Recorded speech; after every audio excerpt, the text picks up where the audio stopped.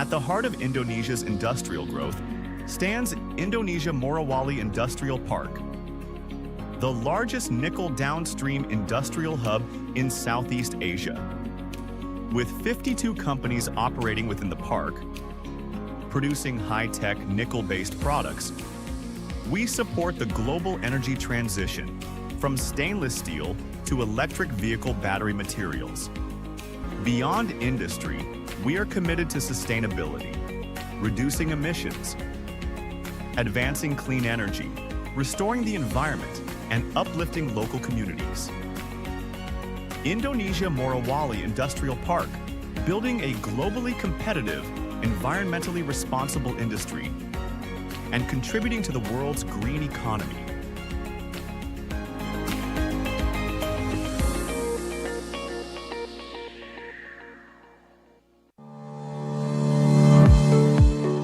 Pupuk Indonesia is a state-owned enterprises company. Currently, Pupuk Indonesia is home to 9 subsidiaries, engaging in the fields of 5 fertilizer company and 4 non-fertilizer company, which consists of logistics, food, trading and EPC company. PT Pupuk Indonesia is committed to driving sustainable business practices through its ESG initiatives, focusing on reducing greenhouse gas emissions and enhancing its environmental, social, and governance standards. These efforts align with global sustainability goals and strengthen the company's reputation in the global fertilizer industry. In 2024, a 13% emission reduction compared to the business-as-usual (BAU) scenario was achieved. By 2030, approximately 96% of the emission reduction will be achieved through energy efficiency programs. By 2050, around 86% of the emission reduction will come from the conversion of gray ammonia to clean ammonia. Pertamina has always been here for the nation and the world for more than 6 decades. With a vision to become a world-class energy company, Pertamina has a mission to run an integrated business of oil, gas, and new renewable energy based on strong commercial principles. Pertamina has transformed to create sub-holdings and subsidiaries that are integrated into the business ecosystem that can compete globally to achieve global recognition. Upstream sub-holding, refining and petrochemical sub-holding, commercial and trading sub-holding, gas sub-holding, power and new renewable energy sub-holding, and integrated marine logistics sub-holding that maintain the energy supply and sustainability. Pertamina, energizing people, energizing the world, energizing you. For more than 7 decades, PLN has carried out the state's mandate to electrify the whole Indonesian archipelago. With an installed power generation capacity of more than 75 gigawatts, PLN serves more than 90 million customers in sharpening its vision as the leading electricity company in Southeast Asia and as the #1 customer choice for energy solutions. PLN continues to develop programs on an ongoing basis, strengthening its role as the heart of Indonesia for the sustainability of energy supply and the transition to renewable energy. Now, PLN is entering a new chapter in its transformation, aiming to become not just a power and utility company, but also a technology company based on innovations. All of this is to improve service quality, strengthening the domestic industrial ecosystem, and increasing competitiveness in the global stage. The new PLN 4.0, unleashing energy and beyond. From 2018 to 2025, Huayo Indonesia has gradually built more than 10 projects. With Huaye, we created a world-class hydrometallurgical smelting project for laterite nickel ore. Together with Huafei, we have built the world's largest hydrometallurgical production capacity. With Waxiang, we have constructed a nickel sulfate refining line with a capacity of 50,000 tons. With Waneng, we created a super factory for ternary precursor. We have built a green and intelligent manufacturing industrial chain covering the entire process of laterite nickel ore smelting, refining, lithium battery material manufacturing. We are also developing Indonesia Pomala Industry Park, Indonesia's first green industrial park with an integrated lithium-ion battery industrial chain. Huayo has united strengths to build a green integrated lithium-ion battery materials industrial chain in Indonesia unlocking the full potential of the nation's resources.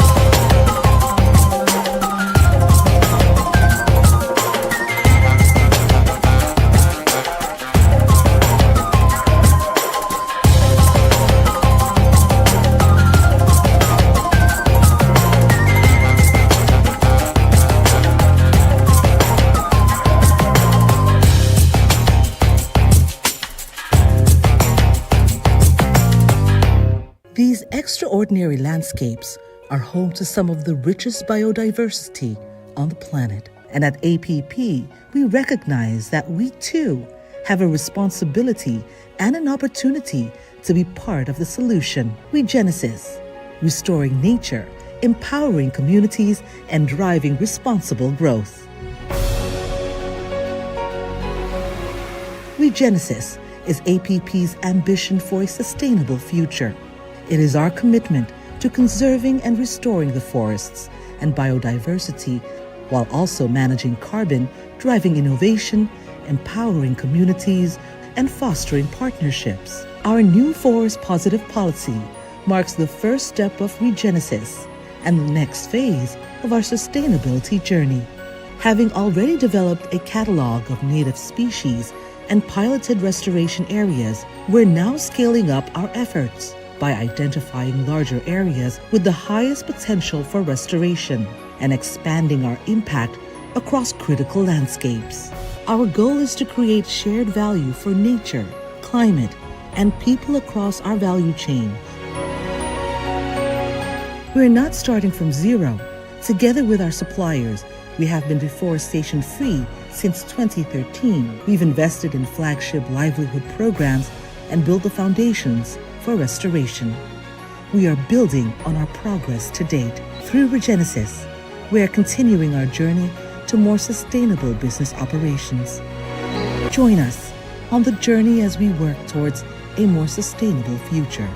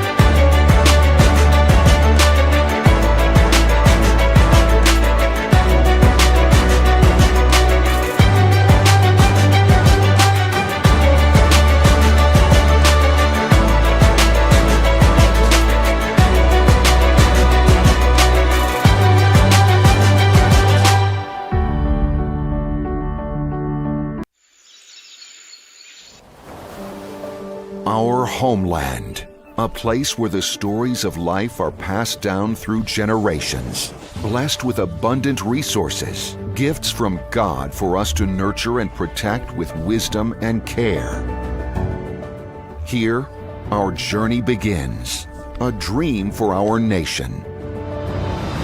Wherever it leads us, we are wholeheartedly committed to giving our very best for the advancement of our country, delivering the best energy solutions to people across the nation.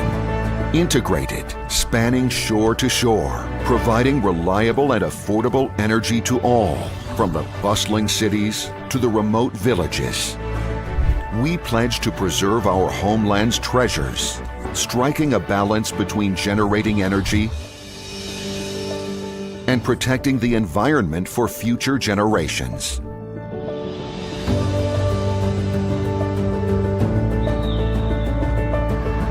As advocates and agents of change, we are dedicated to empowering communities inclusively, creating values and delivering tangible benefits to society. With a bold vision, we take a leap forward into a new chapter, anchored in transparency, innovation, and integrity. We stand united in our purpose. PT Adaro Andalan Indonesia Tbk, With unwavering commitment, responsibility, and dedication, we present energy for a better future.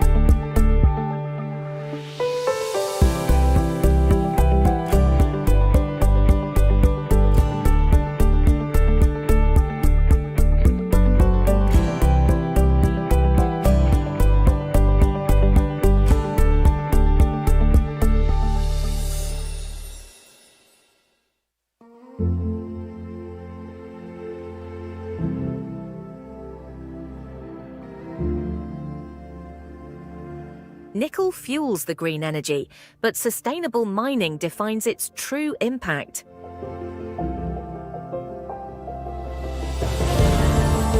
From hydropower to HVO, we push the boundaries of sustainability.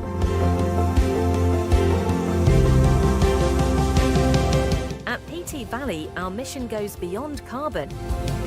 It's about harmony. Because our work today shapes the world tomorrow.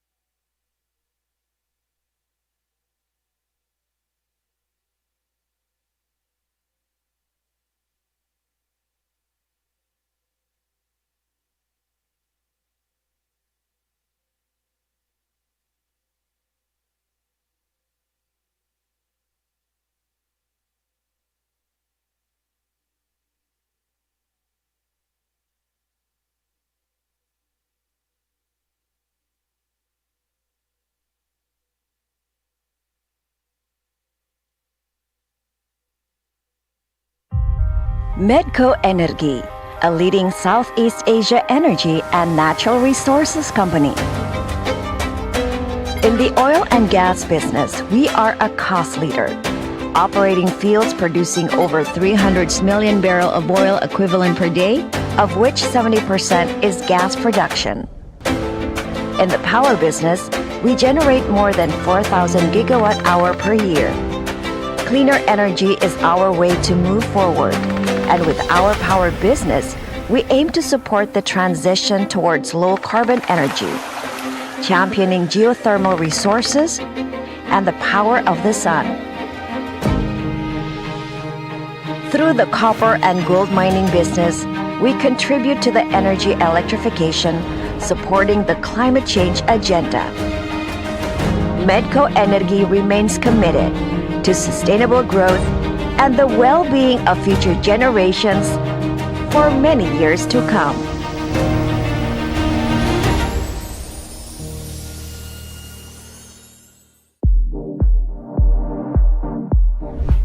As one of the largest copper mining companies in Indonesia, responsible production defines our operations. Aman holds the concession of world-class copper-gold resources and the Future Ilang project, which has one of the world's largest known undeveloped ore bodies. Aman has a fully integrated operation. Exploration and development, ore mining, ore processing, and smelting. Aman's commitment to sustainable mining practices can be seen from the 4 pillars that underpin the sustainability framework. Our active reclamation program, conducted in parallel to mining operations, affirms the company's commitment to sustainable mining practices. In June 2022, Aman commissioned the largest ground-mounted solar PV power plant in Indonesia, with 26.8 megawatt peak capacity.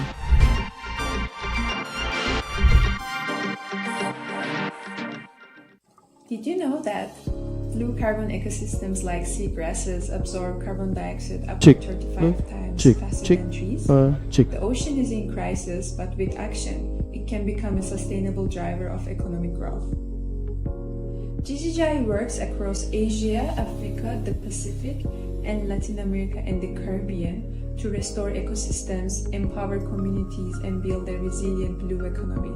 GGGI's work is guided by 3 pillars that shape our global approach.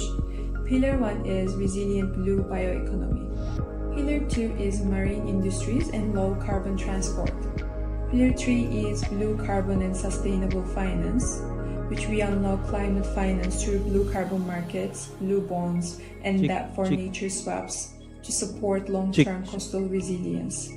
GGGI will be with you on the journey to turn our oceans from a sea of crisis to a sea of hope.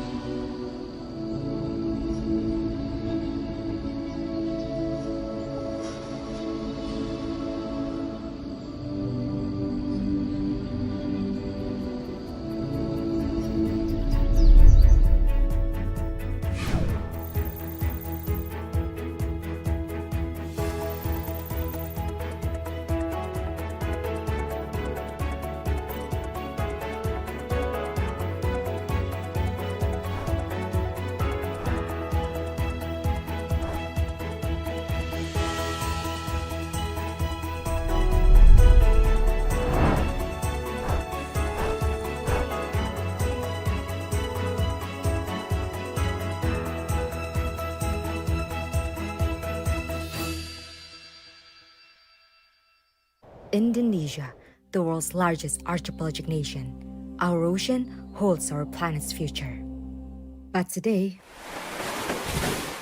it is under threat due to the impact of climate change. It is also our greatest climate ally, so we believe amplifying the ocean climate nexus is essential.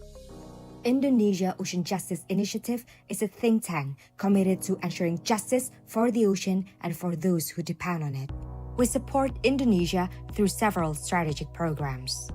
We provide detection, legal analysis, and case assistance against IUU fishing and assist in maritime security policy development.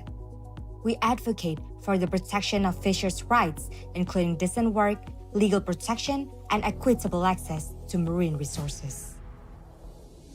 We provide assistance in the implementation of safeguards to ensure that carbon initiatives uphold environmental integrity and community rights. We support effective law enforcement against mangrove deforestation and drives long-term protection. We call for a paradigm shift in environmental law grounded in 5 main principles. Through our partnerships, research, advocacy, and enforcement supports, we strengthen Indonesia's leadership in ocean governance.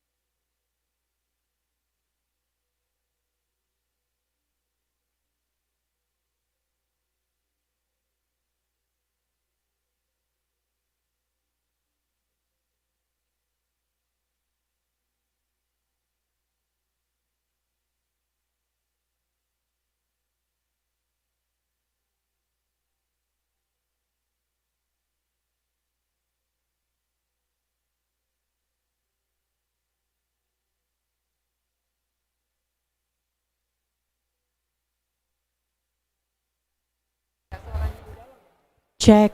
Launching. Blue car launching.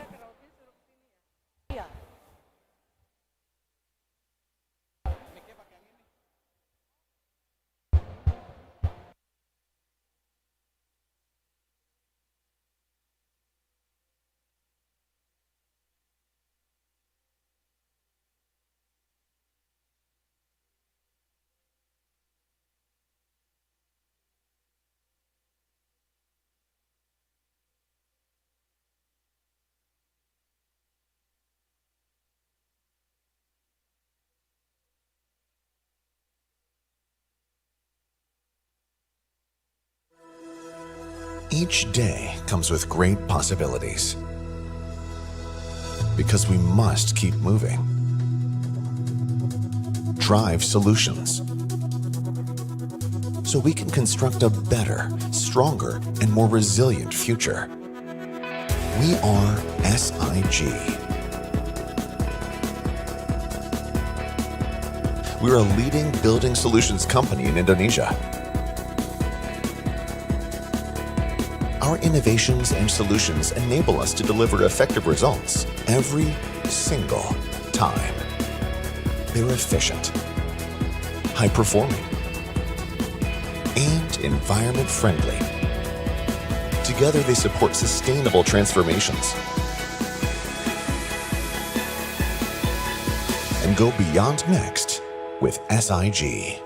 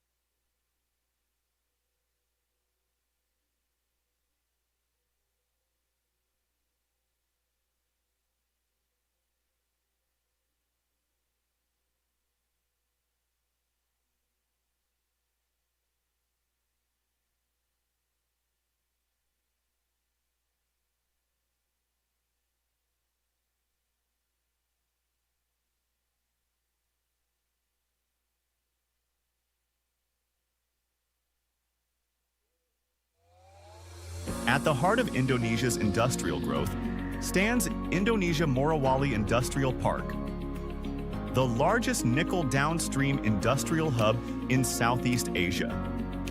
With 52 companies operating within the park, producing high-tech nickel-based products, we support the global energy transition from stainless steel to electric vehicle battery materials.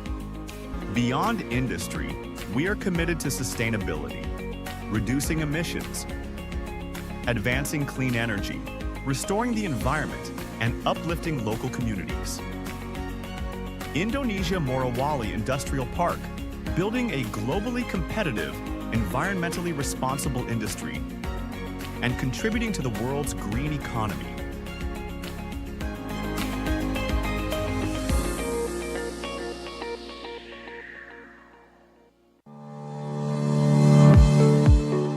Pupuk Indonesia is a state-owned enterprises company.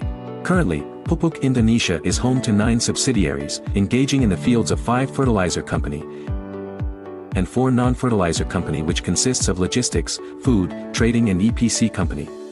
PT Pupuk Indonesia is committed to driving sustainable business practices through its ESG initiatives, focusing on reducing greenhouse gas emissions and enhancing its environmental, social, and governance standards. These efforts align with global sustainability goals and strengthen the company's reputation in the global fertilizer industry. In 2024, a 13% emission reduction compared to the business-as-usual (BAU) scenario was achieved. By 2030, approximately 96% of the emission reduction will be achieved through energy efficiency programs. By 2050, around 86% of the emission reduction will come from the conversion of gray ammonia to clean ammonia. Pertamina has always been here for the nation and the world for more than 6 decades. With a vision to become a world-class energy company, Pertamina has a mission to run an integrated business of oil, gas, and new renewable energy based on strong commercial principles. Pertamina has transformed to create subholdings and subsidiaries that are integrated into the business ecosystem that can compete globally to achieve global recognition. Upstream subholding, refining and petrochemical subholding, commercial and trading subholding, gas subholding, power and new renewable energy subholding, and integrated marine logistics subholding that maintain the energy supply and sustainability. Pertamina, energizing people, energizing the world, energizing you. For more than 7 decades, PLN has carried out the state's mandate to electrify the whole Indonesian archipelago.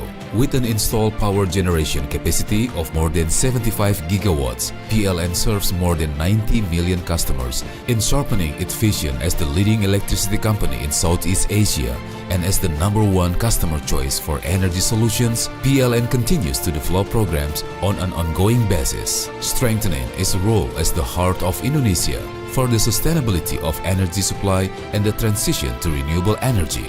Now, PLN is entering a new chapter in its transformation, aiming to become not just a power and utility company, but also a technology company based on innovations.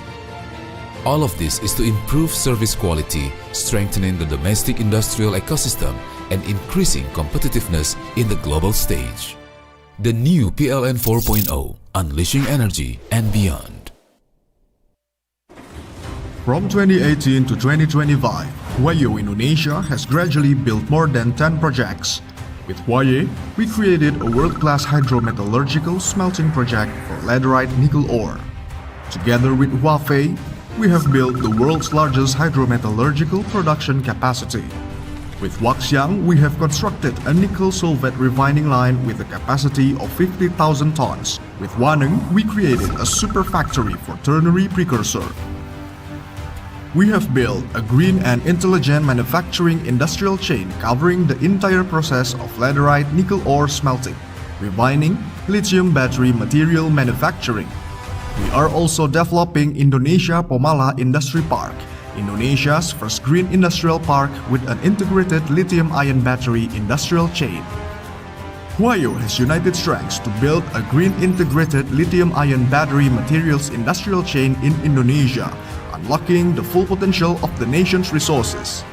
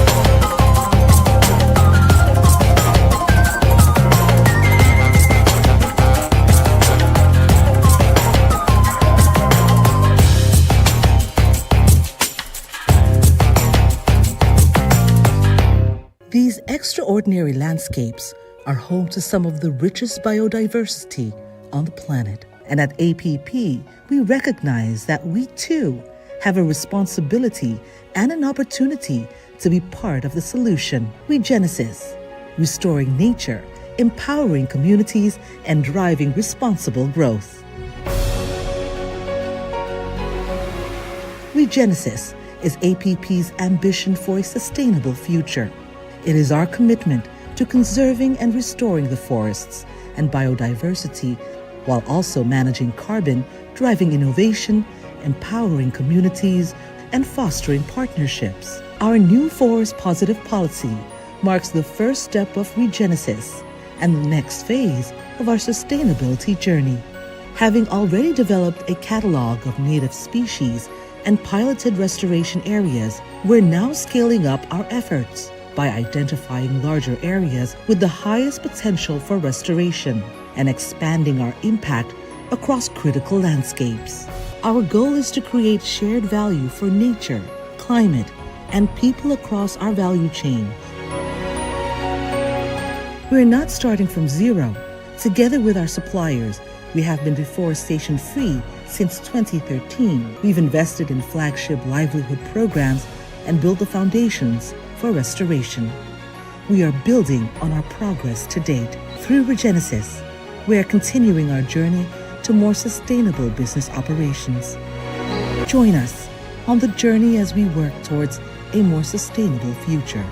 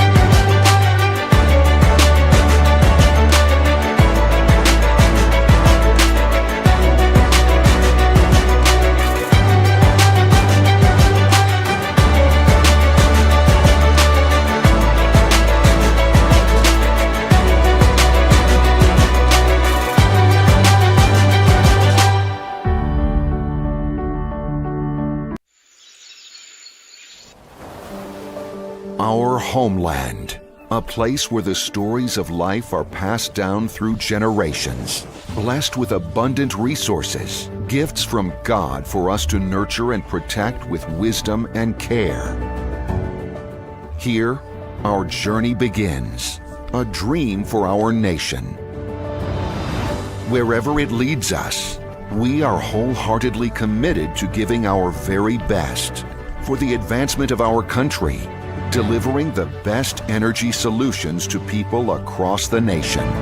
Integrated, spanning shore to shore, providing reliable and affordable energy to all, from the bustling cities to the remote villages. We pledge to preserve our homeland's treasures, striking a balance between generating energy and protecting the environment for future generations.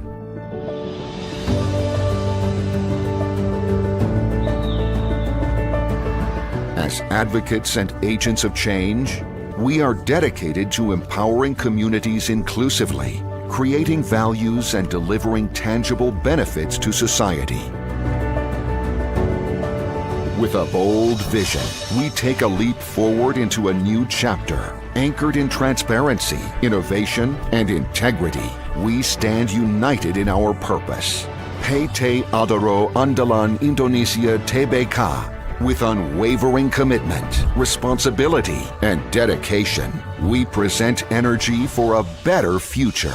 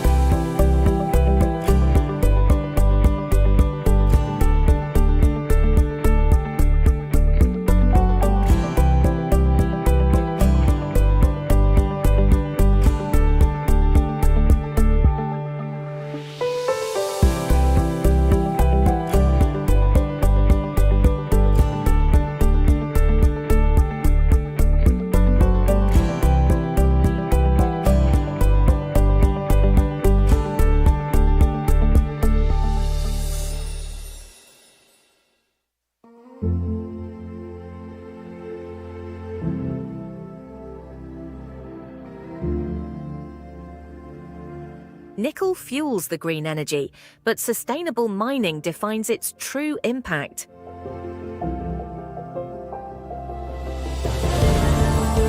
From hydropower to HVO, we push the boundaries of sustainability.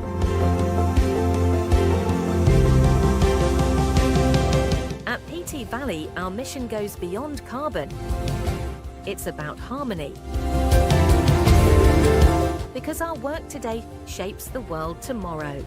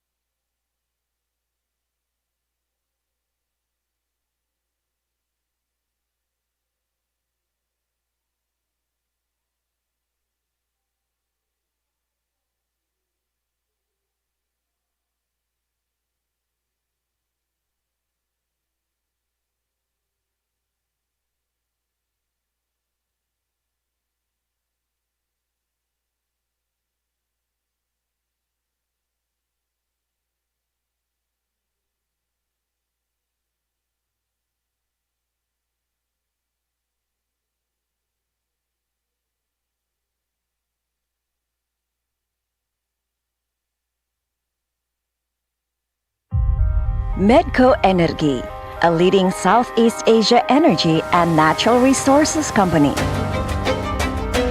In the oil and gas business, we are a cost leader, operating fields producing over 300 million barrels of oil equivalent per day, of which 70% is gas production. In the power business, we generate more than 4,000 gigawatt hour per year. Cleaner energy is our way to move forward, and with our power business, we aim to support the transition towards low carbon energy, championing geothermal resources and the power of the sun. Through the copper and gold mining business, we contribute to the energy electrification, supporting the climate change agenda. Medco Energy remains committed to sustainable growth and the well-being of future generations for many years to come.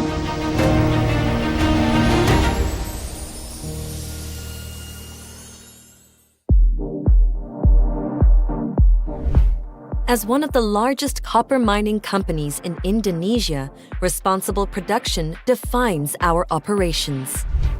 Aman holds the concession of world-class copper-gold resources and the Future Ilang project, which has one of the world's largest known undeveloped ore bodies. Aman has a fully integrated operation, exploration and development, ore mining, ore processing, and smelting. Aman's commitment to sustainable mining practices can be seen from the 4 pillars that underpin the sustainability framework. Our active reclamation program, conducted in parallel to mining operations, affirms the company's commitment to sustainable mining practices. In June 2022, Aman commissioned the largest ground-mounted solar PV power plant in Indonesia, with 26.8 megawatt peak capacity.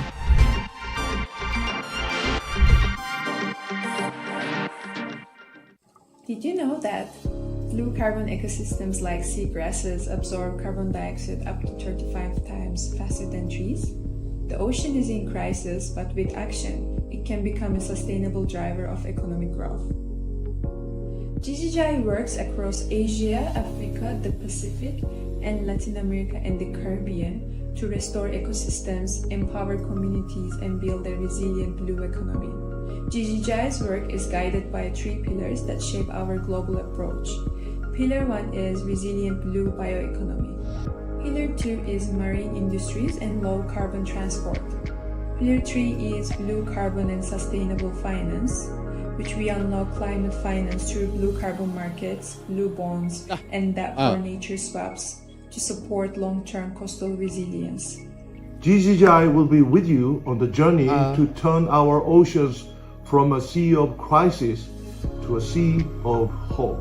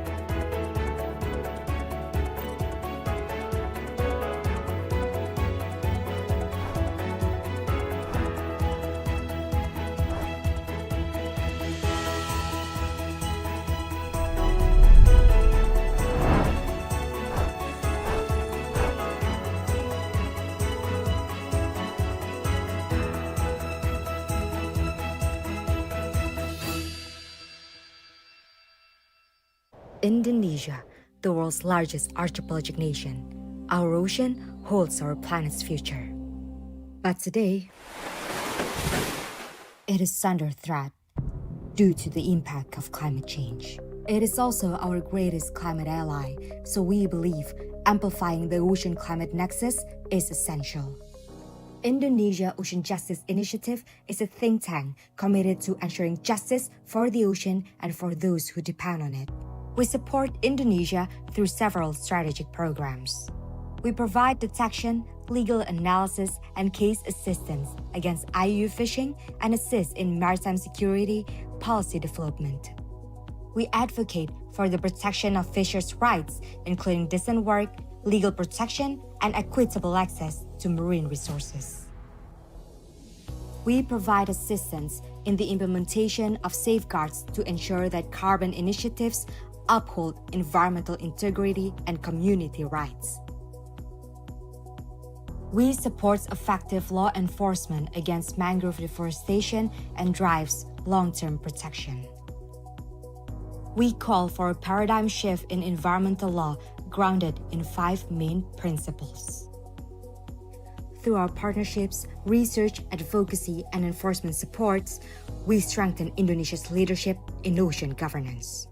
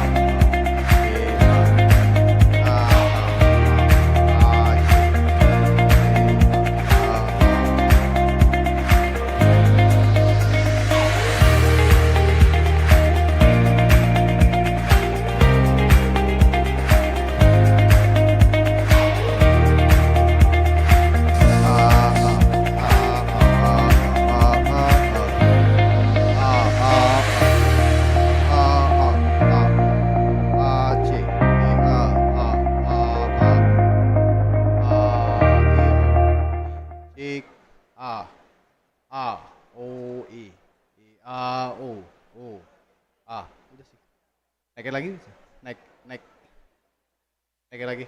Oh ya, ya udah, oke.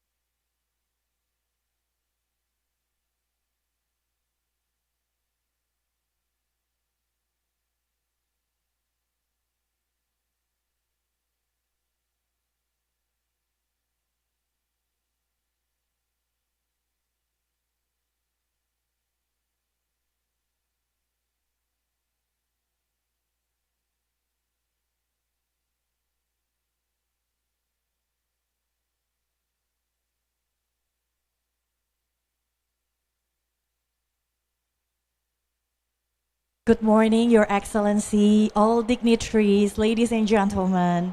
Welcome to the first day of the session in second day of COP. I hope you all feel rejuvenated after having a full day off yesterday.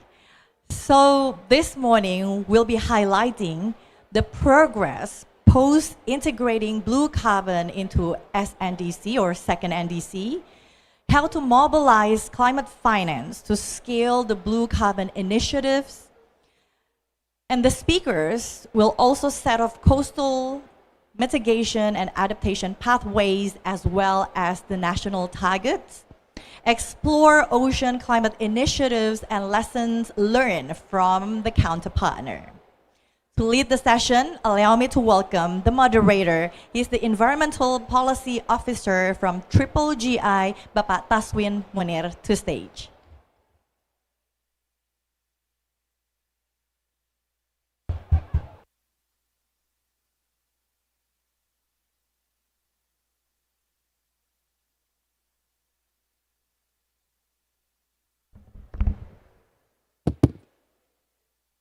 Good morning, everyone. Bon dia, selamat pagi. That's Indonesia's bon dia. Selamat pagi, how are you? Apa kabar? I'm Taswin Munir. My role in Global Green Growth Institute, GGGI Indonesia office, is the Environmental Policy Officer. And I would like to welcome you, a warm welcome. And we just witnessed a remarkable launching of the Blue Carbon Action Guide. Blue Carbon Ecosystem Action Guide, launched by 2 ministers, is a milestone for everyone because to some of you who might know how Indonesia's journey in NDC regarding the future sixth sector, the ocean sector, is not an easy one. And then when we come to this point where we have not only the narratives as written in the second NDC, which was just submitted before the COP30 in Belém. But we also reached to this point where the action guide is the executive summary of the in-depth, deep dive blue carbon ecosystem roadmap that contains baseline data, approved and agreed methodology on mangrove and seagrass ecosystem, and then a potential action plans to implement and then to measure, and then the system, integrated system between the 2 ministries into the Indonesian SRN, the National Verification System, and then it will be auto-connected prior to each COP and then prior to biennial report. So hopefully in the evaluation or revision of the second NDC next or 2 years from now, we have the baseline and complete methodology, and then the roadmap towards what can be achieved through the blue carbon ecosystem in Indonesia. So to discuss that more, I would like to invite 4 speakers. The first one is Dr. Hendra Yusran Siri, the Senior Advisor to the Minister of Marine Affairs and Fisheries. Please welcome.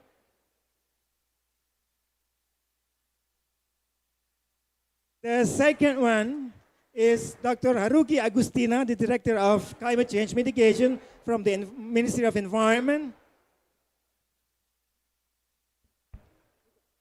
Mungkin Bapak dari sana ya? Ya, dari sana. Sesuai gambar. Ya. Orang nggak bingung. And then the third one, please welcome Mr. Dr. Sandeep Sengupta, the head of policy of IUCN headquarters, and then also the head of delegation of IUCN to COP30 in Belém. And then we have Anna Marie Laura from the Ocean Conservancy. Thank you for being with us today. So we have 4 panelists, and then we would like to discuss how far that we achieve with this Blue Carbon Ecosystem Action Guide, and then our goal of having an Indonesian blue carbon ecosystem roadmap which will guide the ministers and then the relevant stakeholders in viewing what we should do in the next 5 years, especially what we can offer to the world in terms of mangrove and seagrass conservation and rehabilitation.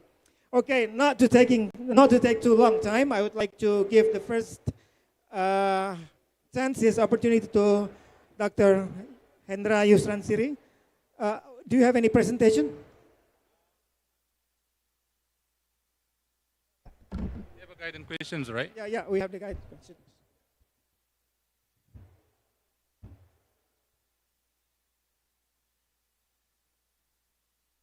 Yeah, I would like to read the bio first. So we call it Dr. Hendra. Hendra is the Senior Advisor to the Ministry of Marine Affairs and Fisheries on Ecology and Marine Resources.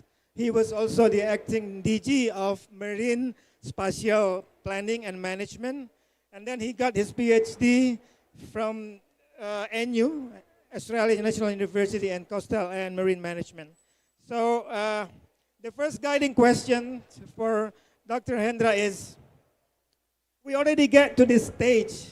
Could you tell us historically, chronologically, from the early stage where the ministry was trying to get the blue carbon, or let's say ocean sector, into our NDC, what was the experience, and then how the methodology was approved from the internal ministry, and then how all the relevant DG or directorates agree on that. And then they agree on making, they have two regulations, internal regulation on ocean roadmap, and then the ministry regulation number 1, 2025 on the carbon economic value for blue carbon ecosystem. Okay. I think I don't bombard you with too many questions, but maybe you can answer first. Thank you. Right.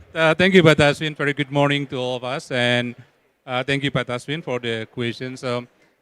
Let me start by having, probably you might know about the blue carbon, but I would like to give the explanation about the blue carbon itself. I think the blue carbon is, in UNFCCC, we call this as coastal wetland ecosystem.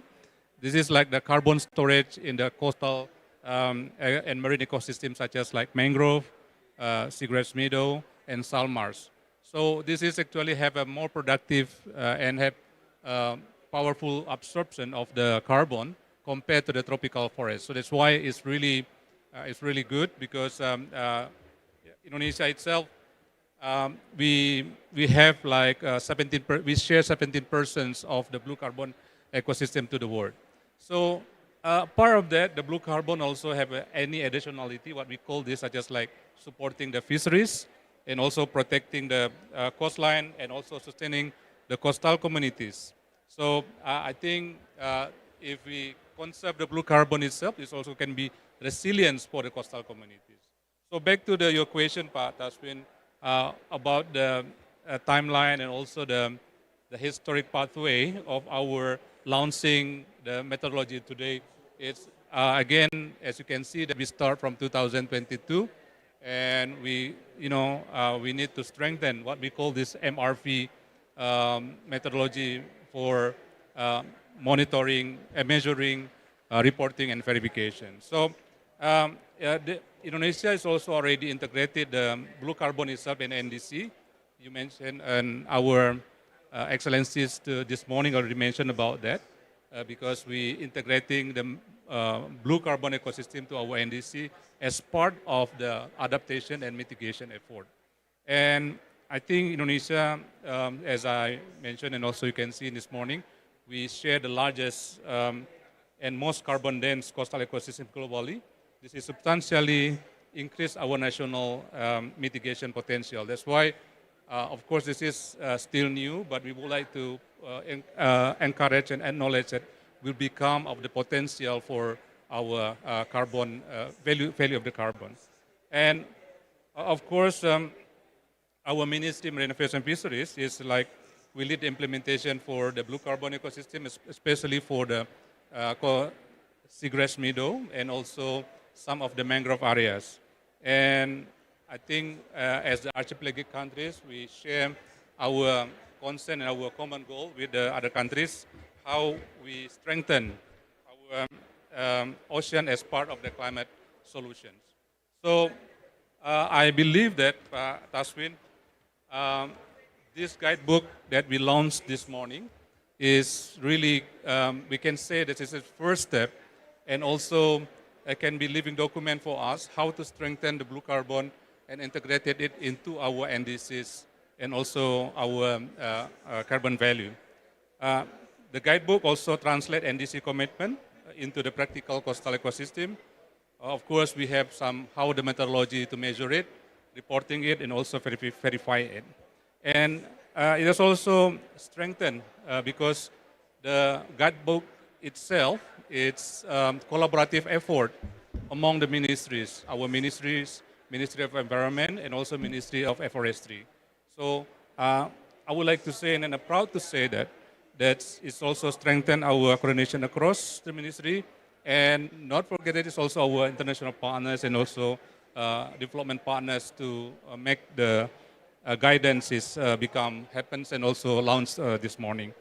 And the lesson learned from that, I think we have several key messages. I believe that for us, first, what we call this integrated data is critical. It's really important because the data for Seagrass Meadow is scattered. We have scattered from the ministry and university, and then now how we integrated it into become more robust and also can be reliable data. It's really challenging, but we believe that with collaborative effort we can do it. And also, we need more permanent sampling plot. I believe this as a lesson learned, and also how we deal with the data fragmentations is really something that we need to understand. And for us also, the budget analysis show that the building and robust system requires significant investment. And the last but not least is, of course, the guidebook itself will also strengthening of Indonesia Blue Carbon and MRV system in the coming years. As you may know that we have already opened and then we have also mutual recognition agreement with the Gold Standard and also with the Plan V4 and others verification agents. So that's why I think it will become more, more strategic for us to make sure that the blue carbon will be part of the solutions. Ocean will be part of the solution because ocean is our life, and we believe on that. And as archipelagic countries, we believe that Indonesia can be leading for the blue carbon ecosystem. I say thank you for that one. Thank you. Thank you very much. Could you give applause? This is 1, 2, 1, 2. Indonesia has more than 17,000 islands and then 3.4 million hectares of mangrove. The current data is now 660,000 hectares of seagrasses and 20,000 to 2 million of tidal salt marshes. So Pa Hendra's point is we should have an integrated data, see it as a one ecosystem, regardless the bureaucracy, and then we should have the system, and we should have the monitoring, permanent sampling plot, and then we should have the technology so we can update the data. Thank you. Now I should come to the second speakers, Dr. Haruki Agustina, the Director of Climate Change Mitigation from the Ministry of Environment. Madam, how can the integration of blue carbon into our second NDC enhance global climate ambition and collective actions? Thank you. Very good morning. Very good morning to everyone. And first of all, I would like to congratulate the Ministry of Marine Affairs and Fisheries for launching the Indonesia Blue Carbon Ecosystem Action Guide. So actually, the Blue Carbon Ecosystem Action Guide will certainly add to Indonesia modalities of implementing NDC, and also provide the guideline for stakeholders, including the government, local government, businesses, the public. So in their effort to achieve the NDC target by providing information of planning, action plans for reduction greenhouse gas emission and identifying potential mitigation action in the blue carbon sector.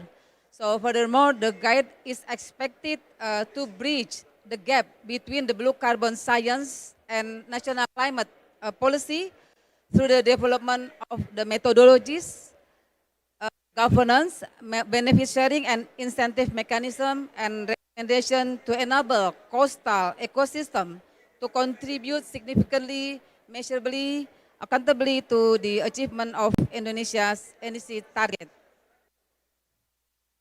Thank you, Ms. Director.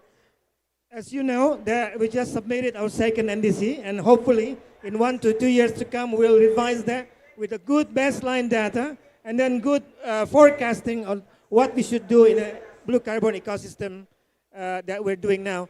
Now, what do you think of the contribution of this guide action book or action guide that we are launching now, and then the full roadmap which will be launching in December this year? How did it contribute to the NDC? Yeah, actually, so this is, very challenging for Indonesian government because we have already stated now we are on implementing the enhanced NDC until to 2030, and the blue carbon will contribute and elevate our national target for achieving in 2020 and also for the SNDC. So we hope the roadmap will demonstrate our commitment to utilizing the potential blue carbon ecosystem, which include mangroves, seagrass, as part of national climate change mitigation strategy. This is emphasized through the issuance presidential number 110 that concerning the implementation carbon pricing and national greenhouse, which has added ocean sector under the mitigation of climate change. So all are in line under the national policy. Then the Ministry of Marine Affairs and Fisheries already set up and will be make our SNDC target will be more ambitious. Thank you, Ibu. Can I ask my last question? Thank you. You were involved with the Minister of Marine Affairs relevant figures during the development of this action guide. And what do you think the lessons learned? Because at the same time, the Ministry of Environment and then the other relevant ministries are helping each other to develop our second NDC, which was submitted recently. What was the lessons learned that you see for us? Thank you, Pak Taswin. So one of the stages, climate change mitigation is planning phase. Within this phase, the government has to set up the target of reduction. So the green gas inventory is a crucial process in determining activities data, emission sector, and methodologies used. So the emission inventory serves as a reference in developing emission baseline for carbon, blue carbon, and also emission reduction target, and surely climate change mitigation action plan. Yeah, to ensure the data and information of mitigation action are controlled, the MRV process complies with established procedure and standard as guaranteed to be accurate. Therefore, the development of application of the greenhouse gas inventory methodology for blue carbon contribution for the replacement of the NDC by providing quantification gas emission reduction targets for the blue carbon sector. So Indonesia has already conducted the measurement, reporting, and verification, we call MRV system, called by the Unit Carbon Registry system, we call SRUC, as Pak Menteri mentioned this morning. So a digital platform to track the progress of mitigation, adaptation, and emission reduction with aligned to the transparency and accountability and validity. Thanks very much. Thank you for the wrap up. Before we move to Dr. Sandeep and then Anna, I would like to remind that we have a newly regulated regulation, the Presidential Regulation number 1110, that taking place the 98/2021. So it has more broader horizon and then help the government in anticipating the potential 6.2, 6.4 article of the UNFCCC, and then we are ready for the market later on. This is the question for Dr. Sandeep and Anna. So what do you think of this initiative to insert the blue carbon ecosystem to our second NDC? How it strengthen our national and global impact? Thank you, Tasween. And let me begin, first of all, by thanking the government of Indonesia for inviting me here today and also for hosting such a timely and important session. It was wonderful to see the launch of this new guidance and the beautiful video that was showed also during the launch. It really resonated. And what also resonated was the fact that you had two ministries coming together and two ministers coming together to jointly do this launch. Because in many countries, including, I have seen in my own country in the past, this interaction between ministries is not easy to achieve. So I think that is itself a very strong and good achievement. Now, of course, we all know, we also heard during the introduction the important role that blue carbon plays and blue carbon ecosystems can play in addressing the climate challenge, both from a mitigation and an adaptation point of view. And therefore, from IUCN's perspective, from many years, we have been calling for the integration of blue carbon within the policy instruments of the different international processes. And insofar as the climate process is concerned, obviously the main instrument are the NDCs, but also the NAPs, the National Adaptation Plans.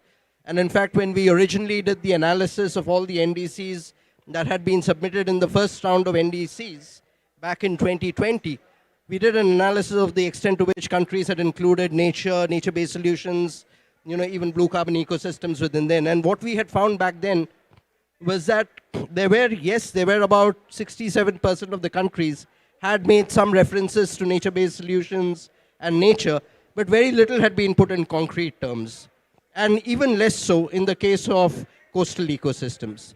Now, earlier this month, together with other partners, including from the Nature for Climate Coalition, we carried out this analysis again of the new NDCs that have been submitted until October. And here again, the good news is that there is a lot more recognition of the important role that nature can play in addressing the climate challenge. And there is also greater integration of blue carbon ecosystems and coastal ecosystems, and far more references even to oceans. For instance, the new NDCs that have been submitted until now, around 78% of them have mentioned ocean at least once. Now, having said that, it is still not sufficiently precise in the integration of blue carbon ecosystems, for instance, in the new NDCs. So there again, there is a lot of work to be done.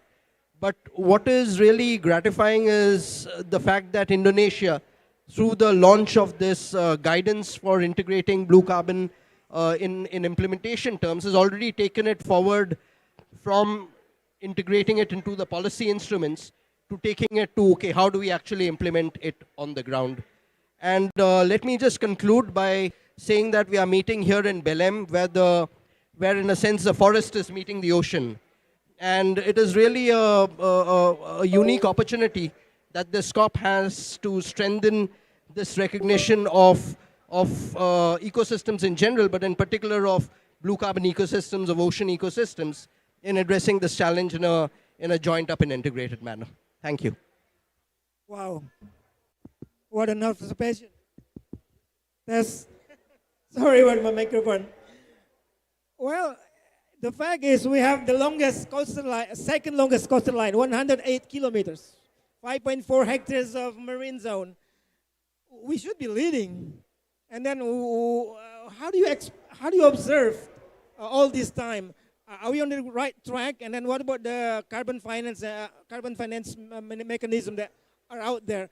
Are we going on the right track, or are we going a little bit left or right? What do you think?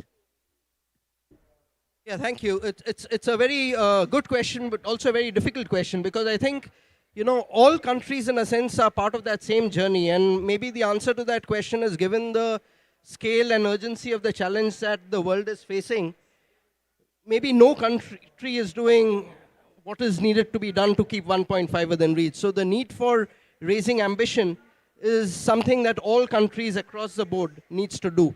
But from what I heard this morning, but also from what I have seen previously, indeed, Indonesia is home to around 25% of the world's mangrove ecosystems, and And I think Indonesia has been playing a very important role. So in IUCN, we are also leading together with the government of Australia and another partners, the Blue Carbon Acceleration Fund, under which I know that we have been working very closely with the Indonesian government and Indonesian partners.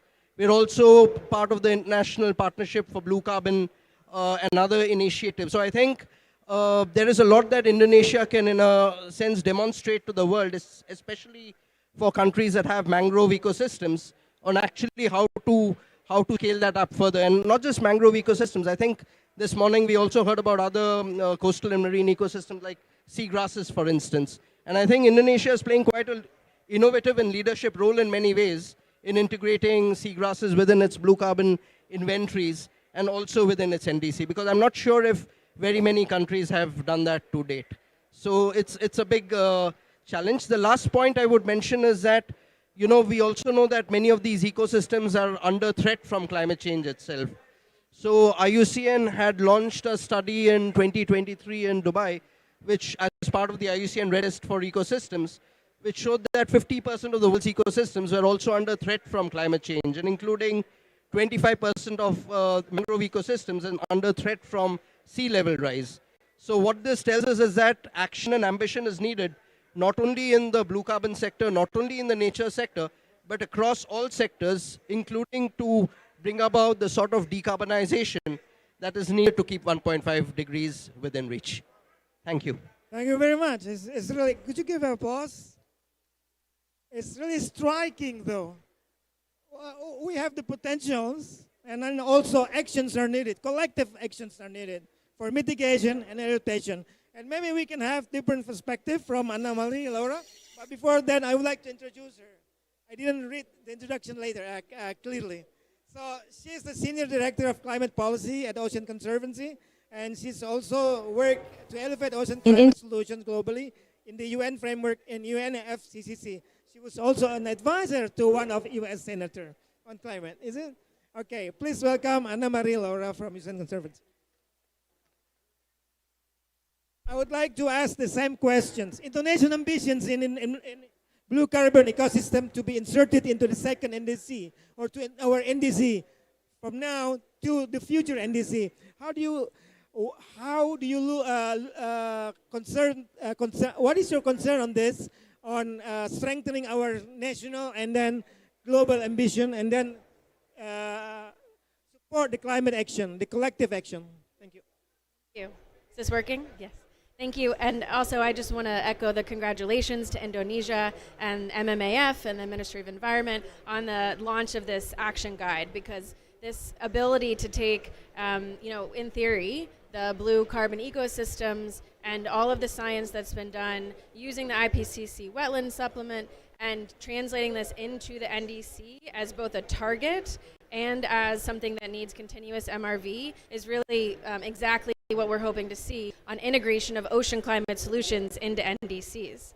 Blue carbon has mitigation value and adaptation value, as we've discussed. And I just want to mention that there are many ocean climate solutions that are sort of not being as included in NDCs as they could be. Blue carbon is one that has been increasing. I'd say it's actually one of the most prominent when you look at the ocean climate solutions. But then we have others on the decarbonization spectrum. So we have offshore marine renewable energy that can be integrated into NDCs. We have the decarbonization of shipping and resilience of port infrastructure, global shipping, as well as marine transport within countries. And then resilience and decarbonization of our food systems, of aquatic food systems. So all of these ocean climate solutions, we need to be seeing them in NDCs because we need that ambition. Ocean climate solutions could actually decrease the emissions gap by as much as a third of the emissions gap could be reached if we look to the ocean. And Indonesia, with this action guide and integrating blue carbon into its NDC, is leading the way. And I think I'd just like to mention that this political will being demonstrated by Indonesia is so important to catalyze action here at COP and for other countries to do what you've done on integrating into the NDC. I've been lucky to work with Indonesia in a number of capacities. I'll just mention two of them. The Friends of the Ocean and Climate is an informal group of parties operating here at COP and the UNFCCC. Indonesia has been, from the beginning, a leader in this Friends of the Ocean and Climate group. And the group includes many countries, but they meet during COP and they meet throughout the year to talk about how to advance ocean climate action in the UNFCCC. We have many resources and technical guides and capacity building efforts that can be provided for climate action. And that's happening in the transportation sector, in the agriculture sector, but it's not happening as much in the ocean climate sector, all of those solutions that we just mentioned. And so the Friends of the Ocean and Climate is working to integrate the needs for ocean communities, for ocean solutions across the UNFCCC and the negotiations. So for example, this year at COP, we hope we'll see the finalization of global goal and adaptation indicators. And the question is, are these indicators reflective of coastal community needs for adaptation? Are they reflective of all of the ocean and coastal solutions for adaptation? And as we monitor adaptation, will we be monitoring the right set of indicators for ocean and coastal communities and ecosystems? So that's just one of the issues that the Friends of the Ocean and Climate pays attention to make sure that we're getting as much as we can from the UNFCCC processes for important solutions like blue carbon.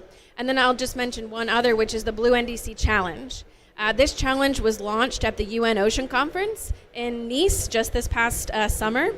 And it was launched by Brazil, the host of COP30, and by France, who was the UN Ocean Conference host country.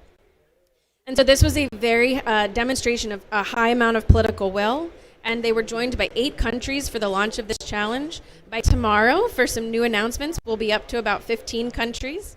And these are countries that are leading the way on integrating ocean into their NDCs and into national climate plans.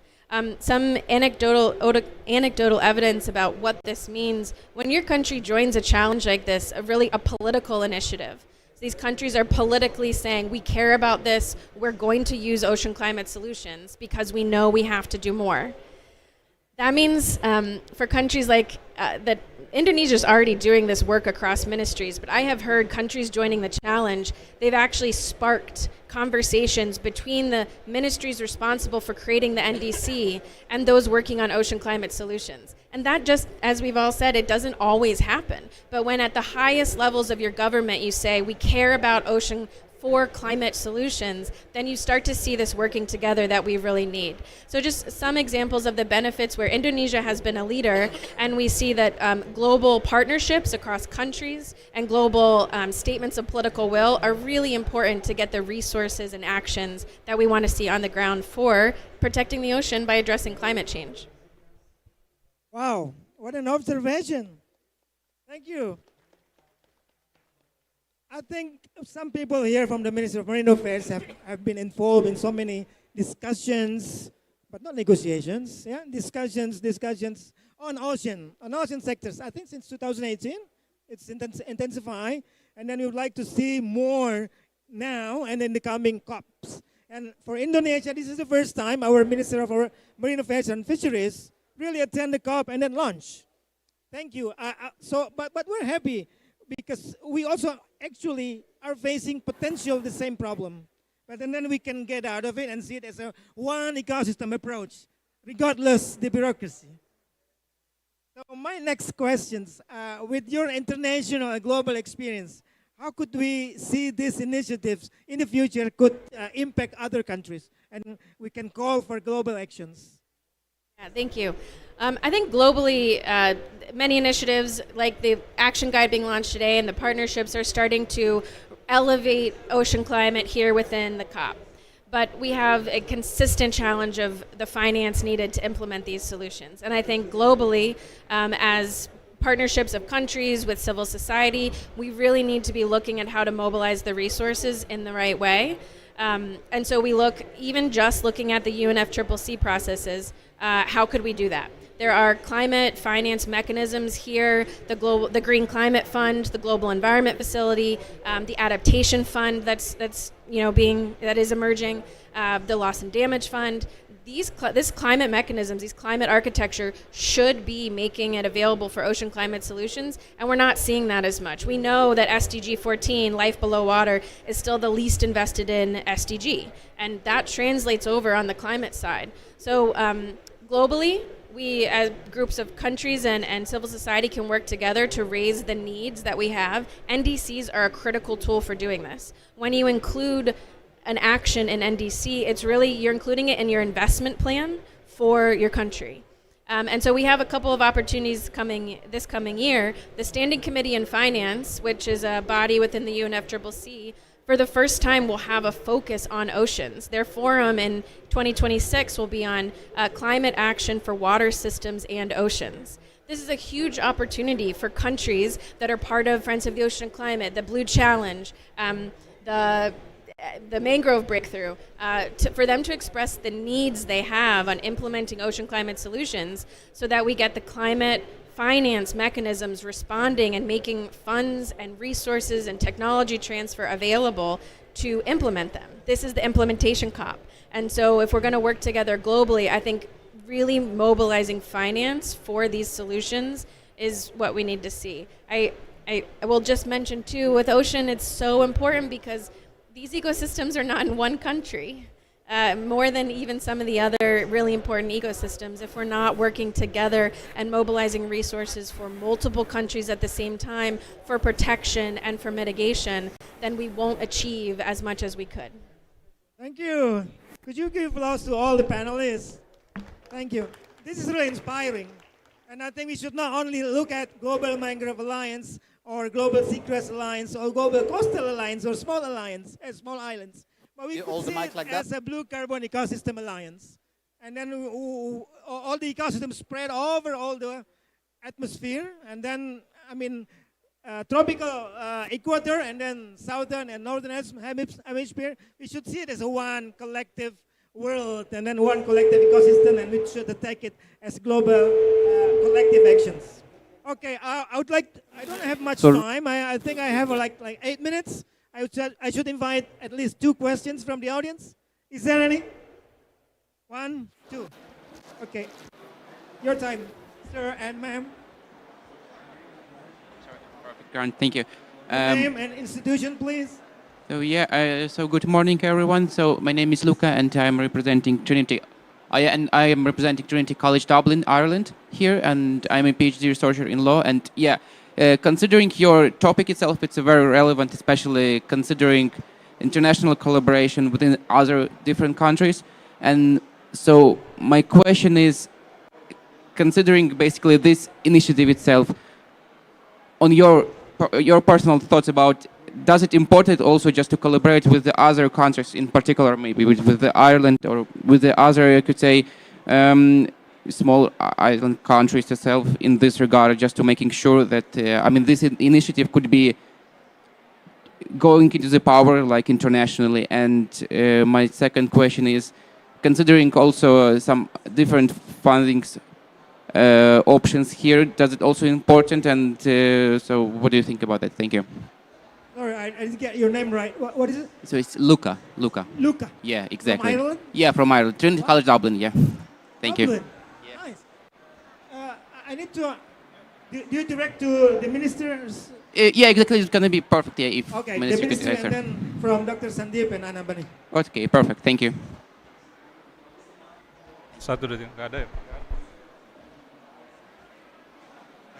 Let me respond that. So, yeah, I think, as Emily mentioned, that we have, as Anna already mentioned, that we need to align that with the other countries. So, today we have also working together with the ASEAN countries. ASEAN is a member of the 11 countries in the Southeast Asian. How we to promote the blue carbon itself. So we are thinking to establish the working group on the blue carbon for the ASEAN group. And of course with Ireland, we, like the other countries itself, we need to align with the blue NDCs coalitions probably, and how to promote the ocean. I think we need to refer back to the Article 2 of the UNFCCC conventions that mention that ocean is really heart of the climate regulation. So that's why I agree with you, so we need to align with the other countries. The second question, I cannot hear properly. It's finance. Yeah, finance is, I think, as you already might know that finance is one of the challenging topics. For the SDG 14, at least, like we deficit about like 174 billion US dollar for SDG itself. Of course, this is part of there are some part of the mitigation and adaptation action there. So that's why how we can deal with that, I believe that to establish high integrity and high value of the carbon that can be working together with the other stakeholders is really important. How we package it is really important as well. So I think I want to respond. Thank you, Dr. Hendra. Luca, thank you for your questions. But I think I need to have some more answers from the other three speakers. I need the second question first, so we can answer it together. Thank you. My name is Marina Marçal. I'm from Brazil. I'm from Waverly Street Foundation. We have been supporting Indonesia, Mexico, and Brazil. I used to coordinate Brazil Pavilion at COP, so I want to say congratulations. This pavilion is very beautiful. I have a really short question, especially for the minister, but it's open for the other panelists.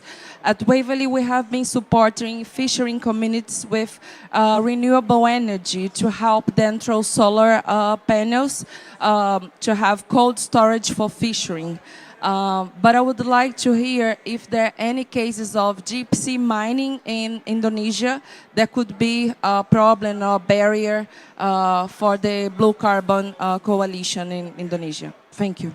Thank you. Maria or Marina? Marina. Marina, from Brazil, from the Ministry of Ocean? Yes. No, not Minister of Ocean. Okay. Waverly Street Foundation was founded by Lorraine Jobs, the widow of Steve Jobs.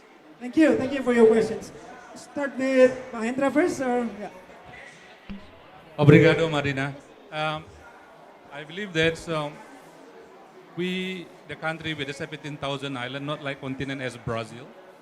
So for the small island like in Eastern Indonesia, we should rely on renewable energies. So we have actually for the small scale of the what we call this cold storage, we integrated with like the solar panel itself. But lesson learned from that initiative is the capacity building itself. It's really important because for the simple tasks such as like switch on and switch off, the local communities is really scared to do it because they're thinking about this is like the sophisticated technology. So that's why the capacity building is really to be there. So actually we have to follow and then guide them and assist them with 3 years in a row, just to make sure that they will be sufficient enough to understand and how to operate it.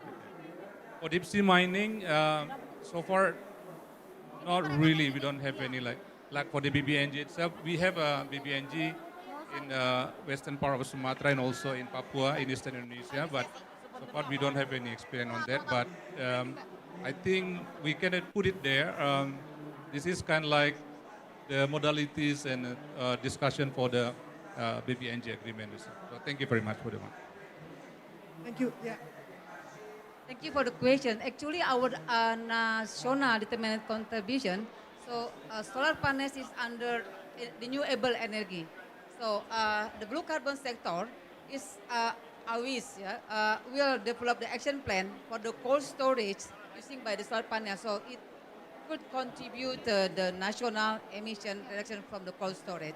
Now we are sitting together, to develop the action plan, national action plan in terms of renewable energy in the blue carbon sector. Yes, thank you, Madam Director. And then I think I also take this as a closing. Yeah. Okay. We have 17,400 something islands, and we have 108 kilometers of coastal lines. It's different approach, but and then to be more objective, I would like to invite Dr. Sandeep and Ms. Anna Marie to look at it from the outsiders, how we tackle this, from Luca and then from Maria. Thank you. I'll try to quickly sort of just share quick reflections on both questions. One is again as you pointed out, if we are talking about integrated solutions, how do we have solar panels on top of, cold storage systems, linking also with coastal blue carbons? It actually calls for an integrated whole of government and whole of society approach. And it's easier said than done, but that's what is needed. And then to the question from our colleague in Ireland, again, every country is different, but that is where global frameworks and global institutions can hopefully have a role in bringing together best practices and creating frameworks that others can join. So, for example, there is a mangroves breakthrough that, was already referred to. There is also the ocean breakthrough, and very recently the peatland breakthrough was also launched. And Ireland has, a lot of peatland ecosystems, for instance. And those frameworks, I think, really allow for different countries to share their plans, share their best practices with each other, and then also to help collectively move together in a progressive and ambitious direction. Thank you. Thank you, Dr. Gupta. Thank you. I just will pick up on Marina's question as a really good example of why the ocean conservation community needs to be paying attention across all of the work on climate action. So with renewable energy, for example, the just energy transition is critical and funds are being provided for projects, but coastal communities, as you've mentioned, fisheries communities have different needs than some other communities in terms of their energy needs and what they need to transition to. Fisheries cold storage is a good example. We also are not seeing as much investment in wave and tidal energy. And for remote coastal communities and small islands, moving away from diesel, one of the most polluting fossil fuels, is critical. And maybe solar is a good answer, but wave and tidal also has a lot of potential for not large grid energy, but for small distributed energy systems. So we need to be investing in solutions that will meet the needs of these coastal communities. And on deep sea mining, we need to be paying attention to the energy transition. Where are we promoting circularity in terms of the critical minerals and materials that are needed for renewable energy? Because that affects if we will see deep sea mining to access those materials. So I know the ocean community and many do not support deep sea mining right now because there's just far too many potential consequences for the ocean. What we do need is renewable energy, and so what can we advocate for as we work to protect the ocean from a potentially devastating industry of deep sea mining? We also need to say, let's do this instead and put our advocacy and the need to do that. Ocean conservation is a really, really critical need for renewable energy. If we don't transition away from fossil fuels, we will not be protecting the ocean from climate change. So thank you for that question, because it really speaks to what we all need to be doing and paying attention to across the climate conversation. Thank you, Anna Marie. And then I would like to invite more questions, but then I'm limited by time because we have another session coming in 10 minutes or 8 to 10 minutes. And I think that concludes these sessions. And before we end these sessions, I would like to ask Dr. Hendra, representing the ministry, and then Ms. Haruki. Is there any more closing? Okay, I would like to invite you to give one short 2 sentence. So I just want to conclude because I'm focused to achieving the target Objective of do not emission equal reduction. So I would like to state that NDC's success when collective action becomes our shared responsibility, and one of it is from blue carbon sector. Thank you. Dr. Hendra? I think we would like to thanks to all the audience to come here to the witness for the launching of the blue carbon guidance. This is really a collaborative effort between our ministry and Ministry of Environment and also Ministry of Forestry, with support from the international partners such as like the DJI. So I think, of course, we need to more buzzer for the oceans, how important the ocean and climate. So I would like to invite you to buzz how the important the ocean and the roles of the ocean for the climate regulation. Thank you so much. Thank you, Dr. Hendra. This will conclude our sessions, and I would like to appreciate your presence, your questions, and your concerns, and then would like to thank all the four panelists, especially Dr. Sandeep and Anna Marie, who comes and then see us from the external view, and then all the important points, especially on the future look, and then the global climate collective action on climate, ocean and climate. And then with that, I would like to invite applause for the all panelists. Thank you very much. And then I give the sessions to our beautiful MC. Thank you, Pak Taswin, for navigating such an interesting panel. He's not just good in navigating the panel, but he also prepared a special merchandise to all the speakers. Thank you very much for your contribution. This is on behalf of Triple GI Indonesia, so all speakers please rise and kindly accept a token of appreciation prepared by Triple GI Indonesia. I apologize we could not facilitate all the questions from the audience, but just to remind you, we have another session this evening, and it's in regards to blue food systems for climate resilience and to advance carbon integrity.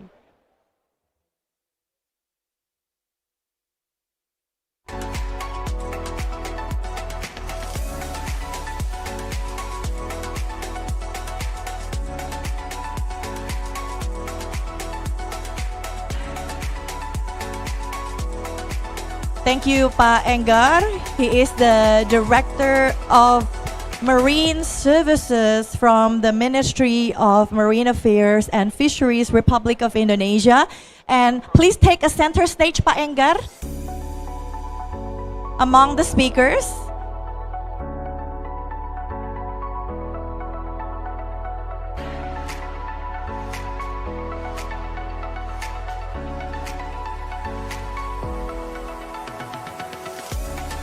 Okay, thank you. And hopefully next time, Anna, we could incorporate other sectors, like you mentioned, the green shipping sectors, so we could all accelerate the global NZE agenda. Thank you.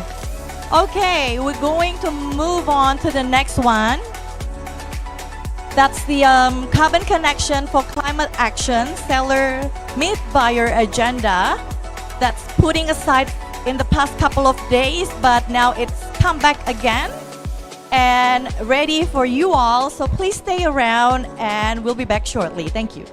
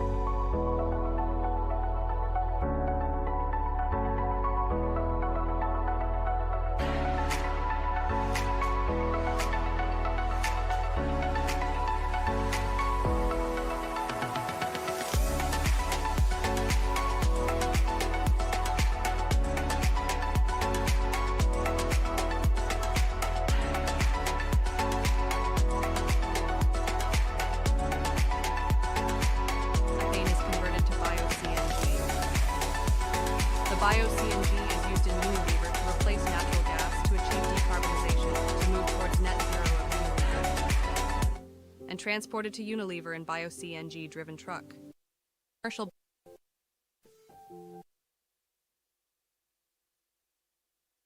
Indonesia's second commercial Bio-CNG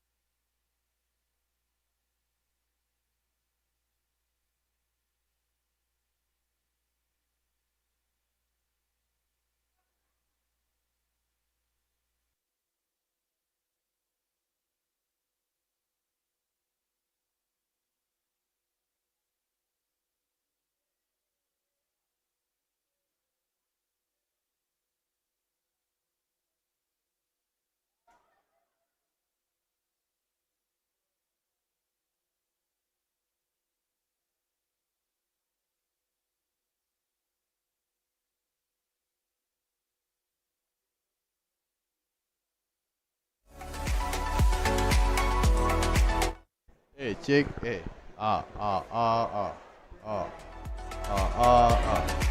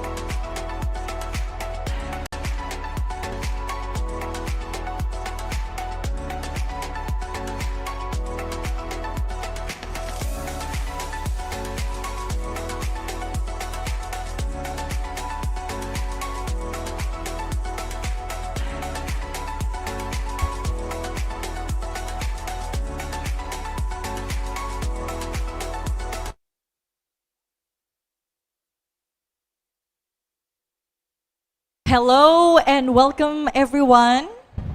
You're joining Carbon Connection for Climate Action Seller Meet Buyer session, strengthening collaboration toward a high integrity carbon governance. I hope all of you can feel that the air in the room is buzzing with great potential. Yes? Yes. We are so thrilled to see so many great opportunities where economic progress and carbon neutrality can go hand in hand. So please take advantage of this occasion, and later on, please select projects that best match your sustainability agenda. Okay, I'll start with the first project. We want to introduce to you the Indonesian Domestic Biogas Program, or IDBP, or better known as BIRU program. Allow me to check my connection first. Ibu Habi Batur Romzini, the director of PT Biru Karbon Nusantara. Am I coming through okay? Yeah. Okay, please proceed. Yeah, thank you. Okay, thank you, Mbak Desmona, for your introduction. Yeah. Okay, good afternoon, everyone. First, we would like to say thank you for the Ministry of Environment of Indonesia for this opportunity. I am Habibatul Ramzini from Biro Karbon Nusantara, or people usually call me Biba. In this opportunity, I'm excited to introduce the Indonesia Domestic Biogas Program, which has been certified under Gold Standards since 2013. Our vision is simple yet powerful, turning waste into meaningful benefits for people, communities, and the planet. Next.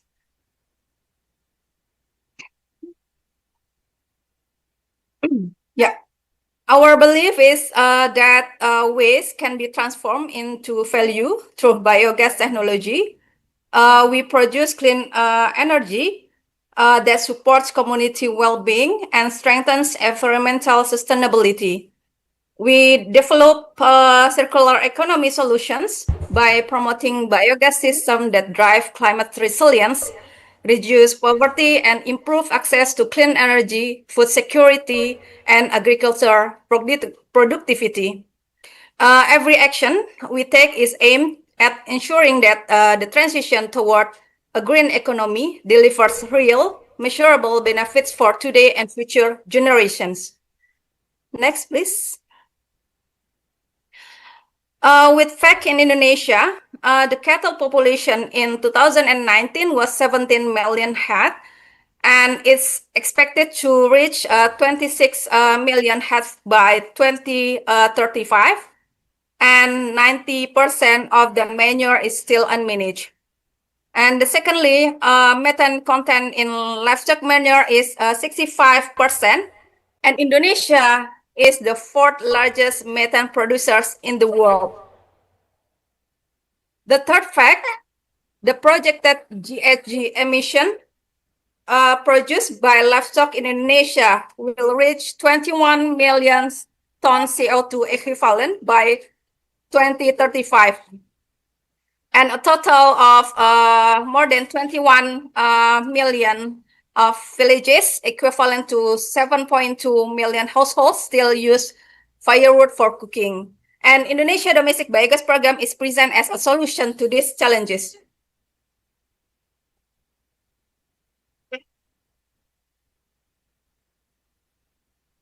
Sorry. The Indonesia Domestic Biogas Program, or IDBP, or Biru program, began in 2009 as a multi-partner initiative led by HIVOS and the Ministry of Energy and Mineral Resources of Indonesia.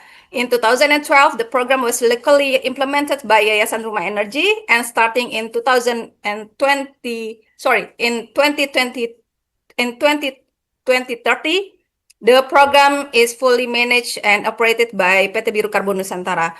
Our mission is to provide access to renewable energy through household biodigester at the grassroots level, promoting circular economy practices, improve food security, and strengthening sustainable energy use. Next. Sorry, next, please. Yeah, over the years, IDBP has generated meaningful impact across Indonesia. We now operate in more than 3,000 villages across 21 Recording in provinces. progress. In October 2025, we have installed almost 30,000 biodigester, directly benefiting over 163,000 people and creating more than 1,400 jobs.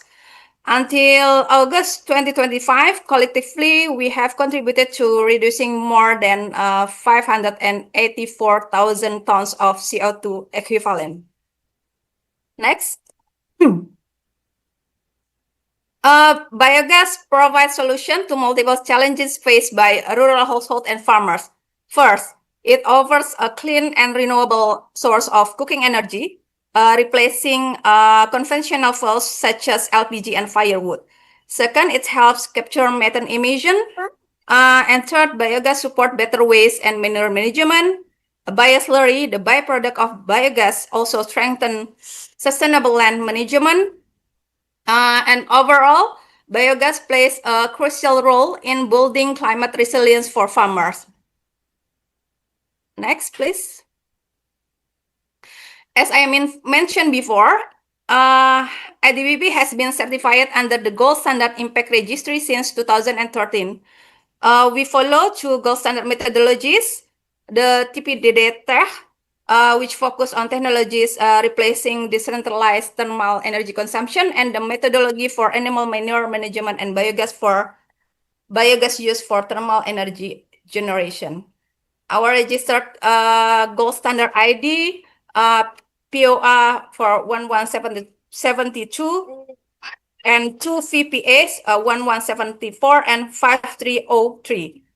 On average, each biodigester contributes to 2.5 tons of CO2 equivalent. Next, please. IDBP contributes directly to several sustainable development goals. Every year, we measure it through biogas user survey done by a research consultant with SDG 1 for no poverty. Household save up to 42,000 per month, full cost, and up to 437,000 rupiah per month from reduced use of chemical fertilizer. SDG 2 for zero hunger. Farm yield have increased up to 29%. And on gender equality, biogas have reduced the domestic workload of women. We have also reduced household firewood use. On climate action, IDBP helped reduce 584,000 tons of CO2. Next, please. The strength of IDBP lies in its collaborative ecosystem. Together with Yayasan Rumah Energy, we work with national and local government, microfinance institutions, construction partners, cooperative farmers, and corporate buyers.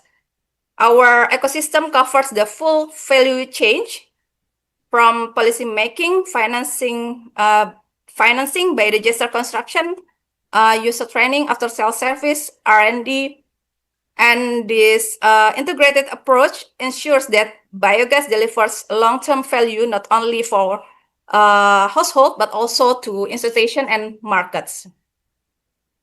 Next, please.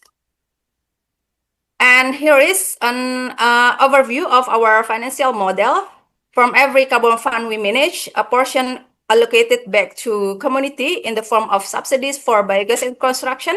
The rest of it for cost of programs such as validation and verification, monitoring, and also reparation of biodigester. Next, please. Our beneficiaries consistently share inspiring stories. For example, Ibu Husno from East Java, she didn't have to worry because of the shortage in LPG shortage in early 2025, because she has a biodigester. And also Pak Ahmad from South Sulawesi, before using bioslurry, the byproduct of biogas, he had to buy 350 sacks of chicken manure, but now he only used bioslurry, achieving better results with lower cost. Your purchase of IDBP carbon credits help expand access to biogas for more farmers in Indonesia. And next slide, please. By choosing carbon credit from IDBP, you are not only reducing emission, you are directly empowering Indonesia farmer to build cleaner, more resilient livelihoods. Together, we can scale real impact where it matters most. Join us in turning climate action into community action. Thank you. After this, we will share a short video about IDBP. Please enjoy. Thank you for your kind attention. In Indonesia, 90% of livestock waste goes unmanaged. And over 21,000 villages still rely on firewood as their main energy source. If this continues, Indonesia could face more than 21 million tons of CO2 emissions by 2035. IDBP provides a solution through our biogas program. We convert livestock waste into clean, affordable energy, reducing greenhouse gas emissions and improving daily life for rural families.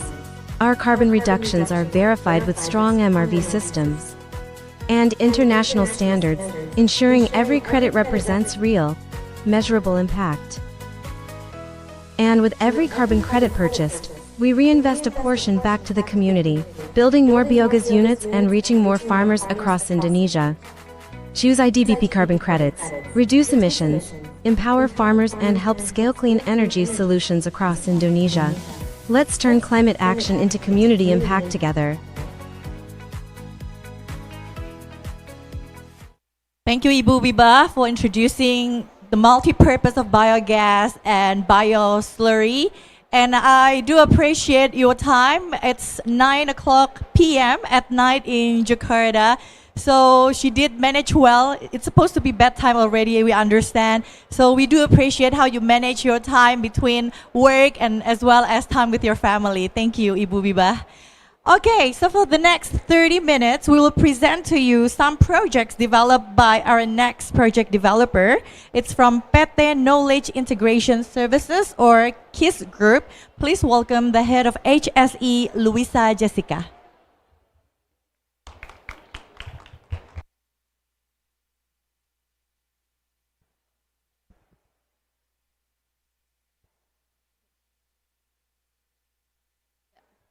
Good afternoon, distinguished guests, respected government civil and industrial leaders, investors, and partners. Thank you for joining us today. On behalf of our KIS Group, Sustainability, and our CEO, K.R. Ranggunat, I'm warmly welcome to our Salami Buyer session, and it's a pleasure to present how methane capture and bio-CNG solutions can support our shared goals in emission reduction, sustainability, and responsible industrial development. We appreciate your time and interest in exploring opportunities that contribute to both environmental protection and long-term economic value. Yeah, we are proud to share how KIS Group Sustainability, the world-leading names in biogas, bio-CNG, bio-LNG, and carbon credit innovation, is a transforming organic waste into clean energy and real climate solution. Next. For over 20 years, we've driving energy transition, decarbonization across 14 countries with more than 90 projects and strong partnerships. Next. Yeah. Next. Yeah. With strong partnership with global leaders like Mitsubishi Corporation and Responsability Switzerland. Yeah. We have more partner in 14 countries with Unilever, Shell, Toyota, Bell Group, Pertamina Gas Negara, AEP, Sinarmas, CPF Group, and many others. Next. Yeah, our technologies and priority technologies, we have Net Zero as a Service. It's our first global initiative from us. And zero-point higher biogas reactor, bio-clean production system, bio-CNG purification technologies, biopower energy solution, biohydrogen energy generation, and we have ductile biogas improving efficiency. Our end-to-end implementation, we have project conceptualization and design, equipment manufacturing, turnkey project with operation and maintenance, technical consulting and technology licensing.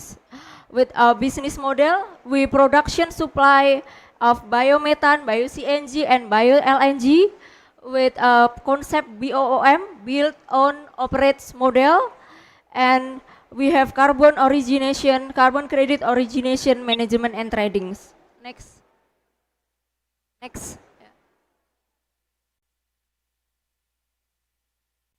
Yeah.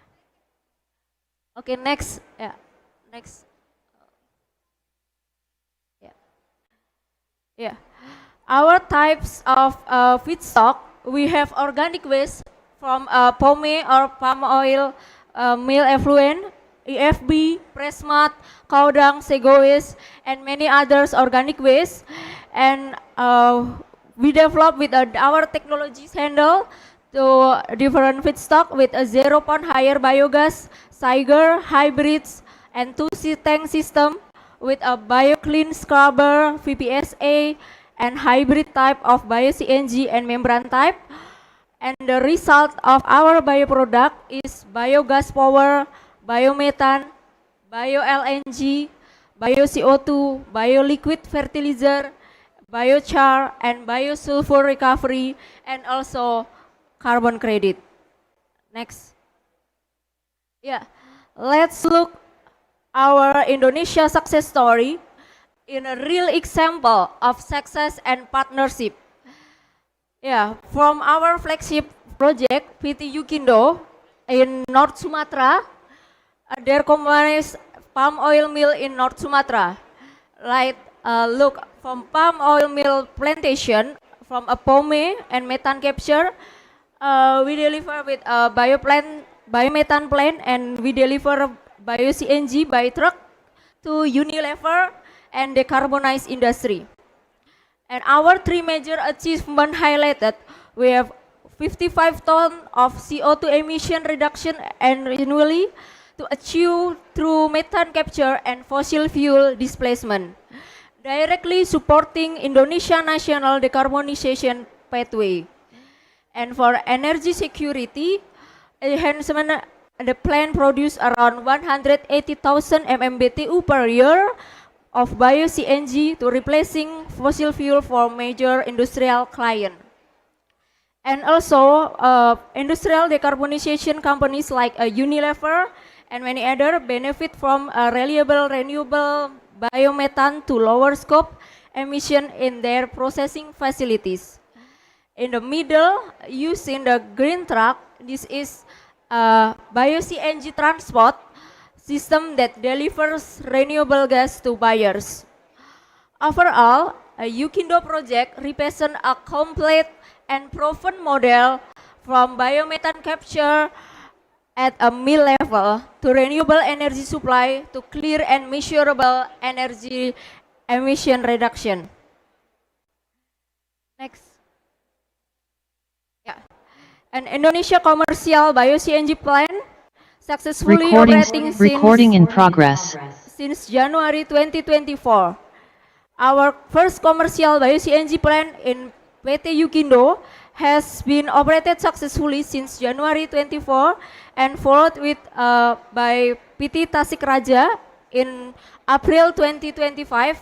We now operated 2 commercial bio-CNG plant in Indonesia.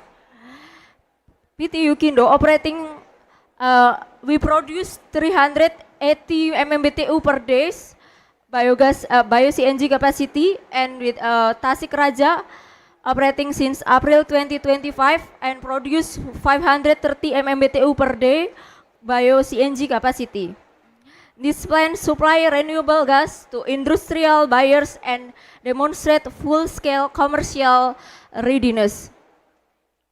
On October 2025, Yukindo project received an Asian Award as Indonesia Commercial Bio-CNG Plant calibrated in Kuala Lumpur, Malaysia. This recognition reflects project excellency, technology reliability, and measurable decarbonization impact. Yeah. Our expansion projections show that a significant increase in bio-CNG plant commission each year, linear growth in carbon reduction, and multi-million ton CO2 emission reduction available for industrial buyers. This demonstrates strong scalability potential and long-term supply stability for green energy and carbon reduction. Next. Yeah, please watch our video of success story Indonesia first commercial bio-CNG plant successfully operating since January 2024. The first commercial bio-CNG plant in Indonesia is commissioned in January 2024. This is first such circular economy, net zero ecosystem project in the region and in Asia, and probably in the world. This project captures methane from the palm waste, thereby reducing pollution. This helps to decarbonize palm plantation and mill. The captured methane is converted to bio-CNG. The bio-CNG is used in Unilever to replace natural gas to achieve decarbonization, to move towards net zero of Unilever, and transported to Unilever in bio-CNG-driven truck. This decarbonized the transportation sector. This project generated 28 permanent green jobs for local community. This project is reducing import of natural gas annually around 120,000 million British thermal units. Thank you for watching. Next. Yeah. And please watch our second commercial bio-CNG plant in Indonesia, commissioned and inaugurated in April 2025. Indonesia's second commercial bio-CNG plant is inaugurated. This is also our second bio-CNG plant built on build, own and operate model. This is also the largest bio-CNG plant in Southeast Asia. We extend our sincere thanks to our esteemed partners, Unilever and Anglo Eastern Plantation Group. This project achieving energy security for Indonesia by reducing pollution. We sincerely thank Indonesia government for the excellent support. We own and operate Asia's largest bio-CNG transportation fleets driven by bio-CNG trucks. Thanks for watching. Next. Yeah. Indonesia and Unilever sharing the success story of bio-CNG to decarbonize and energy transition and impact projects with a LinkedIn and their Unilever social media. And from waste to energy, KIS delivered 10.5 million USD in biomethane and fossil fuel saving by 2030. Next. And here is a short video success story from Unilever showcasing how bio-CNG contributes to Unilever industrial decarbonization and energy transition goals. How is Unilever turning waste into renewable energy for its operations? My name is Raghunath. I'm the founder and CEO of KIS Group. Unilever has a desire to achieve net zero. We're helping Unilever to decarbonize its manufacturing facility in Indonesia. Our company is involved in capturing methane from organic waste to produce biomethane. We compress it and we transport to Unilever facility to replace your natural gas. What is the impact of this partnership? So here we have multiple benefits. Unilever Indonesia achieves decarbonization and the country becomes more independent of energy imports. Without Unilever, this wouldn't happen, to put it that simple. So it's a great thing to happen.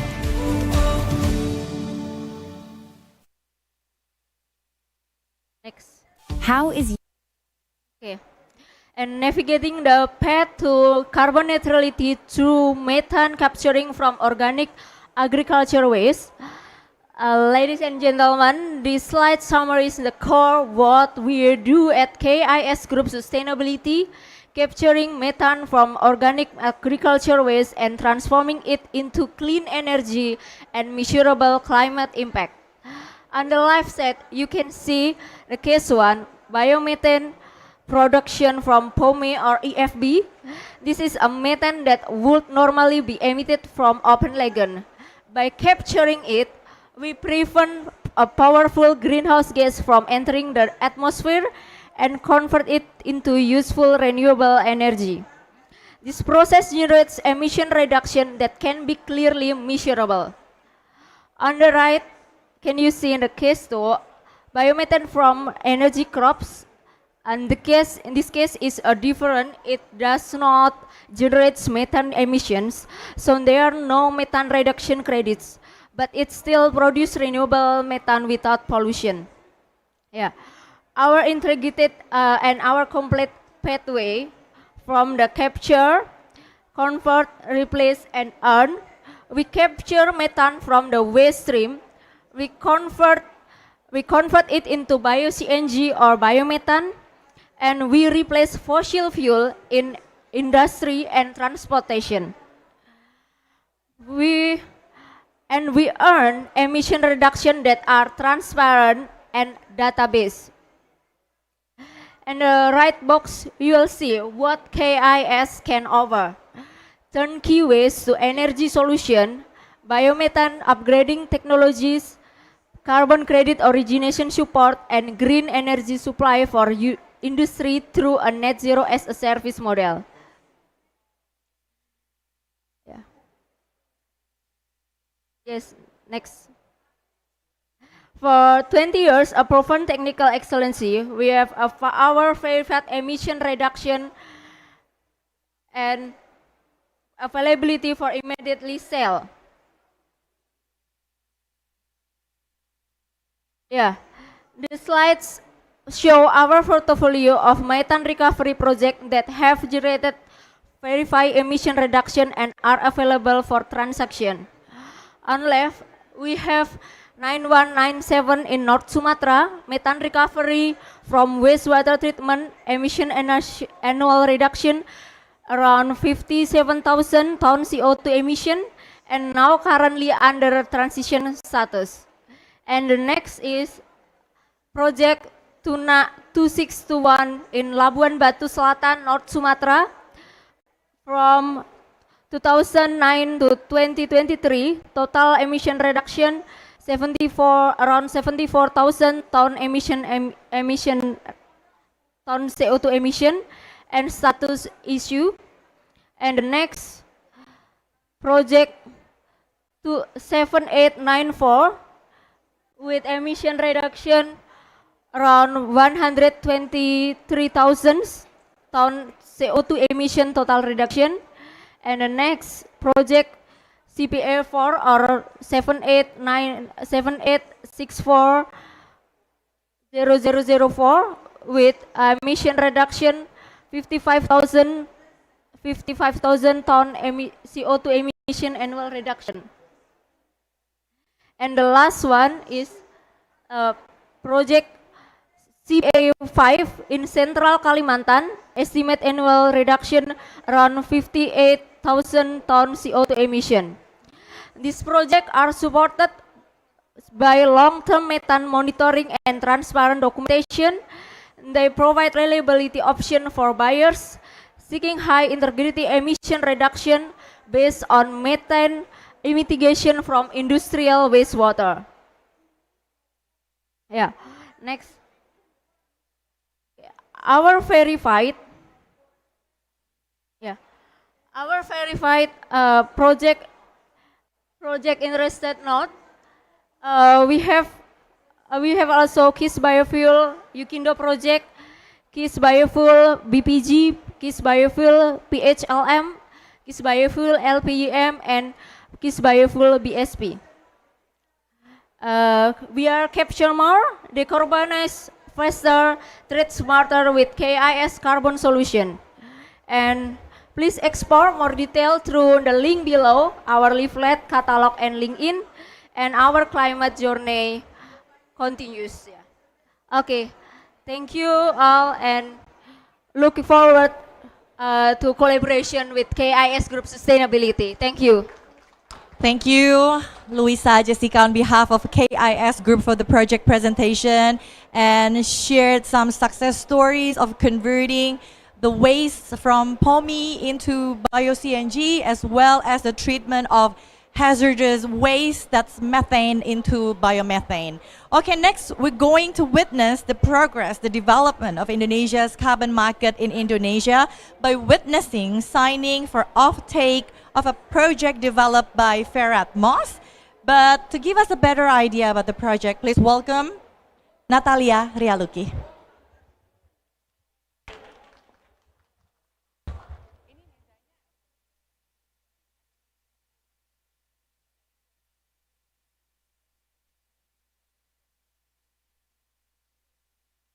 Hi everyone, thank you for coming. My name is Ria. I am the CEO and founder of Feratmos.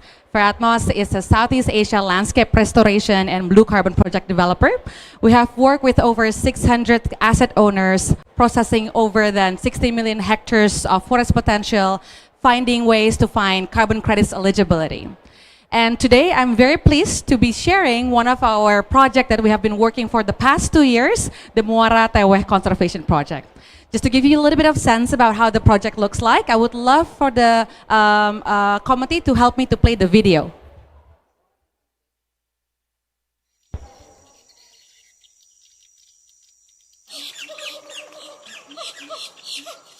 Deforestation and carbon emissions are major contributors to global climate change. Every year, millions of hectares of forests are destroyed, releasing massive amounts of carbon into the atmosphere.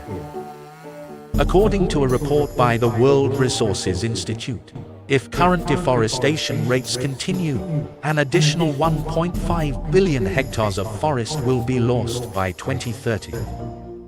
This is a staggering amount of forest loss, which will have catastrophic consequences for our planet. The consequences of deforestation are dire. This loss of forest cover could lead to a 2 degrees Celsius increase in global temperatures by the end of the century. Rising temperatures will lead to more frequent and intense heat waves, droughts, and natural disasters, putting our health, food security, and economic prosperity at risk.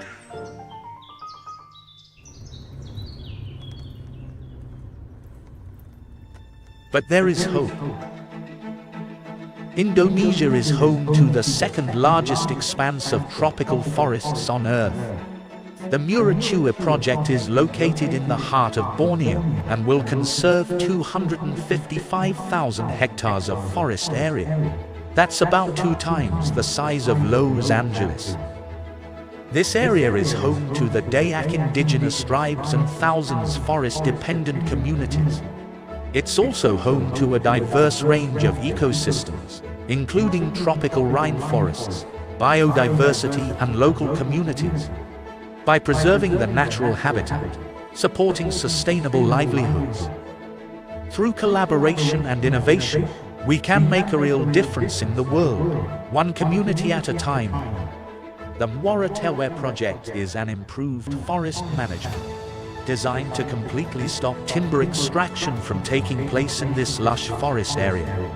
The planned project activities include forest patrolling and monitoring, as well as the development of sustainable livelihood programs for the communities residing within or around the concessions, and positively impact the lives of more than 10,000 villagers in the forest area. With Feritmas technology, the Muara Tewe project will receive support from the start of the project, including eligibility checks, monitoring, verification, and connecting communities with the right support. Feritmas technology ensures transparency, accuracy, and efficiency in carbon offset projects, making it an essential tool in the fight against climate change. This project is about more than just conservation. It's about the future of the indigenous people and their way of life. By supporting the Muara Tewe project, you are investing in the preservation of a rich cultural heritage. With an expected total of 36 million carbon credits, this project represents a unique investment opportunity that delivers strong social and environmental impact. With Feritmas technology and expertise, the Muara Tewe project is well positioned to succeed in its mission and deliver tangible benefits for all stakeholders. Thank you very much. That is a little about, to give you an illustration about the Muara Tewe project. If we can go to the next slide, basically we have a vision to convert an area that is actively currently being logged. Can we see the next slide, please? The area with over more than 250,000 hectares is currently an active timber logging company. So when people are talking about baseline, talking about actual activity that is degrading the area, the company actually already have a standing demand for the timber for the next 5 years. So then there is an inherent additionality when we want to switch to this to be an improved forest management projects. If we can go to the next slide, but not only that, the degradation and deforestation happens under the regulation of forest production. Because of the vast area of the forest, there are also a lot of community activities that further encroach the area as well. And these activities, total, is actually impacting the entire ecosystem of the forest, especially impairing the access to clean water for the communities around that. If we can go to the next slide. The intention for the project is to apply two methodologies. The first one is over 170,000 hectares for improved forest management, which is a log to protect with assisted natural regeneration activities on that area, but also looking at the additional 30,000 hectares within the area to conduct replanting. If we go to the next slide. We have already spent almost 2 years in the project, and as how we know that building a project that requires engagement with communities, it will take a long time. We have just finished our feasibility study on the improved forest management side, and we will be continuing our feasibility study for the forestation and vegetation side. We have already been reach out towards more than 34,000 community members across the 43 villages and starting to identify the critical and endangered species as a biodiversity value that we can deliver as well with this project. If we can go to the next slide, you can see here in terms of community engagement, we try to, as much as possible, understand their concerns and their fears because they do live off the existing timber logging activity. They need this because it is a form of their income. So then when we are approaching them and sharing the idea of potentially converting this towards an improved forest management activity, they were excited, but the question is, how can we make sure we are still taken care of? So all this ongoing activity is to engage the community, is to help them bridge that fear and actually build livelihood programs together that would replace their economic income towards a sustainable practice, like by providing more support for setting up cooperatives and figuring out different types of local commodities that they could also look into, but as well as also having them as a part of a partner to support our program in terms of patrolling and conducting replanting as well. If we go to the next slide, here are the lists also of the flora and fauna species that we identified as high conservation value, from, you know, very, very endangered bird species, but also in terms of like the flora that is very also endemic at the moment. One of it is actually ulin, one of the strongest type of wood in Southeast Asia that is actually home in Muara Tewe. If we go to the next slide, the intention is that this project currently is undergoing the PDD period, and we're actually looking for partners and happy to be sharing our partnership in the pre-crediting and the crediting period as well. If we can go to the next slide, again, because we need to make this project a sustainable project, as well providing economic value not only to the stakeholders but also to the communities. We are currently looking for project financing to help set up fire towers, patrols, and conduct replanting over time. So I guess if we go to the next slide, that would be the end of the presentation. First of all, I would like to thank you for the opportunity from the Minister of Environment to invite us in this occasion. And I would love for you to also figure out your ways to collaborate. We would love to learn from everyone. And we would love to also find ways to make the project even more better. You can take a look into our website to know more about the project and reach out to us on how we can do better. Thank you so much, everyone. Thank you, Maria, for the kind invitation to collaborate. So let's put those wonderful presentation into action by proceed with the signing. I kindly invite Lucila Serra, Regional Associate Director, Policy and Strategy of South Pole, for the signing. So ladies and gentlemen, Feratmos and South Pole, they're going to formalize their intent to collaborate on Muara Teweh Conservation Project. And these agreements set the foundation for a future carbon credit offtake between both parties. When you're ready, please proceed.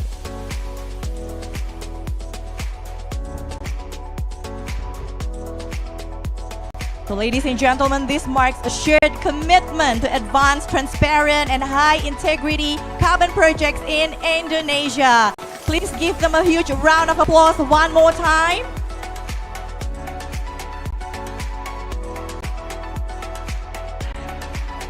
Yes, uphold the documents and show it to the camera as it is well signed. Thank you once again, Maria, you may return to your seat, but for Lucila, please remain on stage. We would like to hear a few words from you. Thank you.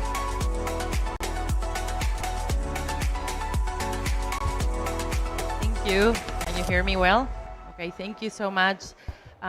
South Pole is truly proud to partner with Feratmos and to support Indonesia's Ministry of Environment and Forestry in their efforts to scale high-quality nature-based solutions. This letter of intent marks an important milestone. It reflects our shared commitment to accelerate climate action in ways that benefit people, nature, and the climate. At South Pole, we believe that large-scale, high-integrity NBS projects can deliver emission reductions and removals quickly and help countries meet their Paris targets more cost-effectively. We are encouraged by Indonesia's leadership and by the strong interest from businesses across the region. We stand ready to support them in identifying and implementing high-impact NBS projects and in strengthening nature-based policy frameworks. Carbon markets also have a key role to play, helping scale investment to projects like Fairmost, Muara Tewe Conservation, ensuring integrity, impact, and real benefits on the ground. We look forward to continue working and contributing to Indonesia's ambitious climate goals. Thank you very much. .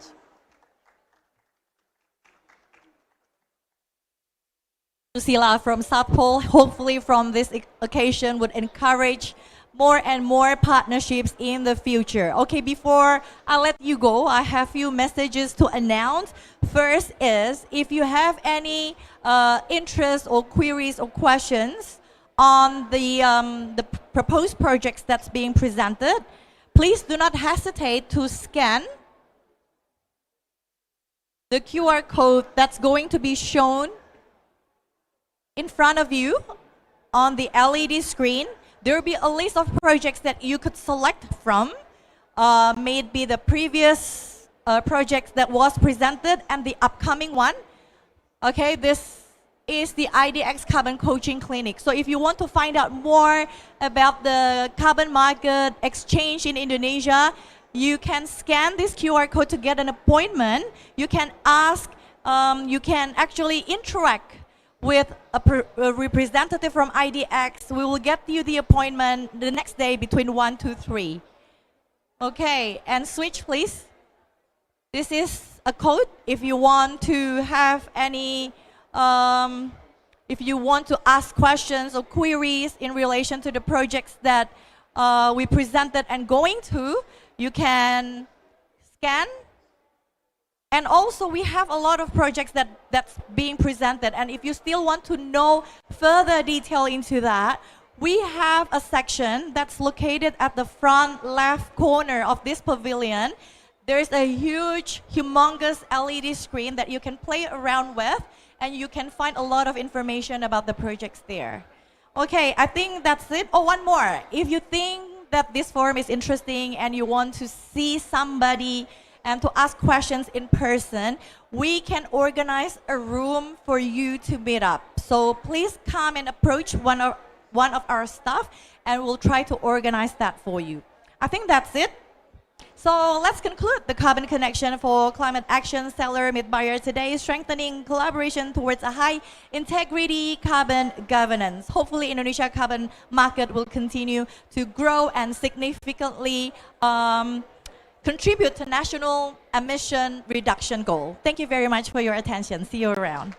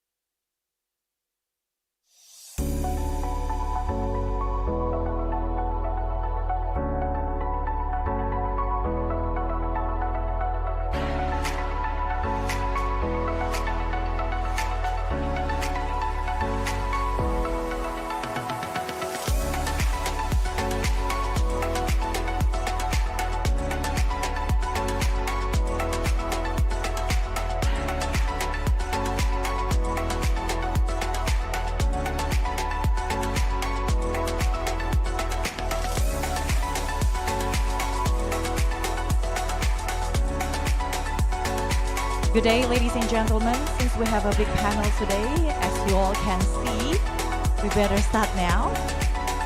So, energy transition is a necessity to sustainable development. Despite its cosmic target to the green future, transitioning renewable energy face persistent barriers. So, to set the context, our next speaker will provide a strategic perspective on a broader landscape or overview of renewable energy development in Indonesia. She is the Assistant Deputy for the Acceleration of Energy Transition from the Coordinating Ministry of Economic Affairs, Ibu Farah Heliantina, who will be presenting online through the pre-recorded video. Good afternoon, everyone, and warm greeting from Indonesia. Distinguished colleagues, esteemed partners from government, philanthropists, civil society, and industry. Welcome to the Indonesia Pavilion in Belem.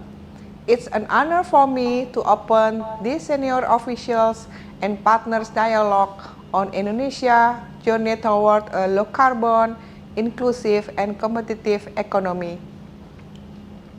This is not only a conversation about reducing emission, it's a discussion about redefining growth in an ever-changing world.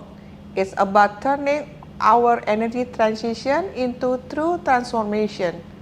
Indonesia's economic story remains among the most dynamic in the developing world. We are targeting annual growth of 8% through 2030, and we are confident we can achieve this even as we remain committed to reaching net zero by 2060 or sooner.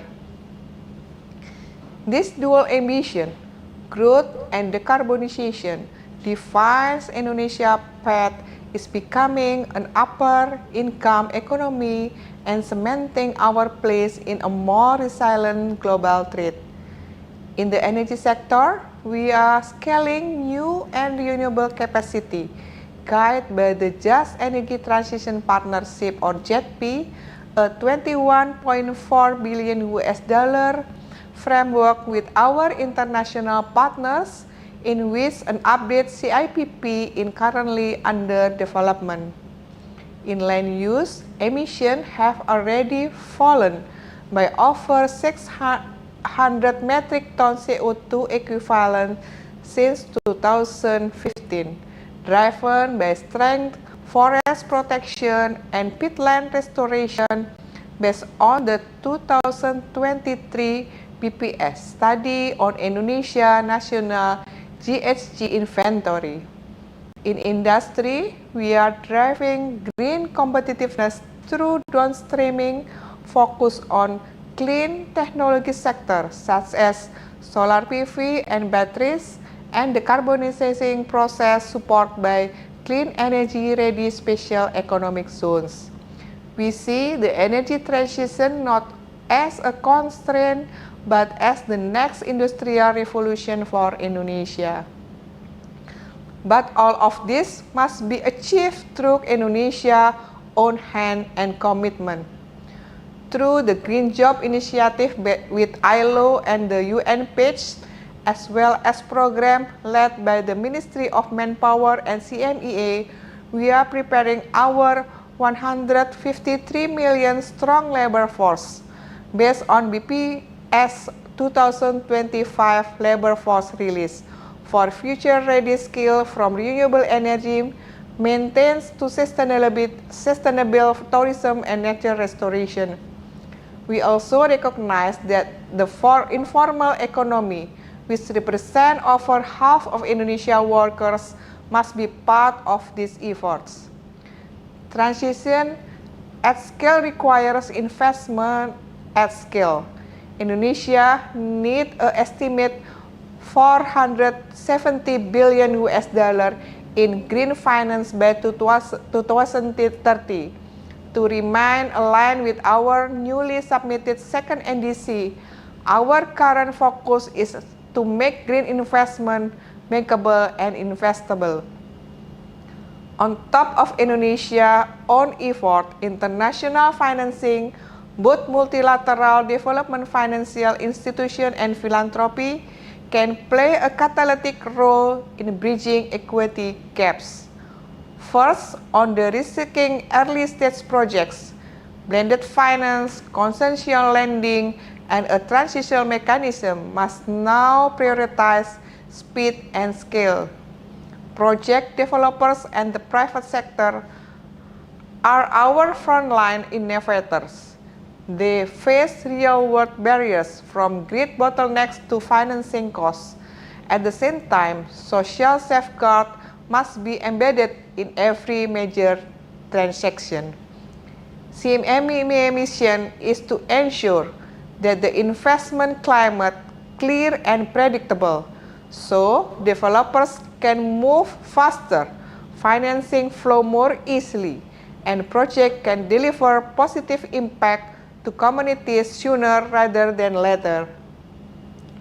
Moving forward, Indonesia's success will be measured not only by megawatt installed or emission reduced, but also by other social economic indicators that underpin our medium and long-term ambition. Our message to global partners is clear. Indonesia is not only transitioning energy, we are industrializing the energy transition to build a low-carbon Indonesia that is prosperous, just, and investable. We must not simply survive the energy transition, but we must shape and lead our own energy transition story. Thank you. Okay, that's the opening statement made by the Assistant Deputy for the Acceleration of Energy Transition, CMEA, Ibu Farah. So in parallel to its economic goals, Indonesia has set out plans to shift away from the fossil fuels to clean energy. But there always a classic problem with renewable energy projects, especially the small-scale projects in Indonesia, and that is its bankability or the attractiveness to the investors. So I would like to invite our next speaker. He will set the context by presenting Indonesia's path to a low-carbon and green economy future. Please welcome, he's the Senior Policy Analyst, CMEA, Mas Axel Priambodo.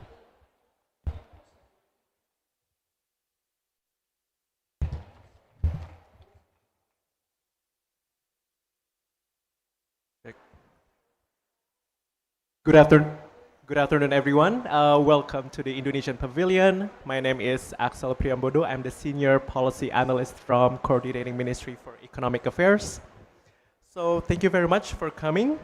And with today's session entitled Financing More Ambitious Renewable Energy Development in Indonesia, please allow me to provide an overview of Indonesia's economic growth target, and I will also touch upon a little bit about the financing aspects that we will discuss in more detail during the panel discussion. So first, perhaps my Indonesian colleagues have seen this number many, many times, but to my international colleagues, so Indonesia from the President Prabowo has a high level and serious commitment mandate to achieve 8% economic growth target. And with that, of course, we are also going to incorporate reaching the net zero target by 2060. So with this economic target, with this substantial economic target growth comes a substantial demand growth as well. And for us to really fulfill the demand comes also a substantial energy supply as well in the number. So the question is, how are we going to power that substantial demand? Are we going to use renewable or fossil or both? Are we going to see fossil fuels still in the picture? And how we will achieve our second NDC targets then? And how we will reach the net zero emission target? So yeah, we'll see. So we plan to achieve net zero emission by 2060 or sooner. And based on the second NDC that we just submitted a few weeks ago, our emission peak shifted from 2030 to 2035. And as you can see from the graph shown here, because we shift shifted the emission peak from 2030 to 2035, we have a steeper target that we need to follow for us to be able to achieve the net zero target by 2060. And here you can also see on the right side our levers to reach the net zero. Of course, we need more renewable energy, deploying CCS, CCUS, new energy sources, electrification, energy efficiency measures, and coal phase down based on the current presidential regulation number 112/2022. So here, our second NDC that just submitted a few weeks ago already incorporates our ambitious 8% economic growth pathway while reducing emission in line with our NDC commitments. So imagine achieving 8% economic growth target while also at the same time reducing emission. It's like eating an entire buffet, but you are still asked to lose weight. It is very challenging, but we can do that with the right strategy. Here, the chart shows a comparison between the business as usual and our economic growth ambition. And here you can also see the gap that we need to fulfill for us to reach our ambitious goal. And the gap we need to fill to reach our national target. It means that we need to industrialize cleanly. So if you look at our high-level projection, so from the current position, from the current number, from the power consumptions, labor productivity, manufacturing contributions, from the current position, and for us to reach the ambitious goals, we still have a long way to go. So that's why we substantially need our support from the international.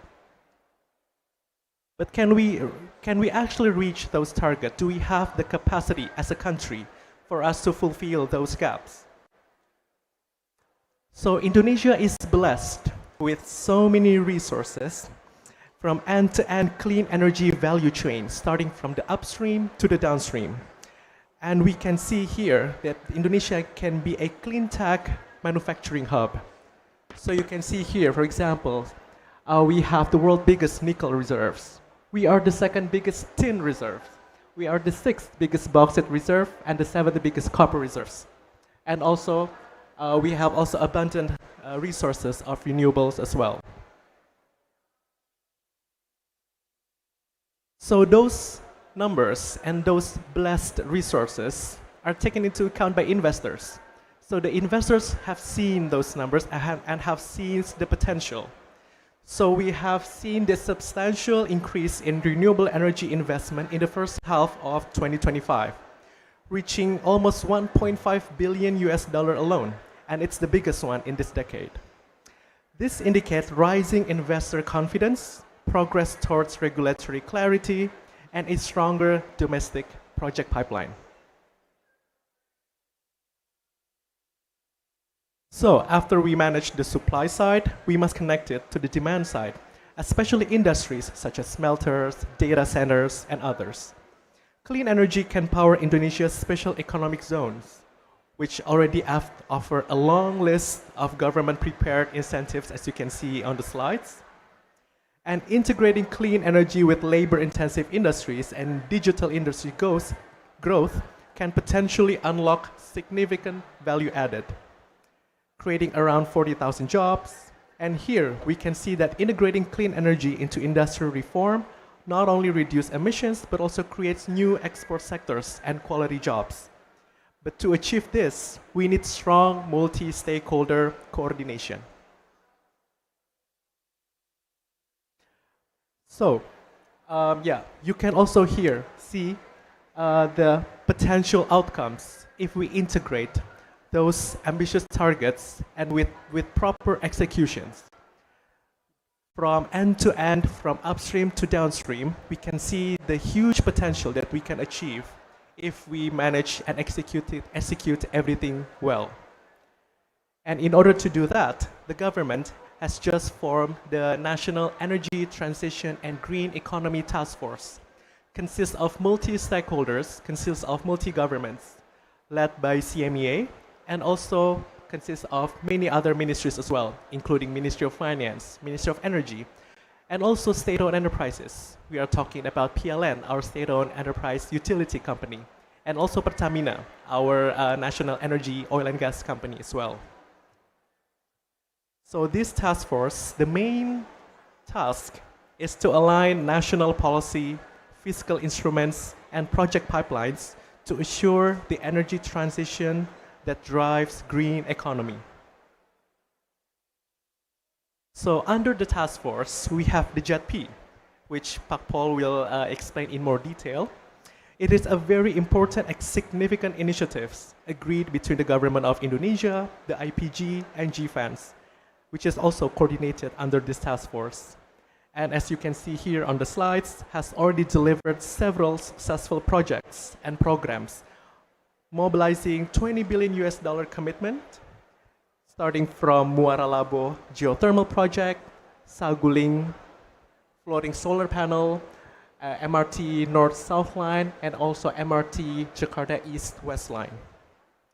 Among these projects, we can see that Saguling over here, the floating solar, can be a very great example of successful blended finance, mobilizing $60 million from public and private financing.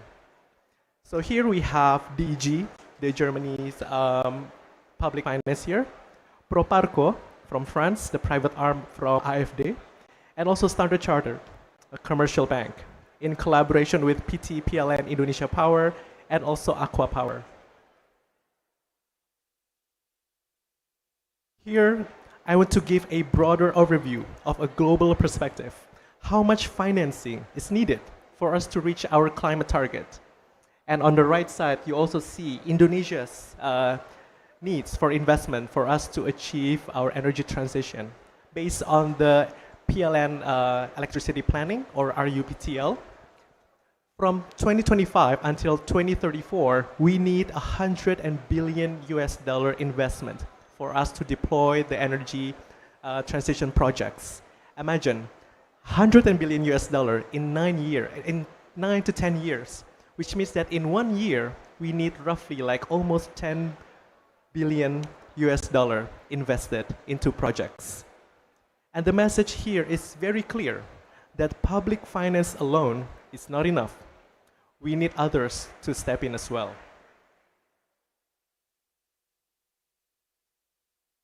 Here you can see on the right side, you can see various financing instruments ranging from catalytic to commercial in order. So you can see from the top we have grants and technical assistance, we have guarantee or first loss coverage, public financing, and more to the commercial sides, we have concessional financing and also debt and equity. It looks simple, but in practice it's very dynamic, which is why government leadership and trust are very important in order for us to execute the financing and mobilize the financing. So how do we bring all this together? Here you can see that we need to have, from the left, a clear national goal, bankable pipeline projects, stable regulation, and blended finance mechanism. And when all of these aligned, you get the harmony, predictable risk, and predictable return. So yeah, on that note, on summary, let me conclude. So Indonesia target 8% economic growth and net zero emission. We must double clean power capacity and build a green industrial base. With institutions like the Energy Transition and Green Economy Task Force and the JETP already in place, and with all of you here in this room, now it's all about financing at scale.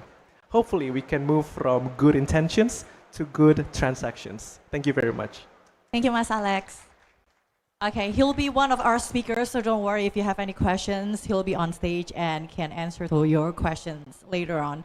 Okay, so in 2022, it's been mentioned by Mas Alex as well, the GOI, Indonesian government's commissioned 20 billion just energy transitions, or what we call JETP, a landmark agreement within G7 and the international financial institutions to accelerate coal retirement as well as expanding renewables. The roadmap outlines renewable will share at least 34 34% in electricity generation by 2030. So our next speaker will share with all of us the latest progress in JETP, including the 4 projects and 46 programs that has been revealed by Mas Alex earlier. Please welcome Bapak Paul Butar-Butar. He's the head of JETP.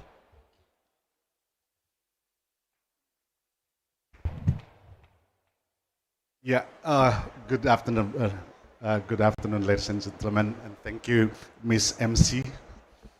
Nice to see you here again in Belém.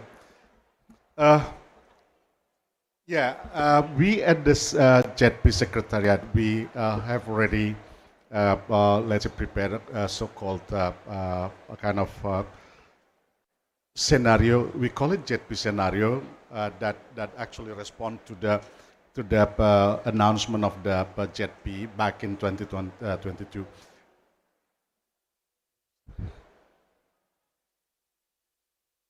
Yes. Yeah, as already mentioned by Axel. His name is Axel, not Alex. Yeah, this is the agreement that we have seen back in 2022, where actually the international pioneer groups IPG together with GFANZ agreed to support Indonesia to finance or to mobilize financing for energy transition in Indonesia. But it comes to the condition that we should limit the emissions of the power sector to 290 million tons of CO2 by 2030. And also, we have to increase the renewable energy share by 2034. And this is the precondition that we have put when we developed the scenario for JETP. For example, we are talking about, we would like Indonesia to go for ambitious energy transition, but there is some conditions that need to be met. For example, it has to contribute positively to economic development and also ensure energy affordability. We also need to look at the energy security, stability, while also ensuring just transition. And also, we would like to see energy sustainability, and that's also one very important aspect, because for those of you that have been, let's say, learn about the energy sector in Indonesia, PLN as the state-owned company and the sole buyer of the energy in Indonesia, we have to be able to maintain long-term financial sustainability of PLN. So we said that we should not let PLN go bankrupt if we, let's say, due to the energy transition. So we have to make sure that PLN will, financial will be stable. So the scenario that we have developed back in 2023, we say, for example, at the end, we are not going to 290 million, but we go to 250 million ton of emissions from the power sector of the on-grid, means power that linked to PLN transmission. And then we would like to increase the renewable energy to 44%, but for that, we need almost 100 billion. And then, in order to reach this target, but we also need to see that the policy has to be, let's say, made available.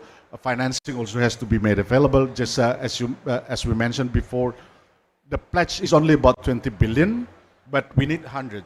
Where we will get the rest, as almost 80 billion US dollars. So that's the thing that we need to let's say get financing for. And then there is also 2 other issues that we need to look at. For example, there should be no issue in the project implementation. For example, due to the permitting or land acquisition. Also, there should be procurement conducted, let's say, regularly by a state-owned company. And then we are working now on, let's say, preparing so-called progress report. We have, let's say, launched our comprehensive investment and policy plan by 2023, and we are now actually working on preparing the progress report. For those of you who are interested in this progress report, the draft progress report, that's now going for public consultation. you can check that in our website. You can see what is the progress that we have reported in the progress report. In addition to the progress report, we actually have will publish independent or thematic report on energy efficiency and electrification study. It's not done yet. Captive power study, we have already the link on slide deck actually, but soon we will be able to provide you the full report. And also just transition framework study similar to the captive, it is still in the slide deck, but soon we will be able to prepare the full report. And we also have asked our colleague here from OECD, from CEFIM, to work together with us to provide a study on the financing. Then our colleague later on will tell more about it. And then we also have asked WRI to conduct a study for us. What is the impact of the energy transition actually based on our scenario to the let's say economic growth and just transition and so on. So this is the total financing that has been made available. In total, actually, it comes to 21.4 billion.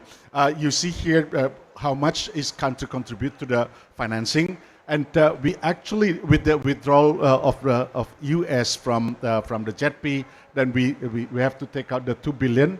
But this funding would be actually used to finance this investment-focused area. We have the energy efficiency and electrification, then transmission, dispatchable renewables such as geothermal, hydro, and so on, variable renewable, and CFF, coal power plant repurposing. Repurposing means here actually coal phase out, flexibility, flexible operation, and also co-firing. Co-firing is the last options for us. And then also we would like to see that Indonesia will have manufacturing capacity for renewable technology. So the funding that is put here will be for this 6 investment focus area. So this is the total funding that we have now approved. 858 million for program, 2 billion for projects. In the pipeline or in progress, almost 5.5 billion. And we have so-called MDB guarantees from UK, so that we could actually borrow money from World Bank guaranteed by UK. That's the 1 billion. And then we have grant here, 190 million US dollar. And this is the projects that has been approved. You can see here, for example, the MRT. So we include MRT because it is seen as part of the, let's say, electrification of transportation sector. And this is the Saguling project that mentioned by Axel and also Moralabu, the geothermal financing from Japanese. And there is also result-based loan for clean energy transition. Then we have result-based loan and 63, almost 64 million. And there's another policy-based loan. And this is the financing that we have now. So these numbers, you can also check that in our website. It is available in our website. So how we actually work in facilitating financing.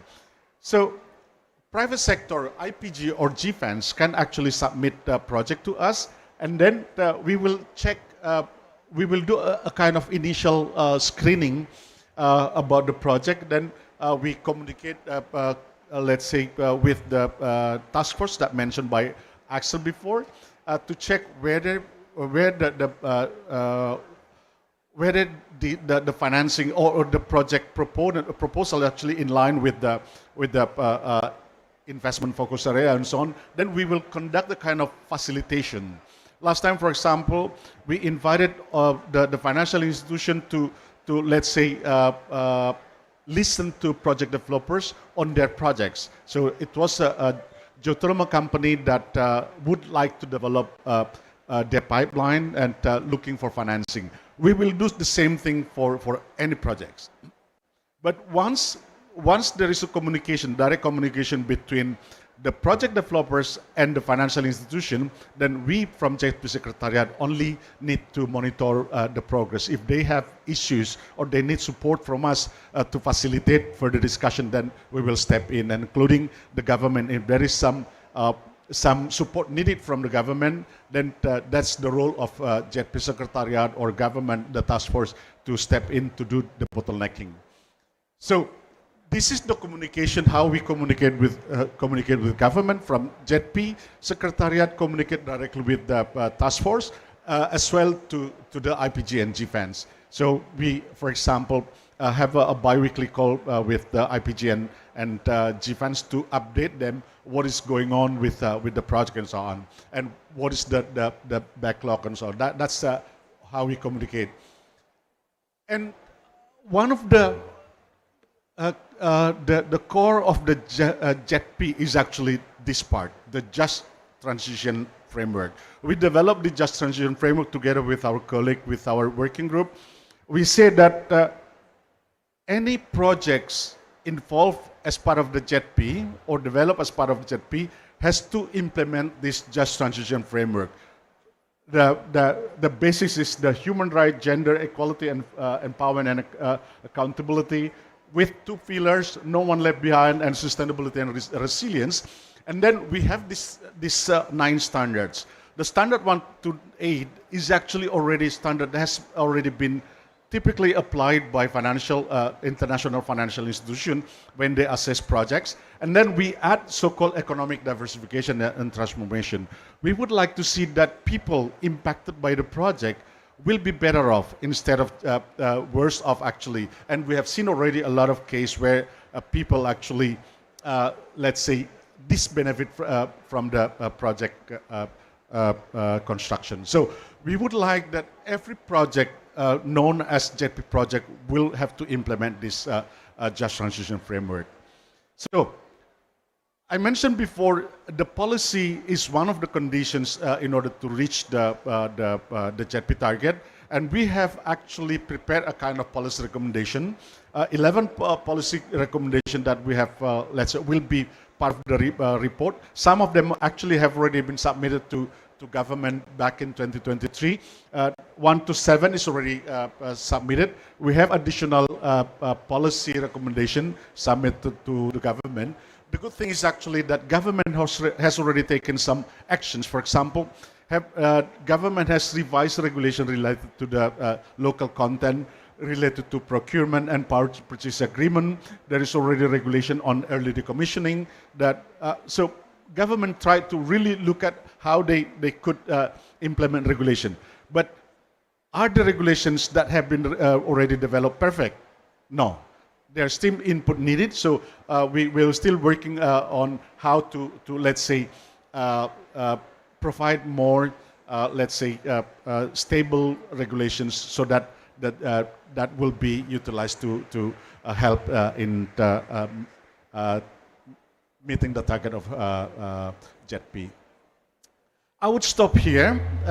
If there is any question later on, the panel, I think, will be able to answer your question. Thank you very much. Thank you, Pak Paul, for the insightful presentation. I think by now we already have some sort of background information to where we are at now. So let's explore diverse financing strategies, mechanisms, public, and as mentioned by Pak Axel, public funds is not sufficient. So let's look into private or even philanthropic funds to accelerate the renewable energy and ensure a just transition. So to lead the next session, I would like to welcome the Deputy Head of JETP Secretariat. Please welcome Elrika Hamdi.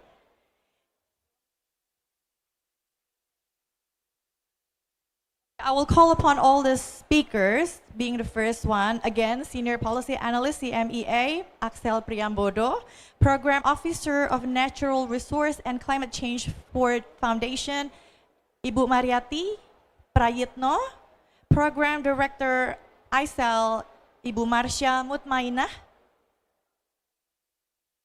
Okay, and last but not least, we have the Principal Climate Change, actually I have 2 more.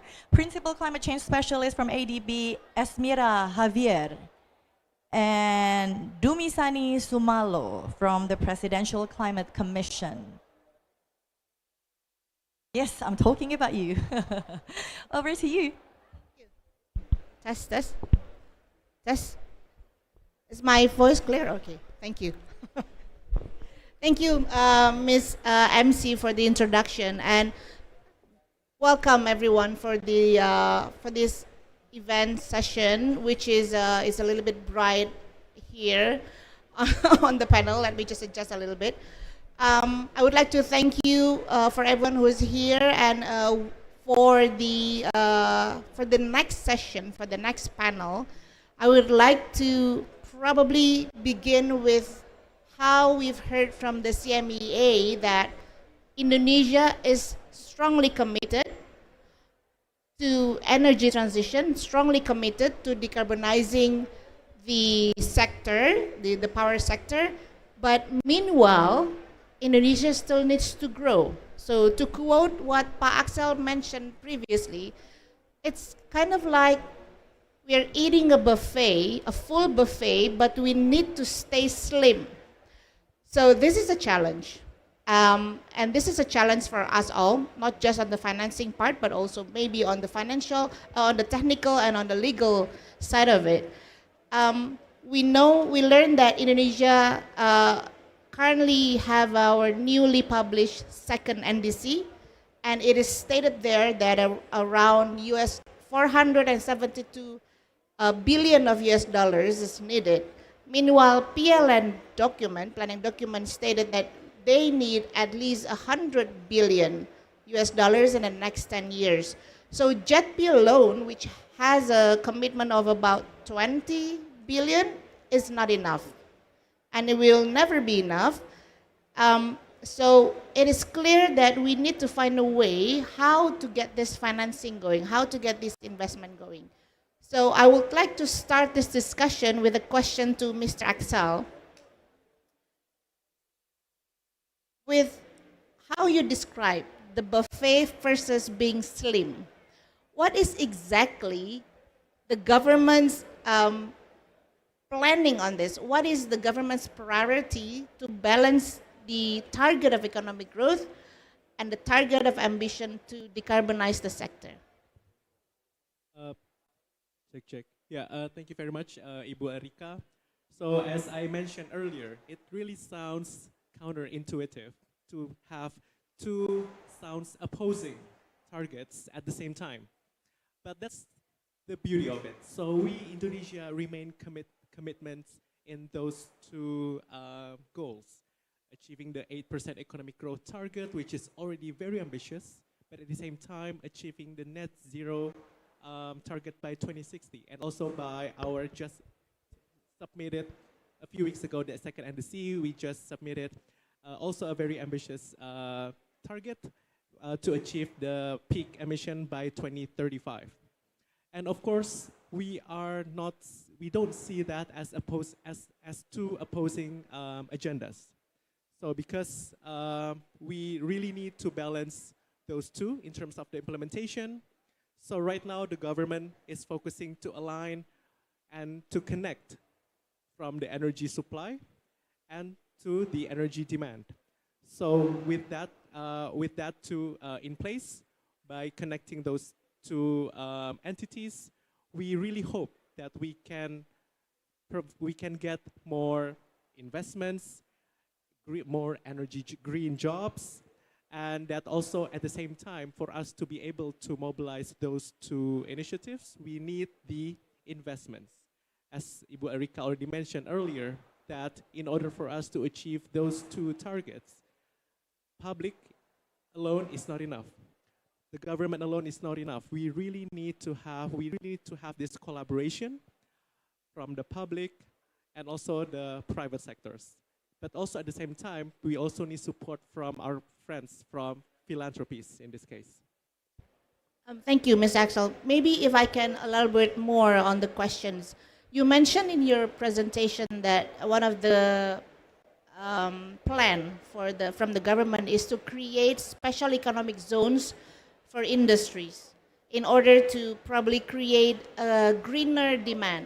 because you were talking about demand and supply of the power. So what is exactly in the plan, or do you have a roadmap for that industrial, special industrial zone? Yes. So at the moment, we have the current special economic zones regulation that haven't really touched in depth about the green industry. It's special economic industrial zones in general, with you already see in the slides with a long list of government prepared fiscal incentives. But we see the trends and we see the needs of us to transition our industries to a greener, to fulfill to reach our target, but also at the same time to fulfill the demand in the global demand. As we all know that, for example, from the European countries that states that there's like a CBAM regulation for us to, in order for us to export our products, it needs to align with their green requirements from receiving the power electricity from renewables, etc. So that's why we are right now preparing a new regulation for green special economic zones. And in that special regulations, it's going to have a more specific incentives for green industry. Green industry powered by green electricity.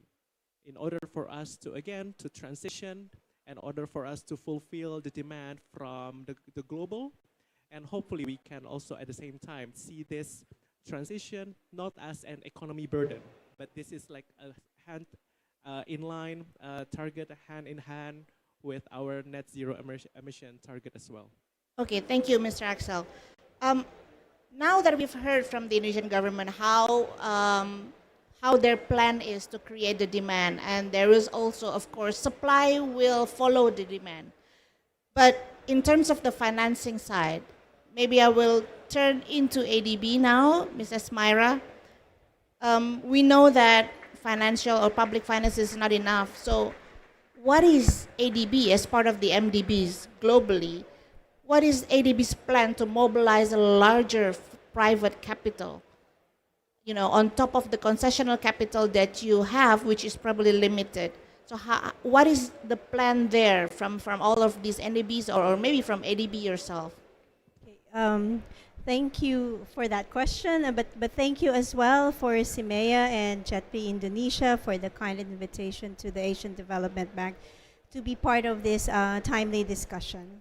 So ADB has been a great partner with Indonesia in mobilizing and scaling up renewable energy investment. So just to highlight, and before I answer the question directly, is that ADB has actually delivered a total of 650 million in private sector renewable energy financing for the last 15 years.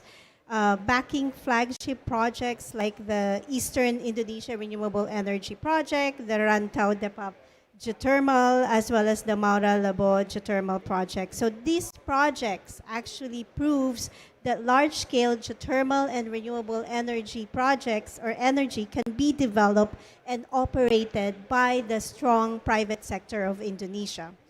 Now, in the context of the question and how ADB and other MDBs are mobilizing larger private and concessional capital, I think Ibo Farah has mentioned or highlighted this. It is the blended concessional finance as a cornerstone of this effort.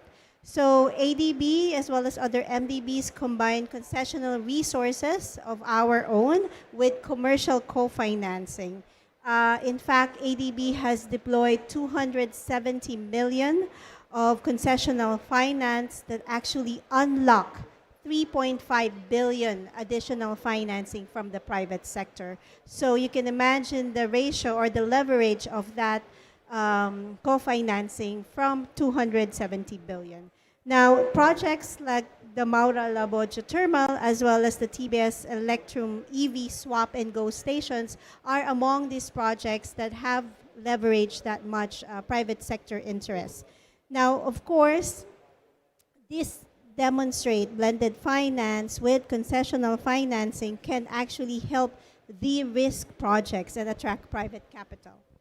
Now, financing is one part of it, but another part is actually strengthening enabling environments. This actually helps mobilize climate finance as well. We have to ensure, Indonesia has to ensure that its regulatory frameworks are contributing to attracting private investment. For example, the MER regulation on purchasing power agreements could be made more consistent in terms of standardizing tariffs as well as risk allocation among parties.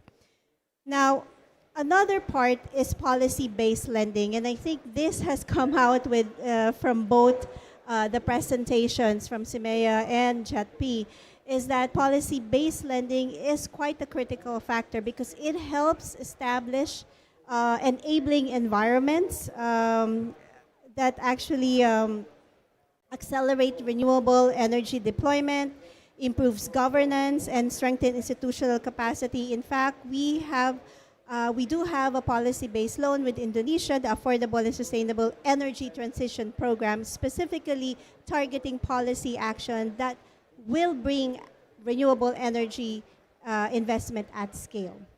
Another factor of how to mobilize larger finance is really strengthening regional integration for scale. I think Indonesia is in a great position as part of the ASEAN that these countries work together on strengthening policies across borders as well as scaling up investment across borders.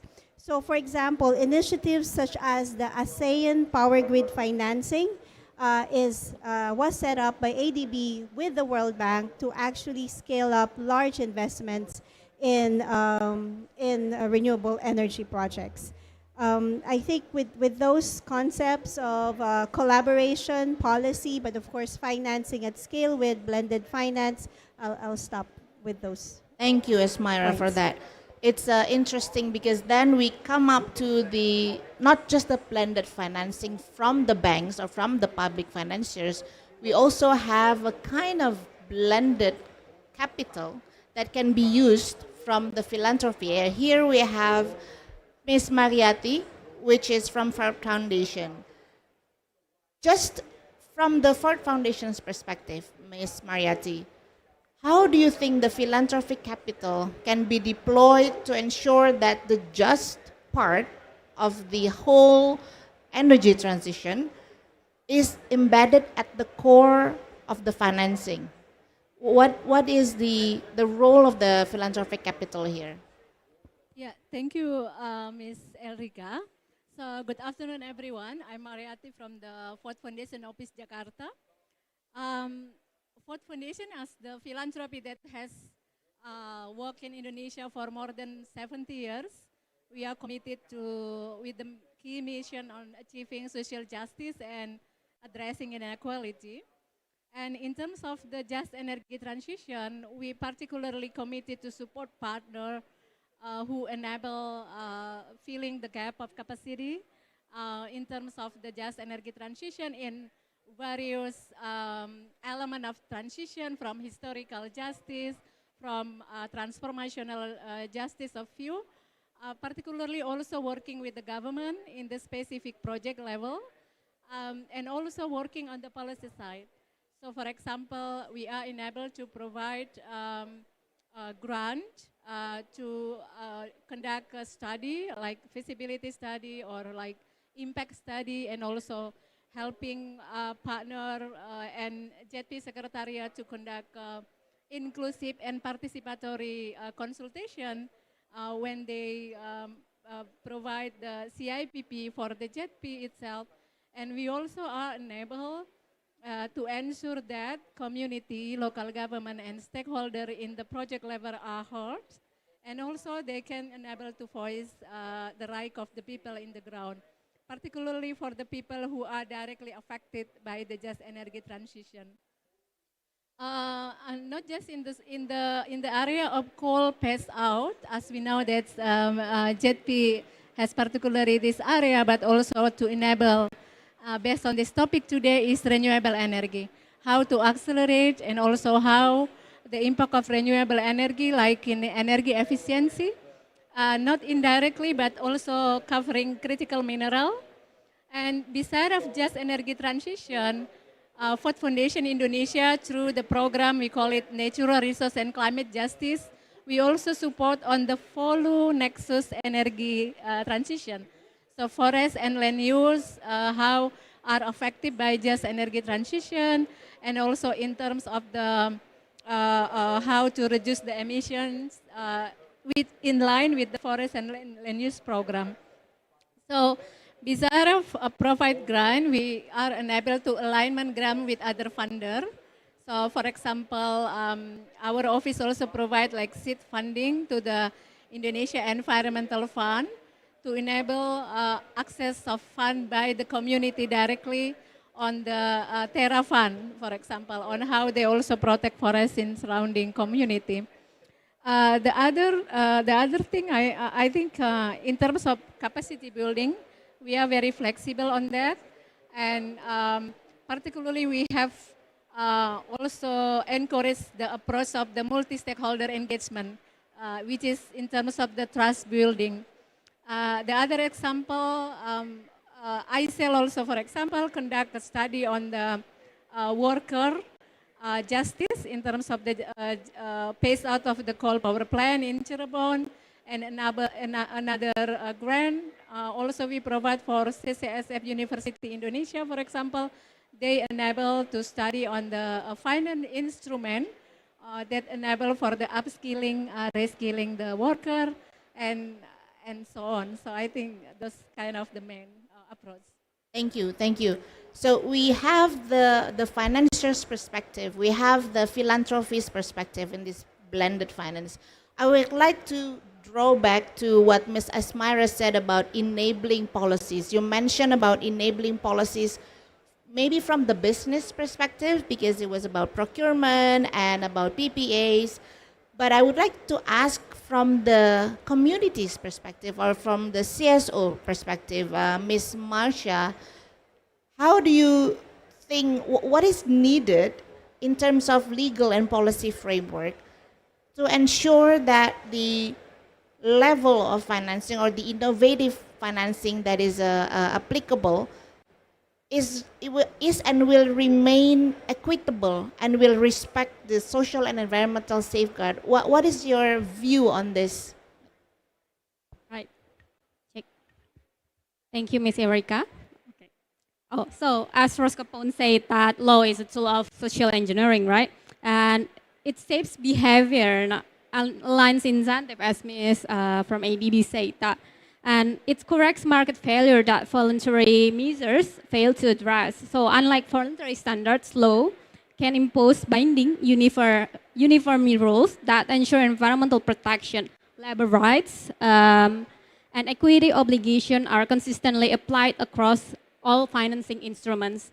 And law translates principles into enforceable standards. It turns social and environmental safeguards into mandatory requirements rather than optional commitment by requiring grievance mechanisms, for example, and access to remedy for the impacted people. And the law also guarantees that when safeguards are breached, workers and communities can seek justice through credible and predictable channels. And I think at the international level, financing platforms, including MDBs, the Green Climate Funds, and so on, and JETP, must adopt binding just transition safeguard policies, mandatory social and environmental disclosure rules, and common minimum standards for grievance mechanisms, and independent monitoring across all funds. I think it is being discussed in this scope as well, but we haven't heard any progressive negotiation here on the Just Transition Work Program, right? But in terms of the national level, legal frameworks must perform at least 3 core functions. First, it integrates just transition principles into climate, energy, and development legislation, as Mas Axel said, and link climate finance to social protection system, including wage support, unemployment insurance, and retaining program for affected workforce, and mandate transparency and public participation, including free prior informed consents, where indigenous and customary land rights are involved. Okay, thank you. So we've heard that safeguards are an important aspects in trying to, when we mobilize the financing part. Now, I would like to turn my attention to Mr. Domisani. He is from the South Africa PCC. So, as the first JETP country recipient before Indonesia, I'm sure you have go through everything that we are going through right now. Do you mind probably elaborating a little bit on the progress of your JET or your just energy transition from the South African side, and how much has been mobilized? What are the challenges that you faced, as well as what would be your key lessons learned in trying to implement this just energy transition? That's a loaded one, but let me give it a shot. Yes, good day everyone, and thank you for inviting the Presidential Climate Commission to the panel. I'm Tumisani Nxumalo with the PCC. Look, firstly, we're jealous of the Indonesian JETP because you've managed to get more than we got. I mean, they usually say, the earliest bird catches the fattest worm. But it seems in this case, we should have been second or third. And a very ambitious scenario on your GDP, I must say. We take a lot of debate if you speak even about 3% on our side. So 8% is something to really dream about on our end. But hopefully one day we also go there. Look, in terms of the mobilization where we are at, the globe knows that we started at 8.5. That was our declaration in Glasgow. But since then, we've managed to move at least to 12.3 in terms of, further declarations. But also in terms of flow, one could argue that we've seen flows largely from the grant, the policy loans, as well as deeply concessional finance flowing into the country. I mean, you asked the question of what has been the journey like. If you ask me, I think sitting from outside the JETP, I would say it's been a tricky one. It's been a difficult one, and it's been a taxing one. Because you've had to come in a space where public trust had long been lost, and therefore setting up an institution like this had so much to do with also side by side engaging the IPG, building public trust in the domestic environment. And to this day, I think I commend the JETP team in South Africa for having pushed on some of these areas. So what does that look like?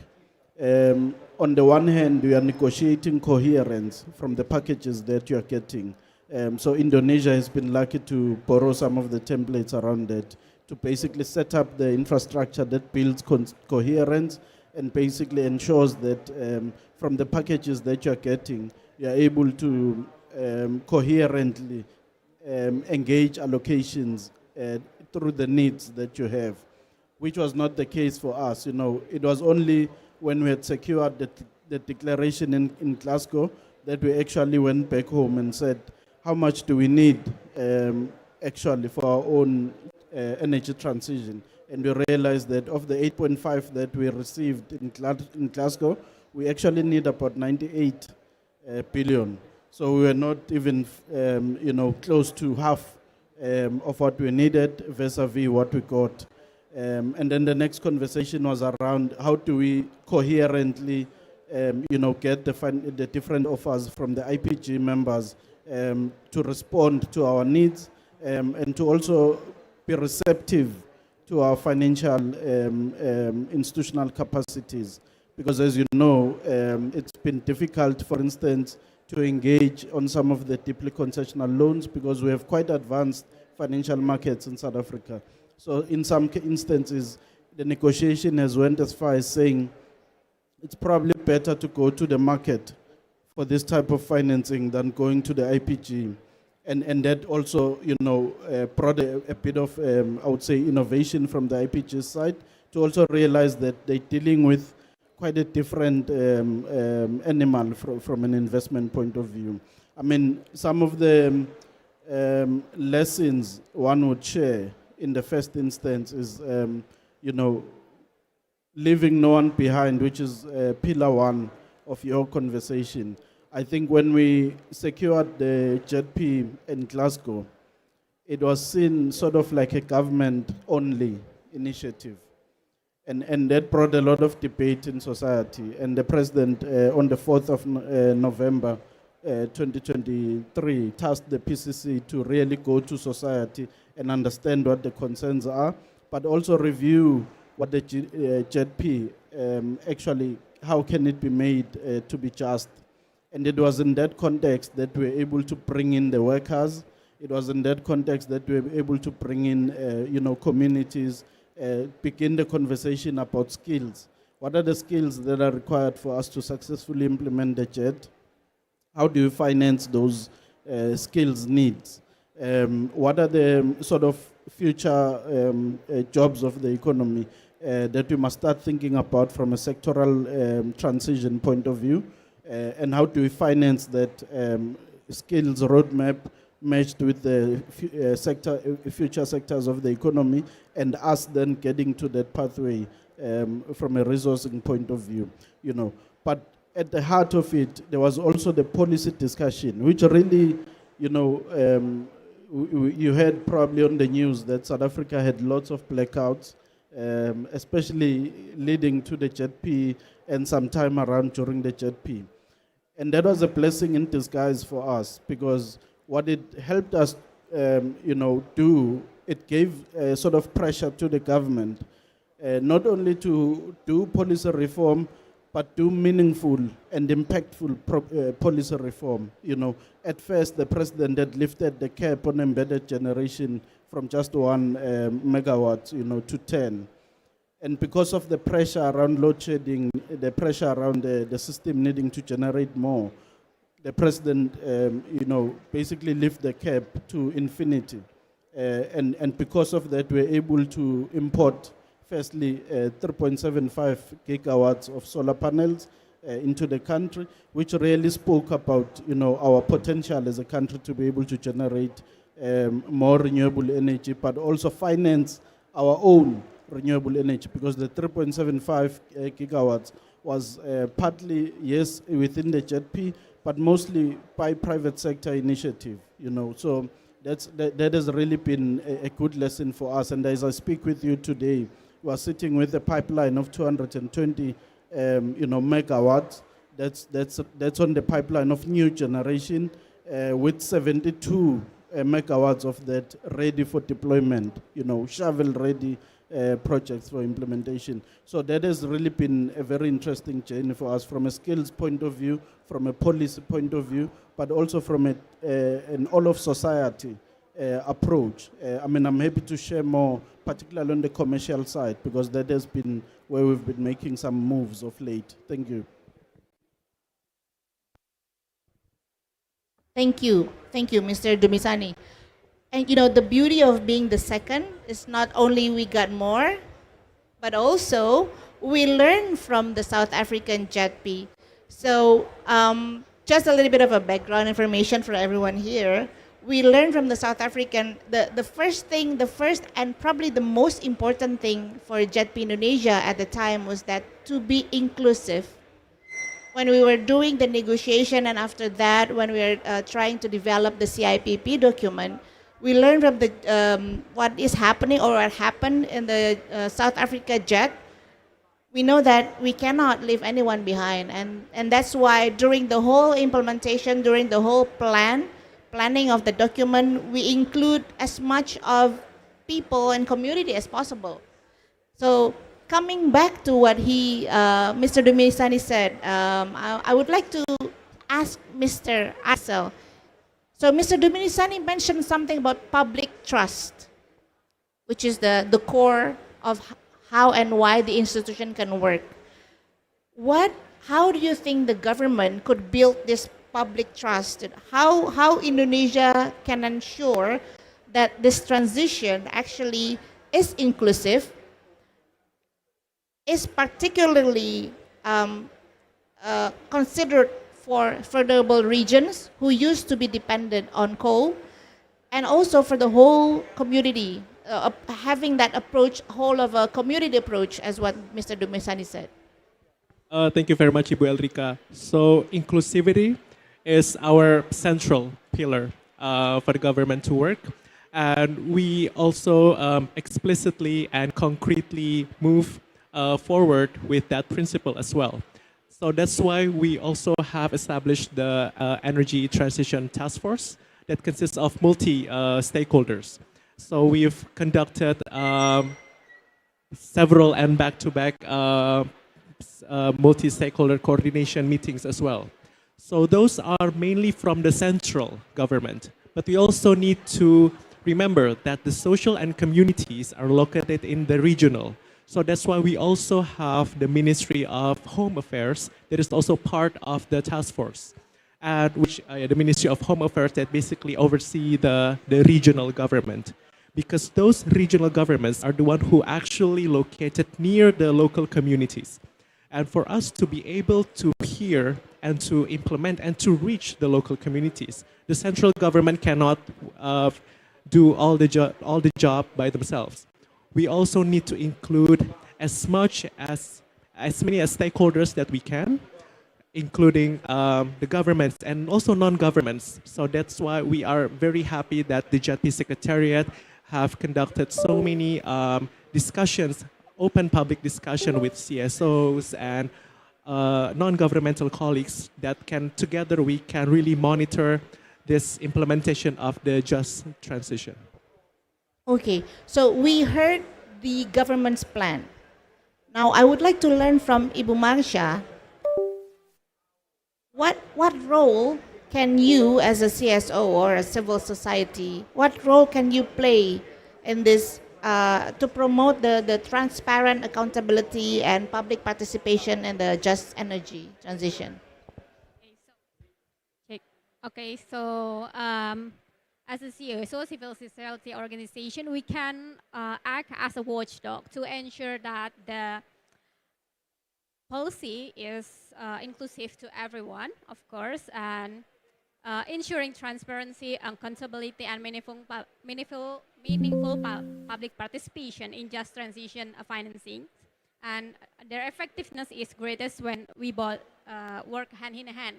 Like Mas Axel said, that the just transition is not only a top-down approach, but it should be an inclusive one. Like you need to consider what happened in the region itself. So their participation is needed because you're not only talking about policy itself, but talking about how make it happen. And when we do work together, we make it a social reality. It's like, and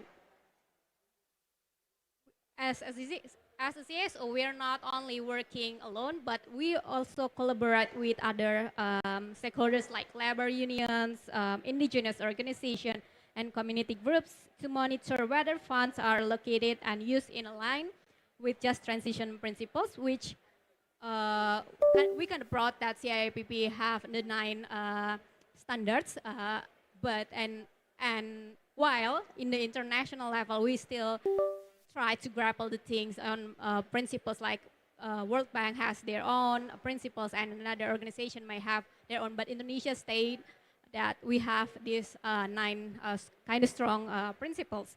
And we expose, the civil society expose governance gaps to elevate community perspective and translate technical financial discussion into a social realities itself.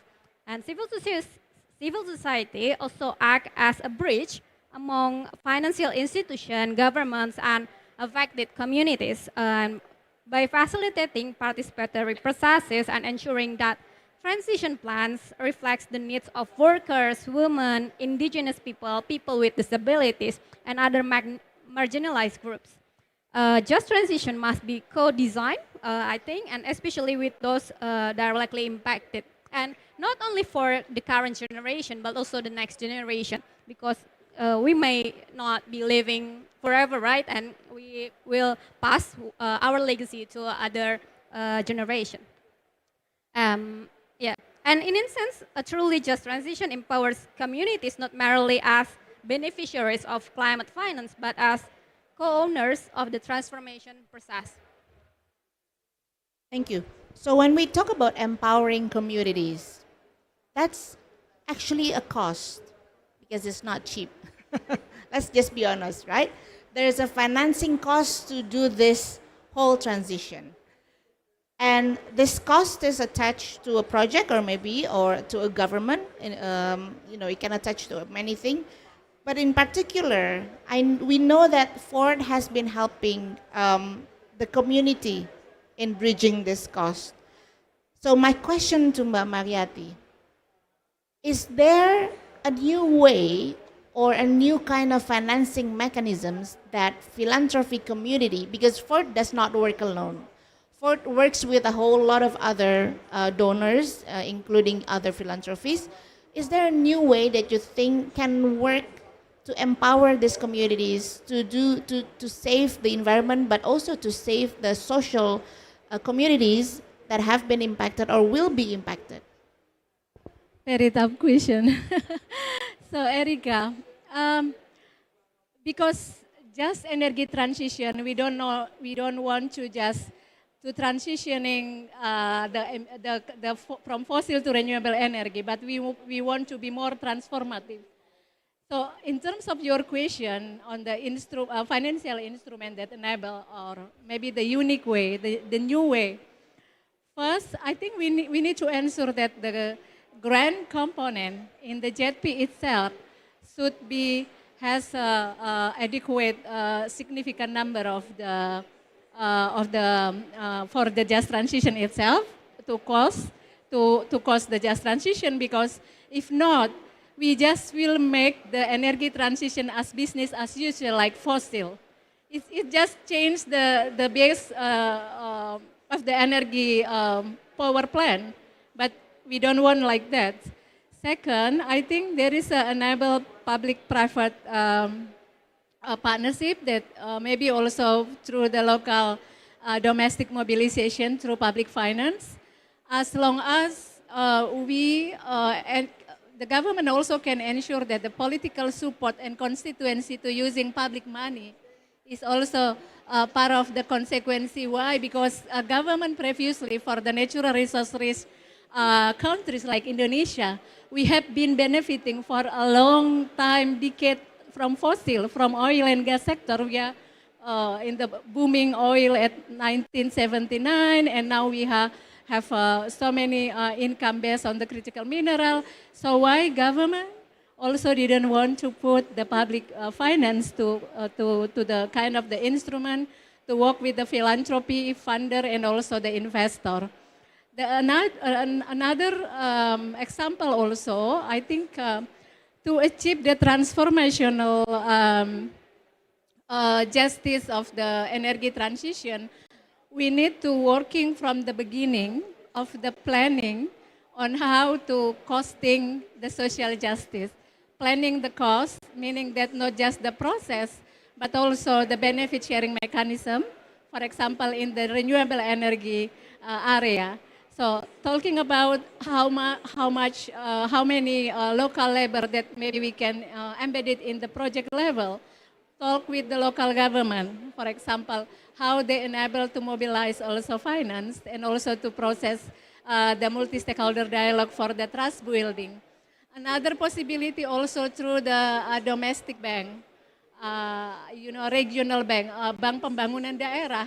We have ongoing research from the CCSFU, University of Indonesia.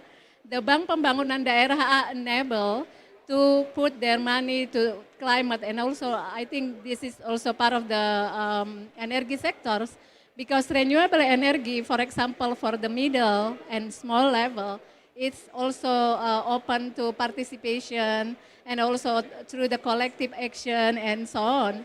And what we do, like convening, learning among Indonesia, South Africa previously, before we have CIPP, it's such kind of the example how we don't want to repeat the failure from the fossil sectors, but we want to do more transformative thing.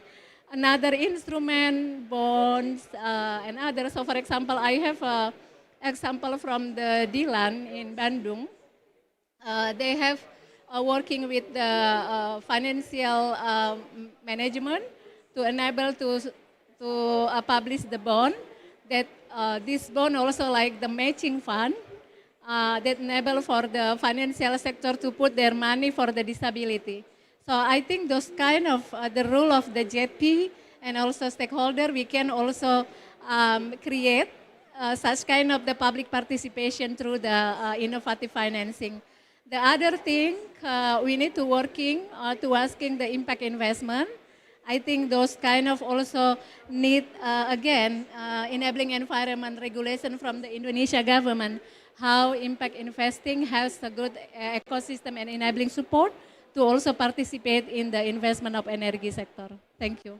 Thank you, Ma'am Mariati. So you mentioned a lot of stakeholders that it can actually be blended to bear this cost of just.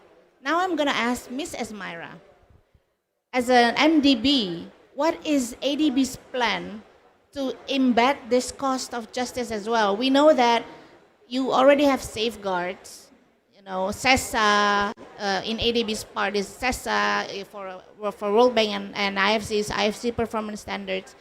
And in there, they already embedded if we look at it from the JETP framework perspective, is the safeguard 1 to 8 standard. But we have the 9th standard, which is the economic diversification and transformation. How does ADB would like to create the whole blended thing so that everyone can actually chip in to bear this cost? Okay, so I know that we're a little pressed for time, but just to highlight that I agree with what everyone is saying about the transition to be just, it has to be people in the center of the transition. So we're not just looking about providing the gap on energy, but also, or greening skills, but also empowering vulnerable communities. And then that's what we've been discussing. So from the ADB or the MDB side, we have, of course, as many of you already know, in 2021, released the Just Transition Framework, or MDB Principles on Just Transition, which actually composed of 5 principles. This actually governs on how we work among our client countries in implementing a just transition. But more so, within ADB, we are looking at operational strategies. So internally, we are actually have established our own just transition operational framework. So everyone in the bank understand what just transition is. At the same time, we also have internally building capacity among our own staff on just transition. So in effect, we are also putting that out there by providing through our Just Transition platform as well as our Just Transition financing facility to put capacity building and financing as well to our developing and member countries. Now, I guess the specific question is really about what ADB has done is actually last July, we have published a working paper where it actually outlines a 10-step guide for inclusive planning, economic diversification, human capital development, and social protection. So all in all, ADB as well as the other MDBs wants to ensure that we combine, blend would be the word, policy dialogue with finance, capacity building with finance, as well as knowledge and innovation with finance. And I think one of the things that has not been mentioned yet is about the potential or opportunity with carbon markets and carbon pricing. If Indonesia has enough scale to actually tap that particular instrument, it would free up a lot of fiscal space for and then of course money or financing will flow better. So. Thank you, Ms. Esmaira. So due to the limited time, I will give the last question to Mr. Dumisani. You've elaborated a lot on the lessons learned. Now, if you are about to give advice to Indonesian government or the Indonesian JETP Secretariat, what would be your number one advice in this whole effort to transition? Is it the people? Is it the public trust? Is it the financing? What would be your most, the key advice? That sounds like an exam question. It's not. Yeah,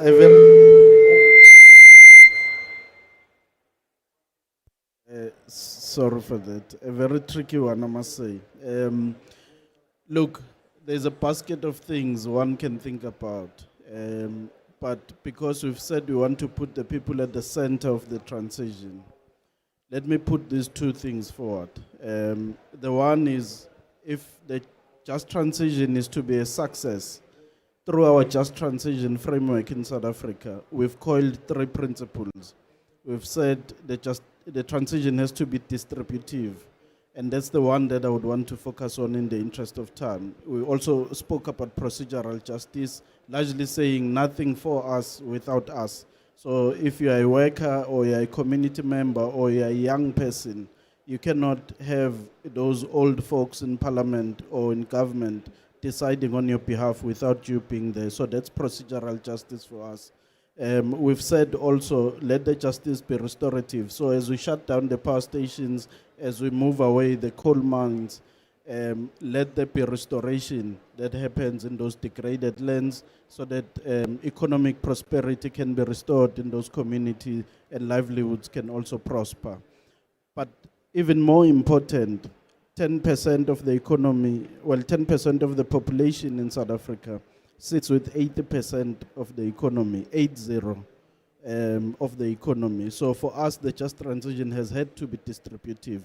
I mean, without discounting the situation in Indonesia, mine will be these 2 points. Put social ownership, amongst others, of renewable energy as front and center of your transition. Communities, workers, communities own land that they can trade with banks, that they can trade with multilateral systems to be able to get financing for their own microgrids on solar. That is social ownership of the renewable energy. Let communities identify themselves as part of the transition and in the transition.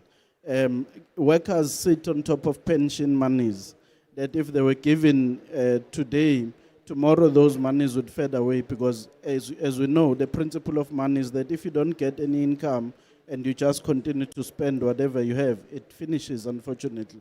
So the workers with their pensions, they can also invest and participate in the economy of renewable energy. And that is social ownership of, and you'll also reduce the resistance from workers to transition from coal-based jobs or fossil fuel-based jobs to clean jobs or clean energy jobs, because they will see themselves as part of the solution. They will see the solution as one that benefits them. So just to underline, the principle of distributive justice for us is about equitable risk sharing and sharing of economic opportunities, or broadly opportunities that arise as the transition happens. And if that happens, then we say that's a just transition. Thank you so much. That was a really good closing speech, which I don't think I can compete on that. But thank you, Mr. Dumisani, because you just brought along what we are going to have in the next session. Well, hello? What we will have in the next presentation from OECD, which is exactly what we are trying to solve. Financing for smaller scale renewable energy. I like how you describe that the communities need to be in the center. They need to have access to not just local banks, but also multilaterals. We have ADB here. A lot of the times, communities cannot access multilateral financing because it's just too small. ticket size is not interesting. So how do we enable this? Please give a round of applause for all the panelists here, everyone, Mr. Dimisani, Ms. Esmira, Ms. Marsha, Ms. Mariati, and Mr. Axel.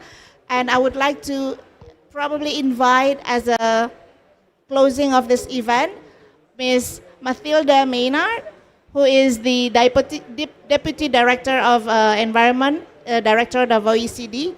She will present a little bit, a brief overview of our incoming or next going to be published OECD report. You can all download it in our website. It's already on the website, and it will be discussing about guarantees and financing smaller scale of renewables. Thank you everyone for listening to the panel. Thank you. 5 minutes. Thank you. Good morning, everyone. Thank you very much to the Secretariat for the Just Energy Transition Partnership of Indonesia and the Coordinating Ministry for Economic Affairs of Indonesia. At the OECD, through our CEFIM program, that is Clean Energy Finance and Investment Mobilization Program, we are delighted to cooperate with the JETP Secretariat and to support them with analysis and capacity building on several topics related to finance and clean energy transition.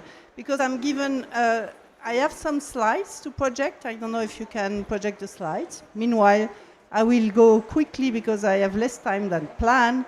So I will present to you two papers. The first one is focusing on the role of guarantees and insurance for clean energy. If you could project the slides, thank you. Otherwise, I will say it broadly. Okay.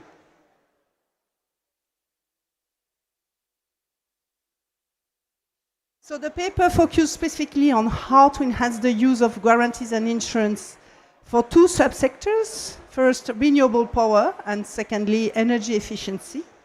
It builds on lessons learned from international case studies, results of a survey, an ad hoc survey conducted with the OGK, a literature review, and stakeholders consultation.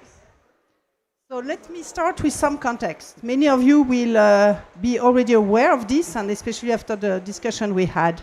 Indonesia has an ambitious plan to gradually reduce its fossil fuel-based power generation and increase the shares of new and renewable energy in this power mix, as we have been discussing.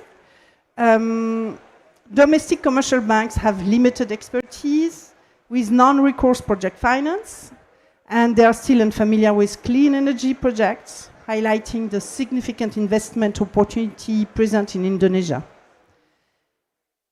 I'll now present some of the findings of the survey we conducted with OGK.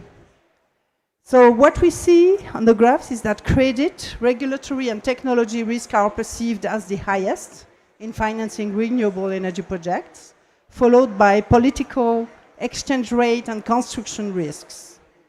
We then ask about which de-risking instruments are most relevant, and the response suggests that credit risk guarantees are viewed as the most effective to de-risk renewable energy investment, followed by risk and loss sharing facilities, political risk insurance, and risk transfer mechanisms.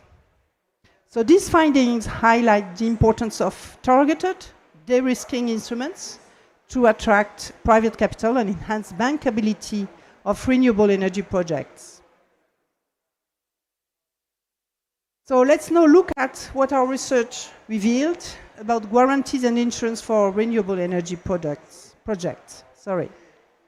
The demand for traditional instruments such as political risk insurance, PRIs, or partial risk guarantees is low in Indonesia, given the generally low country risk, as well as the investment grade rating, credit rating of the sovereign and the state-owned utility, PLN. So credit risk guarantees in local currency proved effective in unlocking domestic capital by improving loan tenures and financing terms. They can increase local financial institutions' familiarity with renewable projects and with non-recourse project finance. A guarantee fund with a first loss cover could significantly reduce credit risk and facilitate financing, in particular for small-scale renewable power instruments in geographically isolated locations. And such a fund could provide bid and performance bond guarantees to small and medium-sized renewable energy developers, supporting them in competitive procurement processes, hence lowering barriers to entry and steering competition very importantly. For large-scale projects, sovereign guarantees can de-risk strategic investment such as geothermal energy and grid infrastructure, covering, for instance, risk of change in law. There are also significant opportunities to scale up the use of guarantees and insurance for energy efficiency projects. If accompanied by robust policy, as it was discussed in the previous panel, and supporting measures to improve energy auditing, monitoring and verification, and to enhancing collaboration among stakeholders. Partial credit guarantees and first loss instruments, including in the form of portfolio guarantees, can improve financing terms and credit availability, provided that their cost is lower than the reduction in lenders' risk margins. For the public sector to lead by example, a revolving fund providing guarantees for EE projects, first in public sector buildings, and later municipal services like street lighting, water utilities, and government transportation fleets could be really considered. Insurance instruments like the energy saving instrument are particularly well suited to support the financing of energy efficiency improvements in SMEs, in the commercial services and industrial sectors. And selecting industry sectors with the highest energy saving potential is crucial for the successful implementation, and though individual project sizes are relatively small. Collaboration with the Ministry of Energy and Mineral Resources and other relevant stakeholders is necessary to identify priority sectors and energy efficient technologies such as boilers, air conditioning or lighting, among others. It's also important to recognize the limitation and barriers to using guarantees and insurance in clean energy finance. First of all, de-risking instruments are not effective without a robust enabling environment, and that's a strong point from the previous panel. Let me reiterate it. You need the proper enabling environment. That's the best de-risking, mechanism somehow. So, including, for example, strong clean energy targets, which you have in Indonesia, sound power purchase agreements, transparent auctions, and cost-effective tariffs. Guarantees and insurance are helpful in shifting risk perceptions, but they do not fix structural credit or financial weaknesses. So it's not magic, And guarantees and insurance are also relatively complex instruments. They involve multiple different parties. They increase transaction costs for structuring the operations and, for example, related to due diligence activities. And one can say that there is a general lack of data on guarantees, especially on their pricing. So financial institutions and developers often have limited familiarity with these instruments. So these are very serious barriers to the use of guarantees and insurance mechanisms.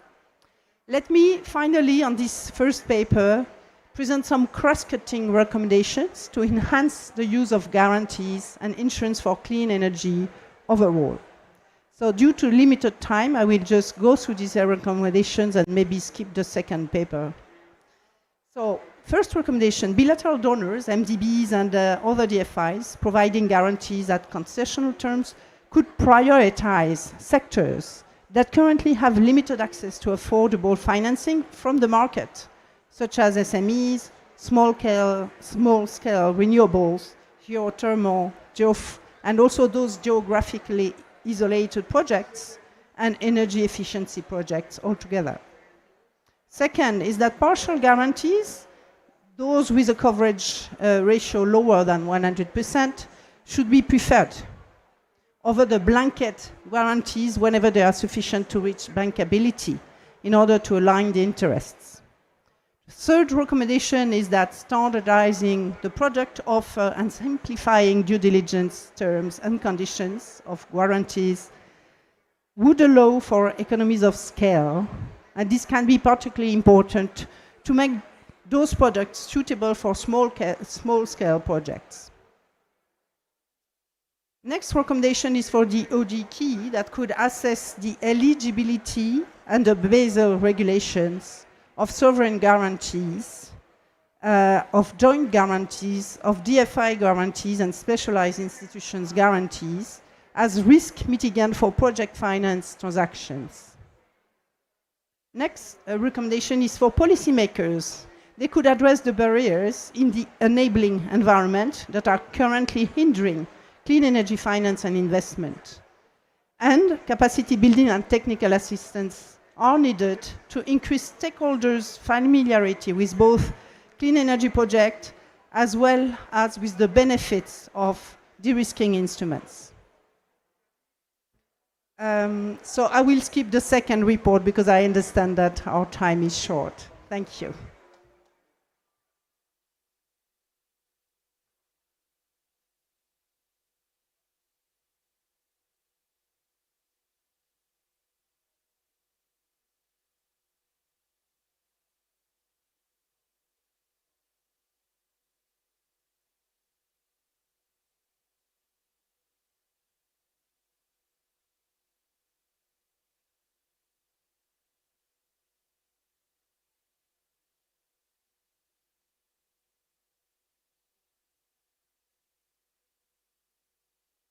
Okay, what a comprehensive, remarkable panel we had just had. Presented diverse perspective in formulating the best strategy to push forward a just energy transition. Okay, thank you very much, all participants, for your kind attention. Thank you for joining all the sessions, the programs in Indonesia Pavilion. And we're going to have a short break before we start the next session in about maybe 10. And you are welcome to enjoy some snacks or coffee, teas, and please help yourself at the registration area. Thank you.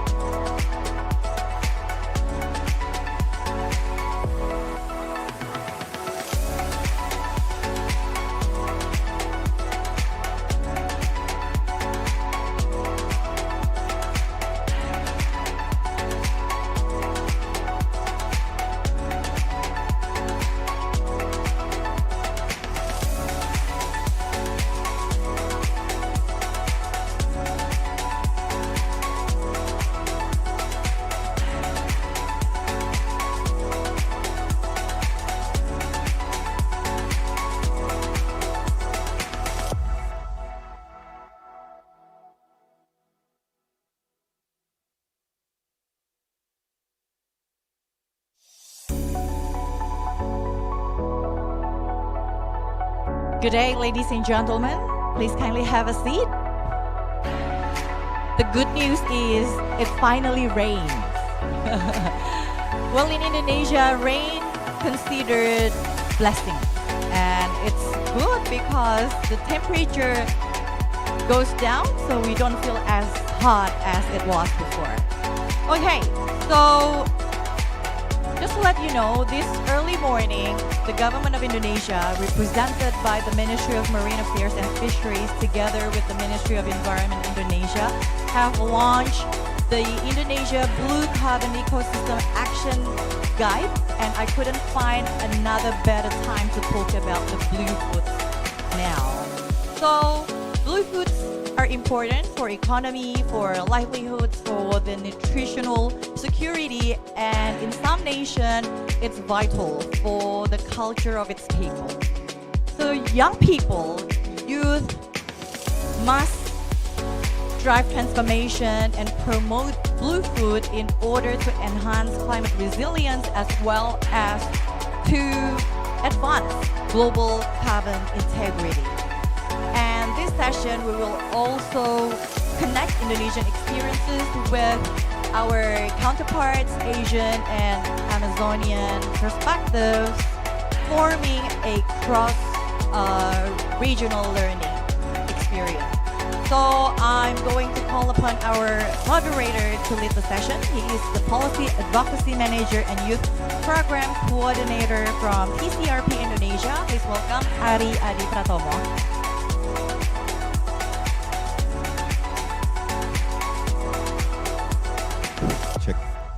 Thank you. Good afternoon and selamat sore. And welcome to Indonesian Pavilion at COP30 here in Belém, Brazil. Give a round of applause to all of us. Woo! Finally, it's rain, a little bit fresh air.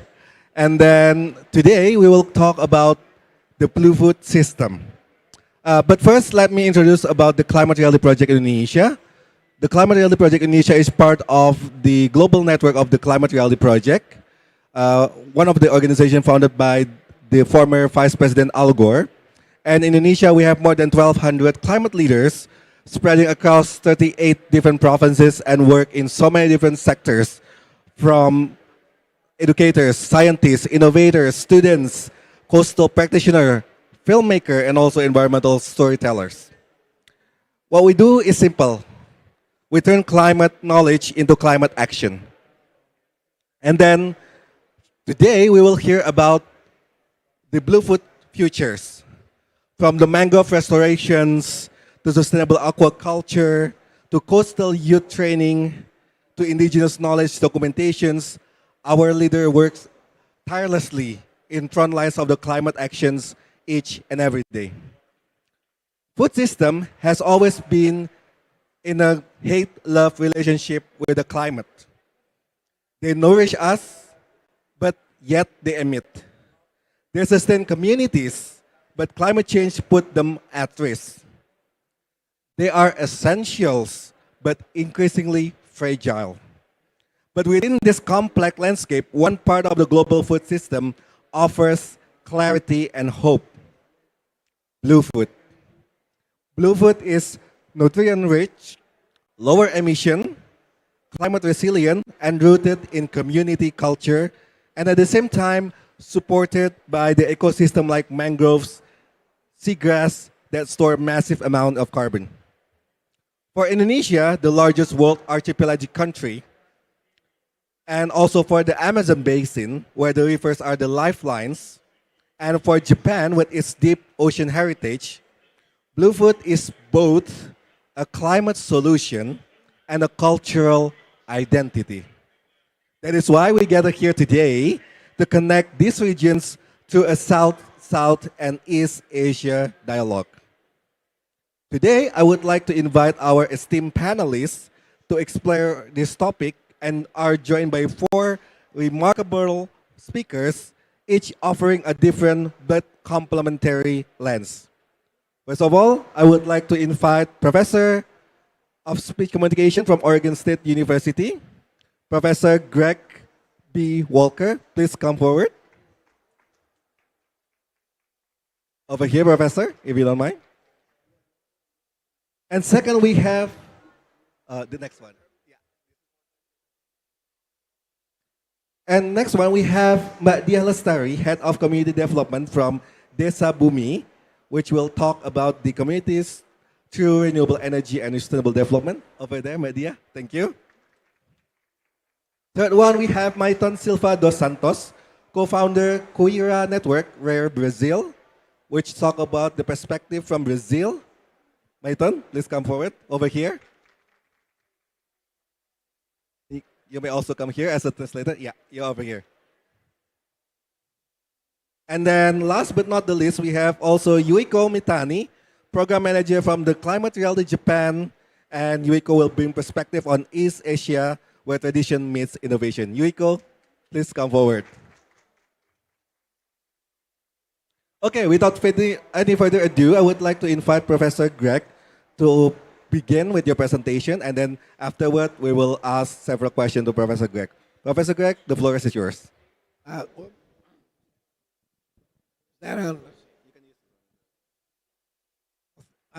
Thank you very much, and I do apologize for the raspy voice, but what I want to do is talk about not blue food per se, because there are others in this room who are experts on blue food, but where I live in the Pacific Northwest of the United States, we understand the importance of blue food. As I was telling one of my colleagues, we would probably be eating salmon as often as we could, not to mention other important fish that exist in the part of the world I live. What I want to do, though, is highlight a few slides and talk to you about a method for communities to organize. So we can go ahead through the slides. Do I have how should we advance the slides? Okay, if we could, okay, I want to share this with you from the concept note that was part of this session. Look at these statements in red. Explore multi-stakeholder pathways. How do we do that? I'll talk about that in a bit. And how do we engage in a just transition to a blue economy? And I'll talk about that in a bit. Let's go to the next slide. These are statements of just transition that I think you know well. What I want to highlight is that just transition is in part about governance and community empowerment. Let's go to the next slide if you can. So, in my research for this presentation, I looked at community-based fisheries organizations in Indonesia. You can see there's Fokmaswas, there's Turf, there's Sasilaut, and then there are general fishing and farming groups. Let's go to the next slide.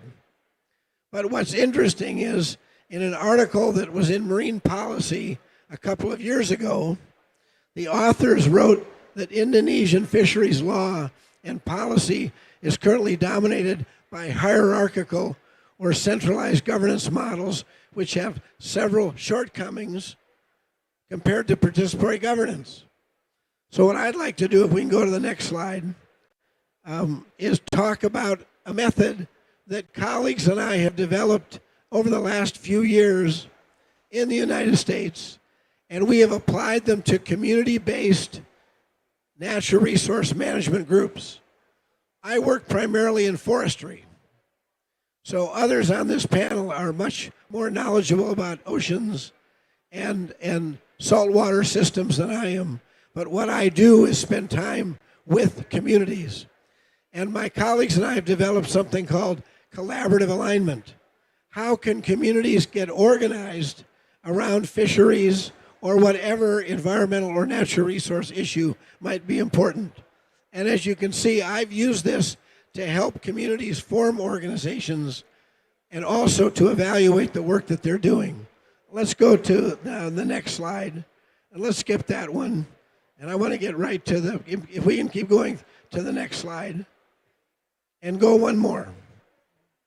The collaborative alignment, I want you to think for a moment Have any of you ever driven a car or a truck where you hit a hole in the road, a pothole?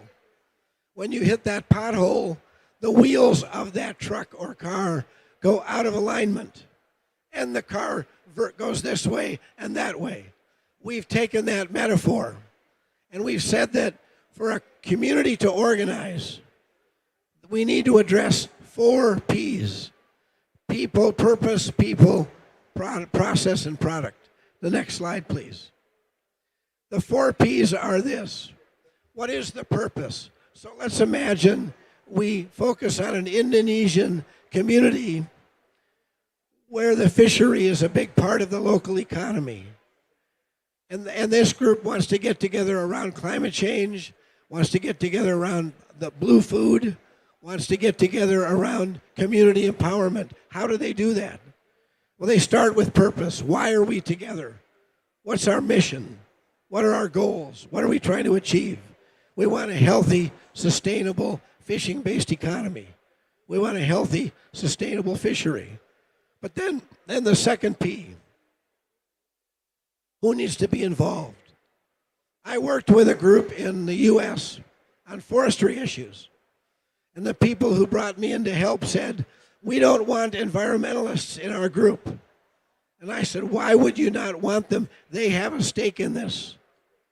And they said, we don't think young people need to be involved. And I said, they have a stake in it. So the people are everyone who you think needs to be involved in this local group that's going to work on, we'll say, a sustainable fishery and a blue food economy. And then the third is the process. How are we going to work together? And the fourth is the product. What are we going to produce? So we can go to the next slide.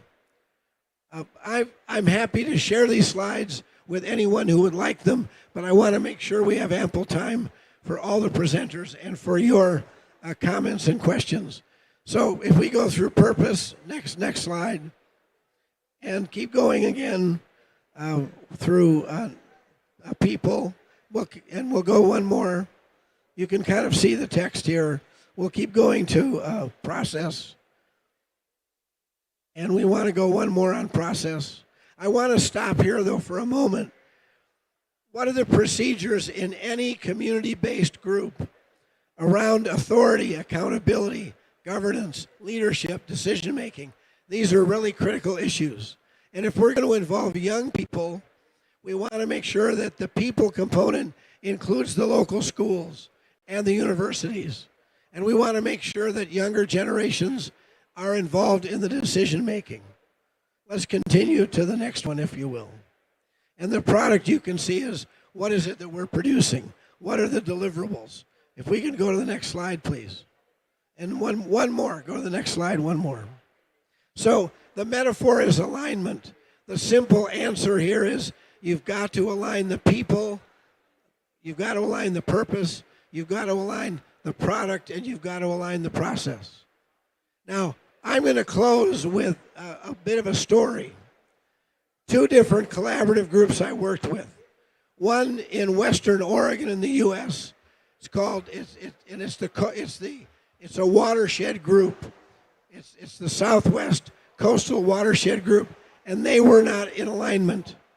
They did not have the right people involved. They turned some people away. They weren't clear about the process. And they weren't even sure what they were producing. And they failed. They struggled. A different organization I worked with in the state of Wyoming, the exact opposite occurred. They organized around a good purpose. They brought in a diverse group of people. They involved young people, as well as elders like me. They also had a good process and had a good product. And as a result of that, they received hundreds of thousands of dollars from the, believe it or not, the Trump administration to work on fire health, forest health, and wildfire prevention. So what I really wanted to focus on was the stakeholder aspect of this session and share with you a new approach called collaborative alignment. And if we can go all the way to the last slide, I'll scroll through the rest of them. You can see the aspect here, and we'll keep going all the way to the end. Oh, we'll keep going beyond that. And one more. So going forward, this is what I'd like to leave you with. It's been used in a lot of places. I want you to think about the community-based groups that you know are a part of, in particular ones that are working on blue food. And to what extent would this be a framework that could be useful? And if we go to the next slide, there's an article that my friends and I published a couple of years ago. It's absolutely free in a publication house called Frontiers that explains collaborative alignment in some detail. So thank you very much for your time and putting up with our very raspy voice. Thank you, Professor Greg, for your amazing presentations. But if I may, I want to ask you one question, Professor Greg. On one of your slides, you showed that countries like Indonesia, Brazil, and Japan should actually probably shift the role of the narratives, because on one of your slides you highlight the role of the narratives. Yeah. How should the countries like Japan and Indonesia frame blue food so it shifts from the margin of the mainstream into the climate negotiations? Well, that's a very good question, and I think if we think of it in the context of blue food, and I should tell you, I've been to this last 16 COPs, so I've been involved in this process since 2009. And one of the things that I think is important is that the activities that occur at the local level around blue food, around blue carbon, have to be communicated to these negotiators, because this is a bias I have. It's not just about mitigation, even though it's important. But if we look at Indonesia, compared with the United States where I live, my country produces a lot more greenhouse gas emissions than Indonesia.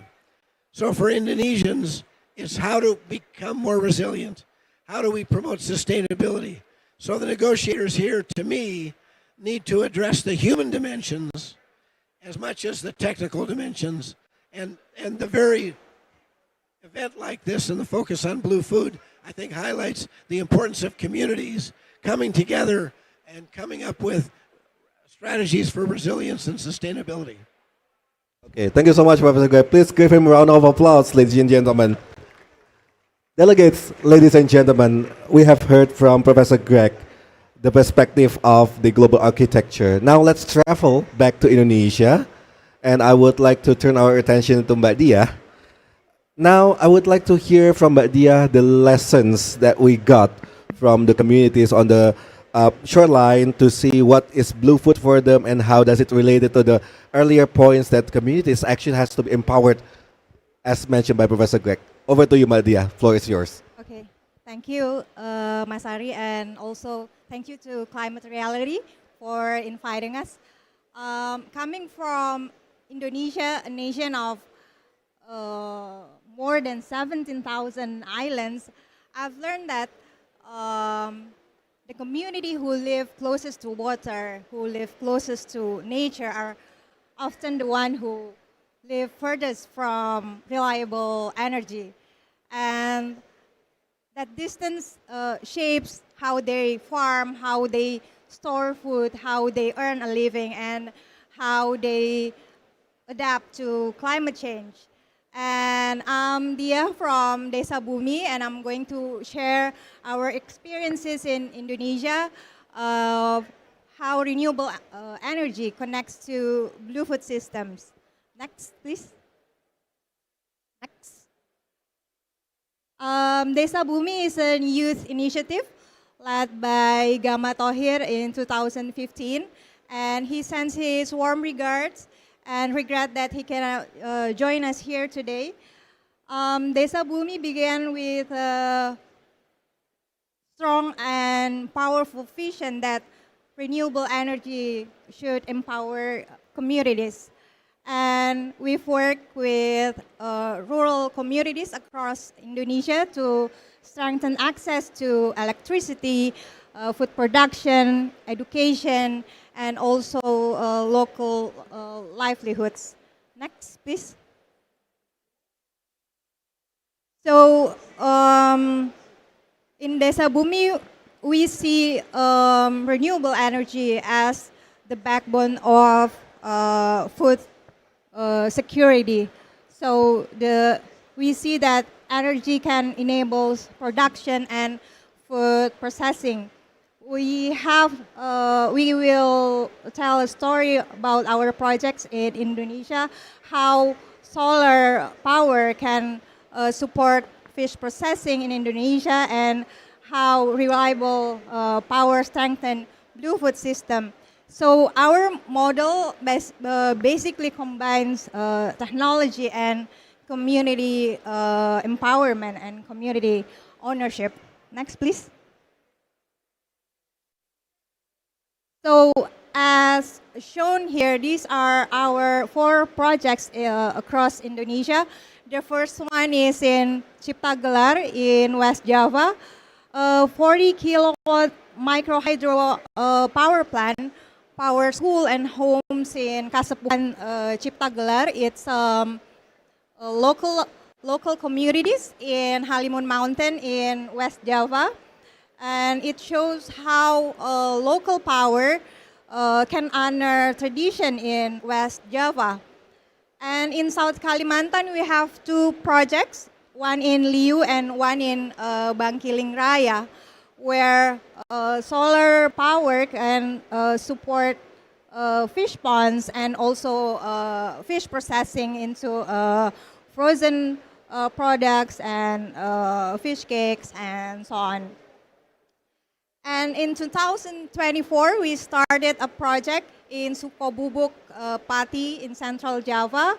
And I actually just returned from the site before flying here to Beleng.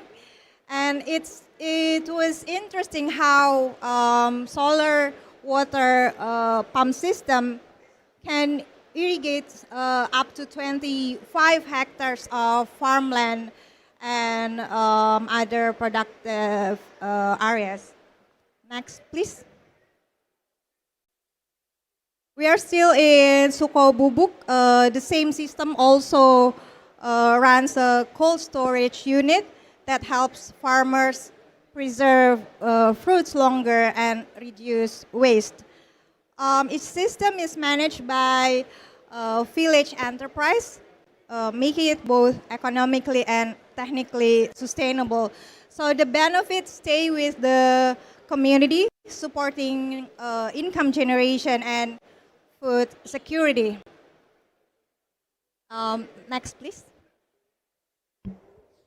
So every solar panel we install tells a story of change, a story about learning, and a story about trust. Our model brings together technical and community empowerment. So we train local youth to become system operators and community technicians. So, and slowly these projects became more than infrastructure. They became spaces for learning, confidence, capability, and community. Next. So the energy is the invisible thread that connects food system and economy. I think this is where the green and blue economies come together, because sustainable foods begins not only in the ocean but also in the village, where land, water, and power are in one connected system. So through collaboration, partnership with youth organizations, private sectors, universities, and local government, I think Desa Bumi is helping build that bridge, and the energy and ownership will create stronger and independent communities. I think that's all for now, Mas Ari. We can continue with further discussion. Okay, thank you. Thank you. Give a round of applause to Madia. Madia presentation brings our attention directly towards the communities. The work of the communities, the work of the different stakeholders at the communities, and then the work of the villages areas where livelihood, culture, and also climate intersects every day. Madia, I was wondering, after your experience as a person who directly works with the community, in one of your slides, we see that how the youth and women leading so many different projects on the stewarding the community livelihood. Could you share some of the story that made you think that this community innovation deserves to influence national or global policy, Madia? Over to you.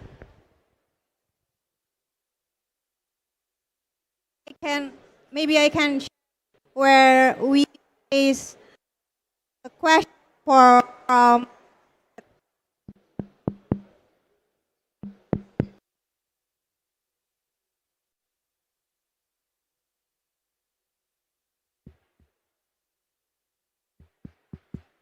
okay.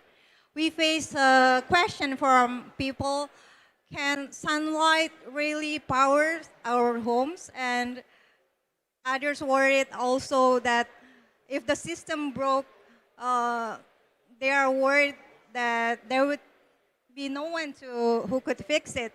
So from our collaboration, and the trust we gain, I think they are now willing to grow, and they can create an impact for, not for us, but for themselves, I think.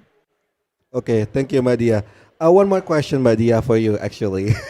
Not yet, yet yan.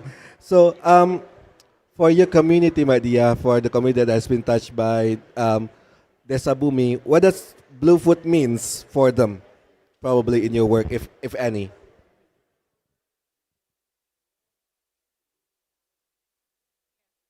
Thank you. I think Bluefoot for them is a simple way. It's something they are live with, and they can see the fish bond behind their homes, and they can process their own food, and also they can create a bigger value from the food itself. So I think they can see the benefits of the Bluefoot, and before they just see the fish, just the usual one, but then now they can see that Bluefoot is their power resources, and it's a solution for climate solutions. Thank you. Okay, thank you, Madia. Please give your round of applause, ladies and gentlemen. Probably I would like to also return back a bit to Professor Greg, if I may. Professor Greg, since we have heard from Madia regarding the work of the community, and also what does it mean for the community to have or to be empowered, how does the real world examples from Madia is actually align with the system narrative that you explained earlier, Professor? Share that one more time. I heard part of it. Okay, sorry. Okay. After listening to Madia's presentation and also experience, how does it relate with the system narrative that you described earlier? No, that's an excellent question. The four case studies that you shared, always the interesting thing is, who are the decision makers, and how are local communities involved? Because the initiative could come from business, it could come from a ministry, and that's perfectly fine. But to what extent does it go beyond the corporate interest or the government interest and build the capacity in the local community so the community shares ownership of those projects you shared? And the approach that I've talked about, collaborative alignment, would benefit the business and the government, because they would say, we have a a framework now to involve the young people, the older people, communities to claim ownership and be partners, if you will. So I think, and I want to say too, wonderful cases and very exciting to see people thinking ahead so far. So thank you. Thank you, Professor Greg. All right, delegates, ladies and gentlemen, we have heard from the global perspective, from the Indonesia perspective. Now we would like to see, and let's move to the Brazil, where the food, identity, and also carbon stewardships are inspirable. I would like to move our attention to Maiton. Maiton, your work shows how coastal communities connect foods, culture, and also carbon. Based on your experience, what does Blue Food means for the people in Brazil, and how does that words or word often overlooked by many people in Brazil? Over to you.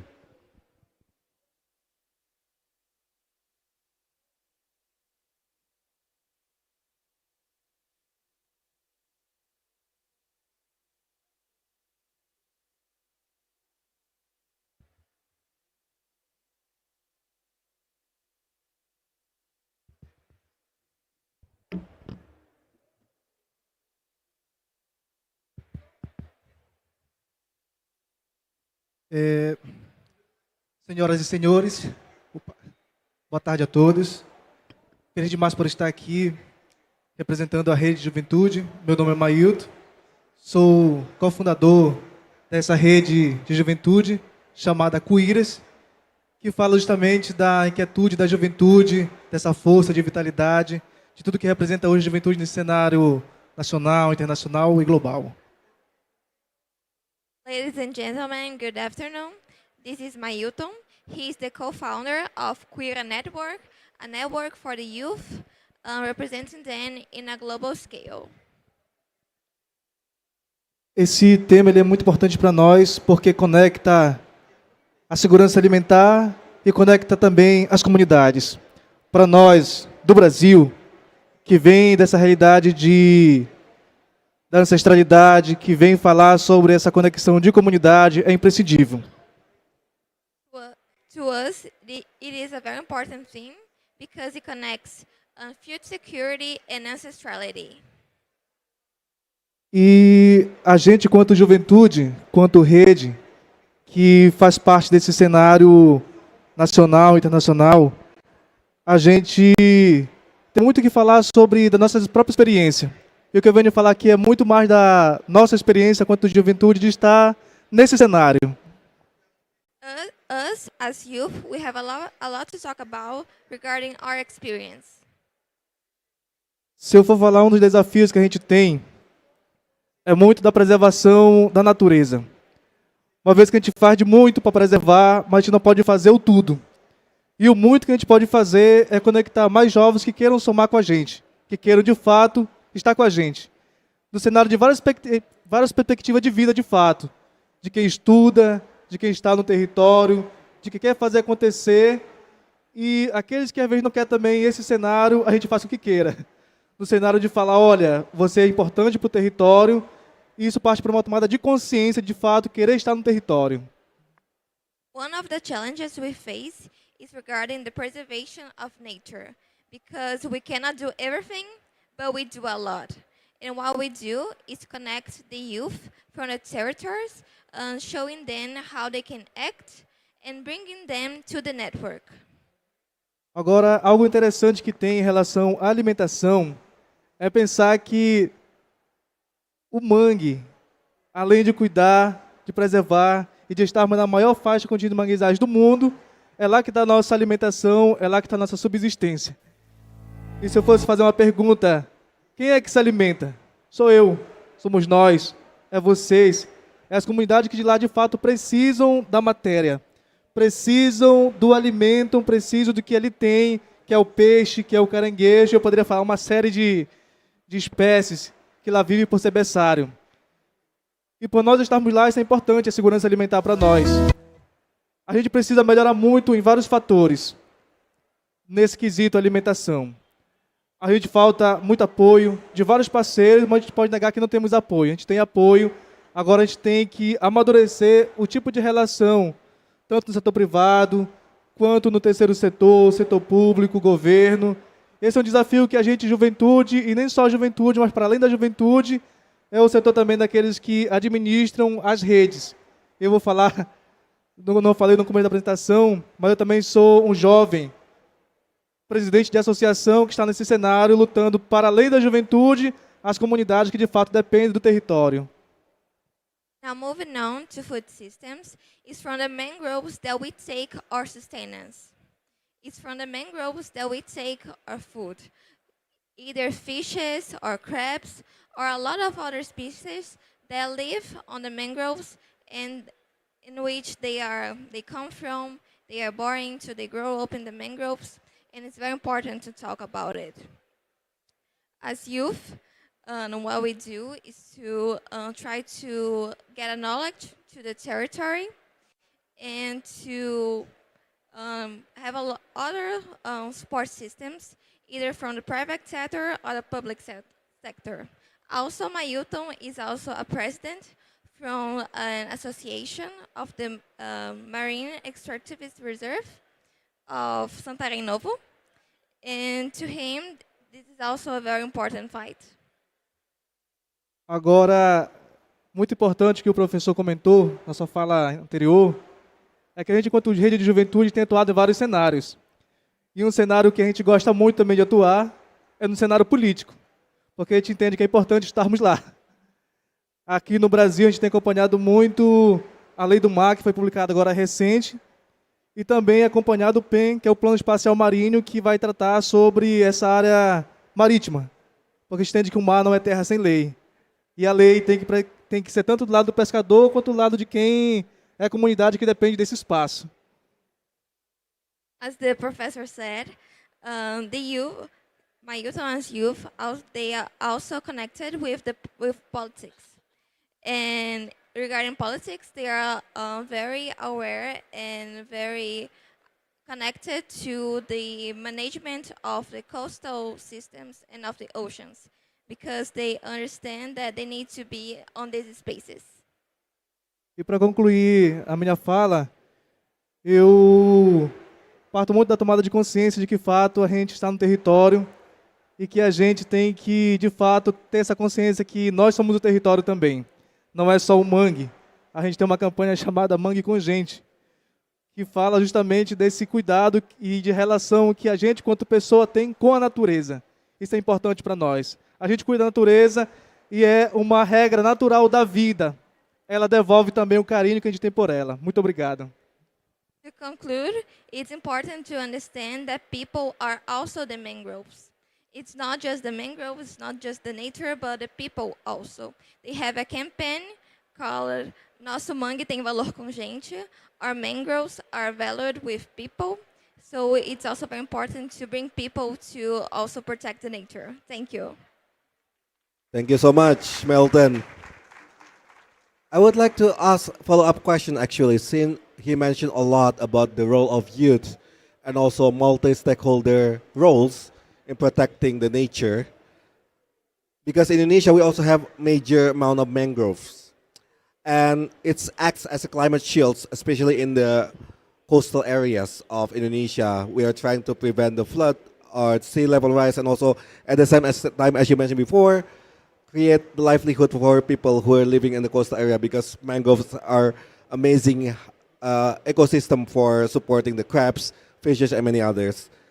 And in Brazil, what kind of ecosystem aside from the mangroves that plays the same protective yet also identity shaping roles? Over to you, Melton.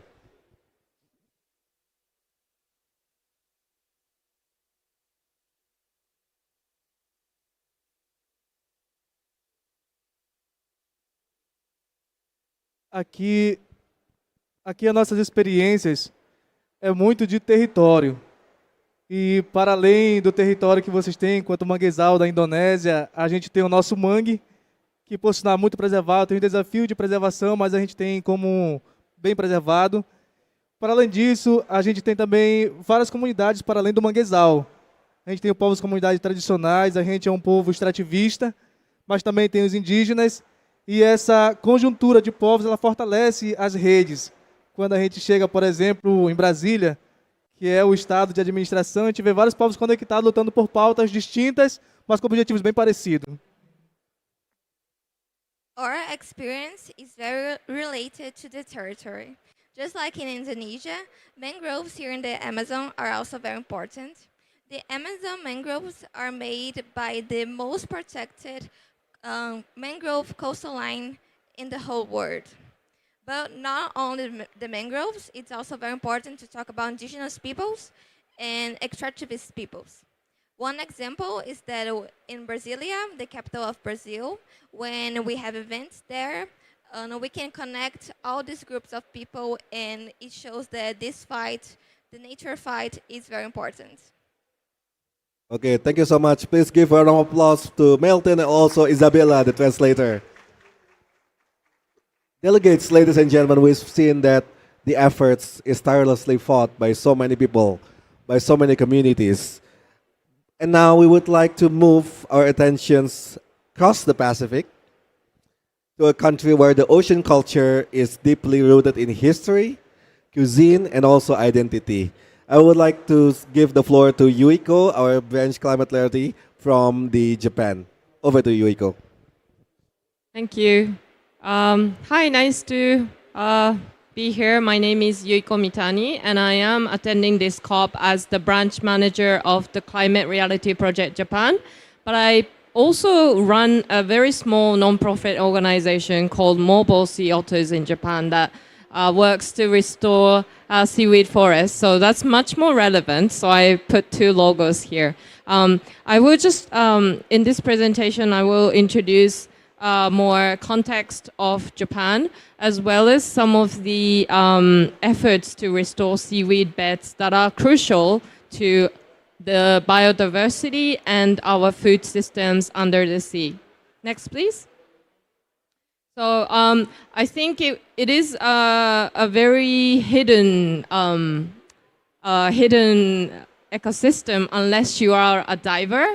So seaweed and microalgae was not, for a very long time, not really recognized by the IPCC.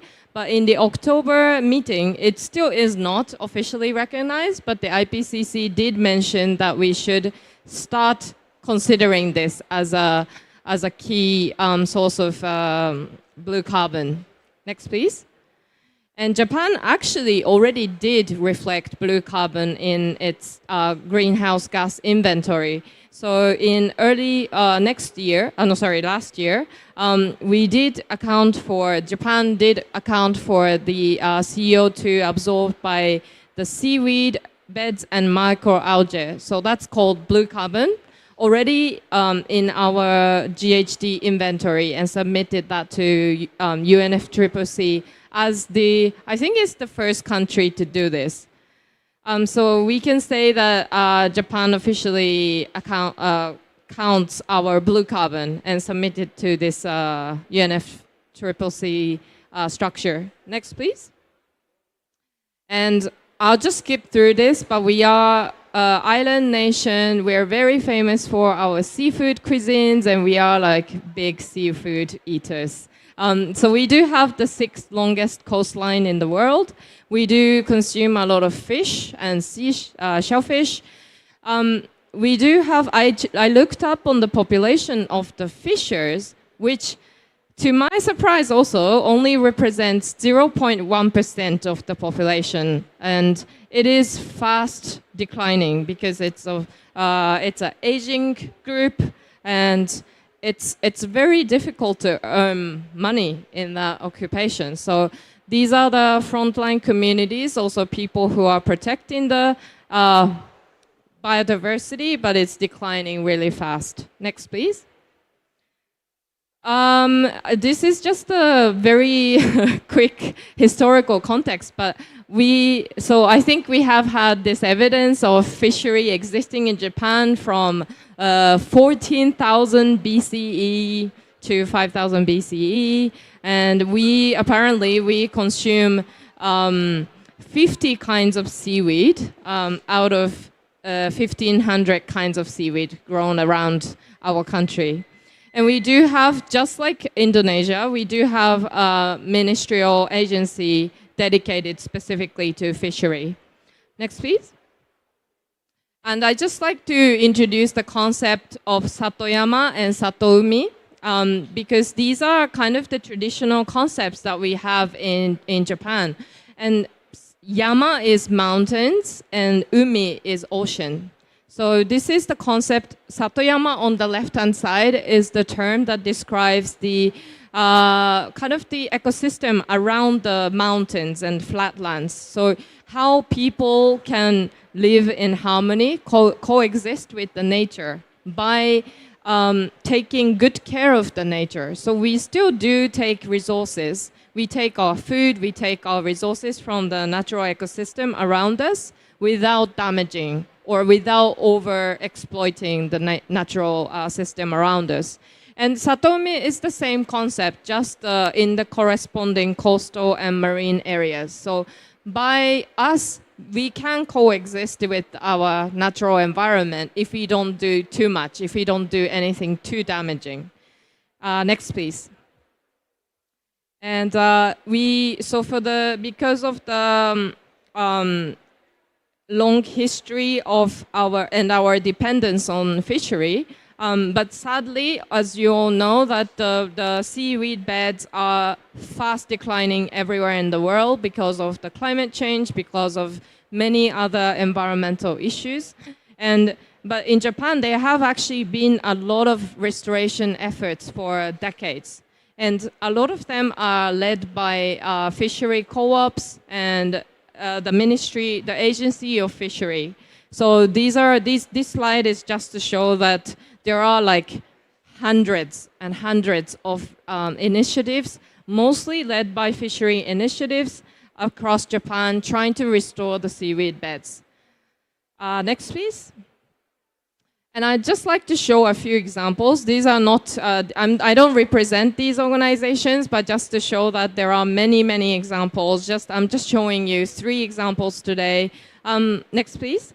The first one is in Nagasaki Prefecture, and this is led by a university, so academia and the municipality, working with students who are scuba divers. And they dive together, and in the case of Japanese sea, it is the increasing number of sea urchins and fish that eat seaweed that used to live in more southern parts of the ocean. But because of the sea temperature rising, these ones are coming to live in Japan, eating for much longer seasons than they used to. So these divers work together to conduct some research. They also work together to cull the sea urchins, which we eat a lot of them, by the way. So that is like a very good example of the collaboration between academia, municipality, and even student divers. So I think it's an interesting example. Next, please. And what do we do with the sea urchins that we cull? Do we just kill them? And this second one is an interesting example of, so I put edible approaches to seaweed bed restoration. Next, please.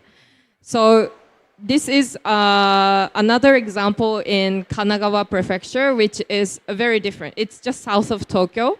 And they do very similar activities. So they work with fishers and divers to catch sea urchins that are increasing in numbers and are eating up all of our seaweed beds. But what they did was to actually put them in the land-based farming system to give, I think they actually feed them some of the scrap vegetables that were going to be wasted. So it is a very good example of circular ecosystem, and by feeding them these scrap vegetables, these sea urchins will become fatter and more tastier in our definition. And we love to eat sea urchins in our sushis, and we eat them raw. So yeah, this is a good example of kind of keeping the cycle closed.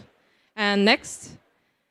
is actually my organization, Mobile Sea Otters. So this is a non-profit organization, and we work with many different people, many different stakeholders. So we have our executive director is a scientist who used to work for the University of Tokyo, but then we work with a lot of volunteer divers. We work with municipalities, fishers, and some professional divers too.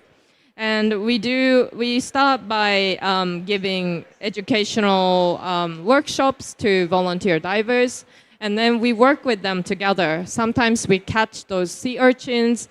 The picture in the middle is actually us creating something that is called spore bags. So when the seaweed releases spores, basically it's like eggs for seaweed.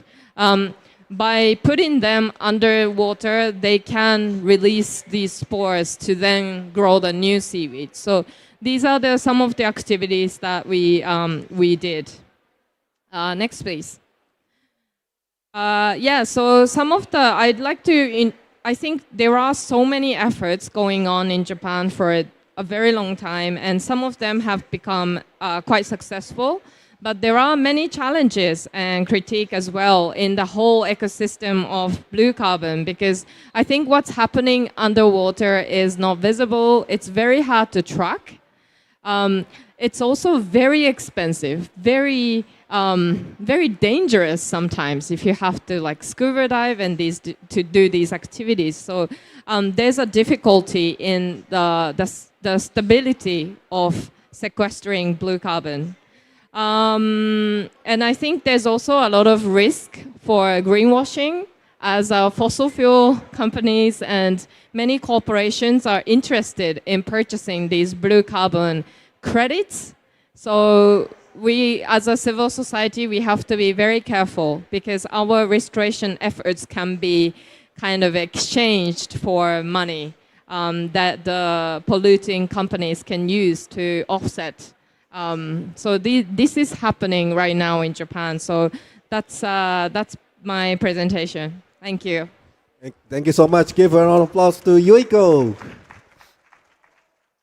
Yuiko, by the way, I really love the logo of your organizations. Thank you. The otter as a diver, because I myself is also a scuba diver. It's like very cute. And it's also interesting to see the seaweed ecosystem, because for so many people, probably it's overseen, the seaweed ecosystem. I dove on this area, but not in Japan, but in South Africa. It has a lot of potential actually, and on how it's actually not only provide the food, but also at the same time provide carbon sink. It is also interesting in those areas. But I would like to also highlight some of the points, Yuiko, on your presentations. You mentioned before that Japan is trying to combine the traditions, for instance, Satoyama and also Satoyumi, with cutting-edge innovations from sustainable agriculture and also blue carbon science. In your opinion, how is Japan reframing blue carbon as both modern climate strategy but also preserving cultural heritage? Over to you. I think, thank you for this question. I think this is very important. Like, something that I'm very mindful of is that we do not want to talk about seaweed bed restoration just as sequestering blue carbon, because then that is easily utilized as the greenwashing, as I mentioned. So we always talk about this as more of like multiple benefit projects. So not just blue carbon, but it's biodiversity restoration, meaning blue food as well, food supplies, but also livelihood of the fishers, because these fishery communities are getting old and like declining in numbers. So we say this is also to do with working with local communities, working with local cities and towns, villages to, not just increasing the number of seaweed, but it is like larger, economic, societal impacts altogether. Yes, I do completely believe with your opinion that we should not see this blue system as just simply carbon sequestrations. because it easily can be turned into greenwashing. Actually, for me, also the blue system and the whole system in the ocean is like in the junctions of not only providing ecosystem sustainability, but also providing nourishment to the community, providing food, providing livelihood. So that's one of the aspects that probably has to be highlighted. Multi-functionality of the ocean ecosystem as our solution for the climate. And since you also underline the importance of the community leadership, Yoiko, in your opinion, what is the role of the multi-stakeholder playing in shaping Japan's blue system future? Thank you for the question. This is like, I think there is a lot of challenges in entering our sea. I think one of them is the bureaucratic nature of even entering the ocean in Japan. We have a very strong regulation, very strong protection by the fishery co-ops. They do great jobs, but they also don't allow outsiders to enter our ocean. So I think I would hope that, but for the right reasons, right? Because they're worried about poaching and, you know, people stealing their expensive abalone fish and abalone shellfish and all that. So, but I think I would really love to have a more open, you know, like if you are just a leisure diver, sometimes you go to Indonesia and you do scuba dive, but it would be amazing to mobilize these Japanese leisure divers in the local village. The local work as well. But sometimes it's very difficult for how rigid and conservative our social structure is. So yeah, but I think that could be really fun and effective. Yeah, hopefully we can work together on that. Please give an applause to Yuiko. Now I would like to turn our attention to Madia again, since Yuiko also mentioned about so many different challenges that she faced in Japan. Do you think you also face the same challenges in Indonesia, Madia, whenever you're working with the community? Over to you. Okay, thank you.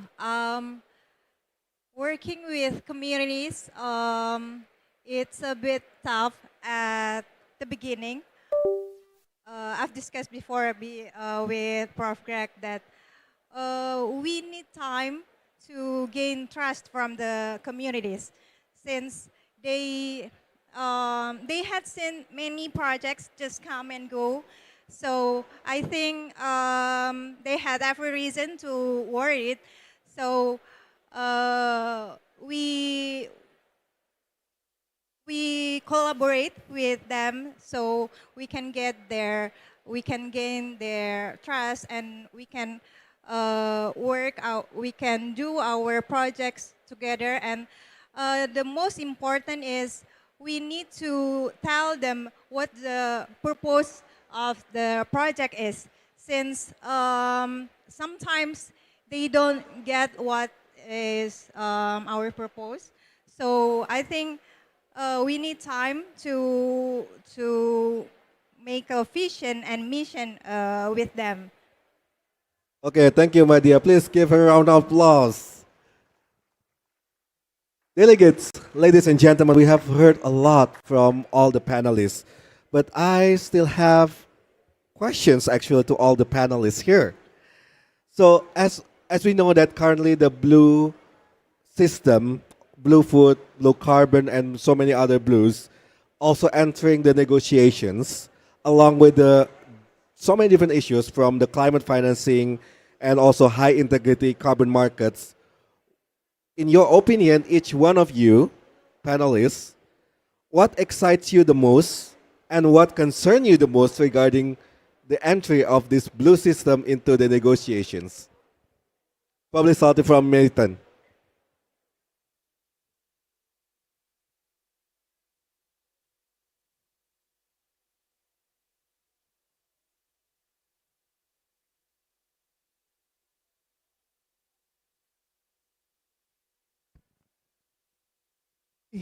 Em relação às negociações, a nossa maior preocupação hoje, quanto manguezal, é quando se trata de carbono azul.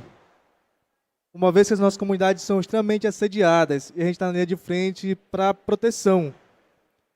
Mas não é só para além do carbono, é a questão das comunidades serem escutadas e, de fato, é uma participação ativa. Assim como também, quando se fala do PEM, que as comunidades, que é o Planejamento Espacial Marinho, a comunidade também seja escutada, para que a gente coloque também as nossas dificuldades, nossas necessidades, assim como tantos outros, enfim, coisas que acontecem, como bem a perfuração de petróleo na foz da margem equatorial e tantos outros. As mangroves, our biggest concern is regarding the blue carbon, because the communities feel a lot of harassment regarding the blue carbon markets, and they need to be heard, their demands need to be heard regarding the territory, they need to be considered. And also another concern is the petroleum exploration here in the Amazon coast. Agora, a maior inspiração que a gente tem nesse cenário, eu quanto jovem também, com 29 anos, é fazer com que outras jovens também tenham essa participação ativa na tomada de decisão e não ficar só no problema, e para além do problema, achar a solução. E a nossa rede de juventude faz muito isso, que é inspirar. Inspirar pessoas, inspirar sonhos, inspirar jovens, para que a gente saia da bolha e quando furar a bolha, lá esteja nós, estudando, fazendo mestrado, construindo, planejando e participando. Essa é a ação. O pensamento da positividade. Our biggest inspiration regarding youth as a young person is to include these young people in the decision-making process, to make it not only in paper, but to make these decisions a reality. And also to include those young people in education, through a higher education, and to go outside our bubble. Thank you. Thank you. Very powerful. Next, I would like to ask Professor Greg for his opinion. Over to you, Professor. When, excuse me, when I started coming to the COPs in 2009, there was not significant discussion of oceans. There was not a significant discussion of blue carbon. It's only recently that we even talk about blue food. So where is this in the NDCs of countries?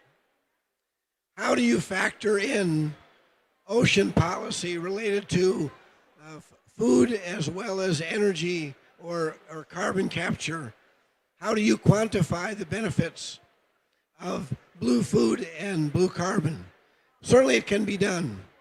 And I think it's important, again, to involve the community and their local knowledge in identifying the benefits of both blue food and blue carbon. And I'll add one other thing. I have just retired after teaching for 51 years. Woo! Thank you. And I'm only 45. But I started out as a high school teacher before I became a college professor. I was an advisor to the science club. My students were hungry for opportunities to contribute to science education. And then as a university professor, my students have been hungry for opportunities to participate in climate action.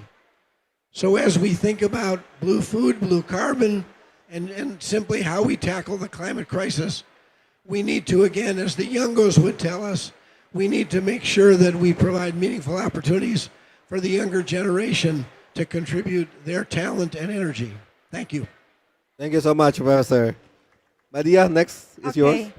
Talking about blue carbon, I think Indonesia have enormous resources, and since Indonesia with their more than 17,000 islands, these resources can be managed optimally, and but our homework, I think, our skill and how to enter this theme into school and education is important, because many agenda needs to be addressed, to be discussed and included in the regulation. I think that's all, Mas Ari. Thank you. Next, Yuiko. Yes. So blue carbon, blue food, blue this system in the negotiations. Yes. I think there are a few points. I think the first one is very, very simple, that all our oceans are connected. So no matter how much we do, if like everyone else doesn't. I'm not saying no one does, but we all have to work together on this. So I think that's one point. But another point is that I think there, as you said, there's really not been enough talks, enough attention to the ocean ecosystems. And this is the platform that needs to kind of bring this into the attention. And as I said in my presentation, if you are, you know, just like me, if you eat a lot of seafood or if you are a scuba diver, you don't know what's going on under the ocean. So there is still a lot to discover. Human beings do not know enough about our ocean whilst we send people to the universe. So I think this needs to be done. And I strongly advocate for COP31 to be hosted in Australia and the Pacific for this reason. If this is the COP of the forest, then we also need the COP of the ocean. So we need to really pay a lot more attention and a lot more scientific research and a lot of guidelines to be made and provided and understood by everybody. Okay, thank you so much. Please give all the panels a round of applause. Delegates, ladies and gentlemen, we have heard a lot about the underlining, all the silver lining from all of the panelists that we need to do more about our oceans. We need to study more about our ocean, but at the same time, it is really a fragile ecosystem, and we have to be really careful in the way we are preserving it and utilizing it. And I would like now to turn our attentions to all the floor. I would like to open the floor for any question from the audience or any reflections from your point of view. Please, anyone?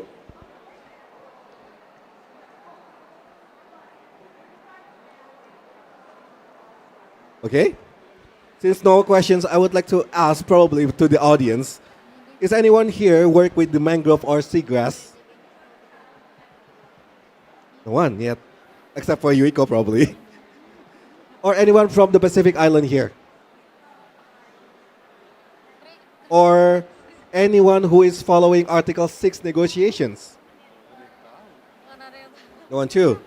Okay, but it's interesting to see that despite we have had 30 COPs, but our knowledge and issues on the oceans is also limited, as you mentioned before, Yuiko.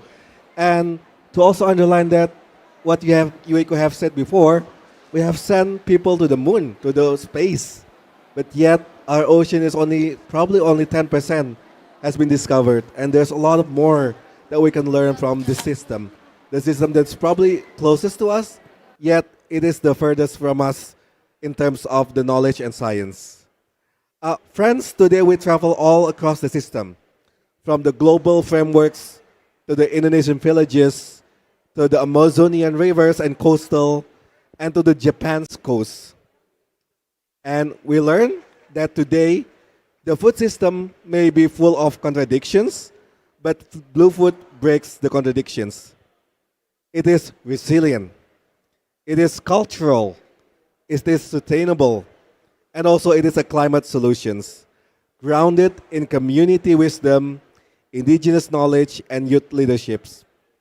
On behalf of the Climate Reality Project Indonesia, I thank all of the panelists, Professor Greg, Madia, Milton, Yuiko, and also the translator. And I would like everyone to please also prepare to scan the QR code on the screen. Could you please kindly show the QR code on the screen?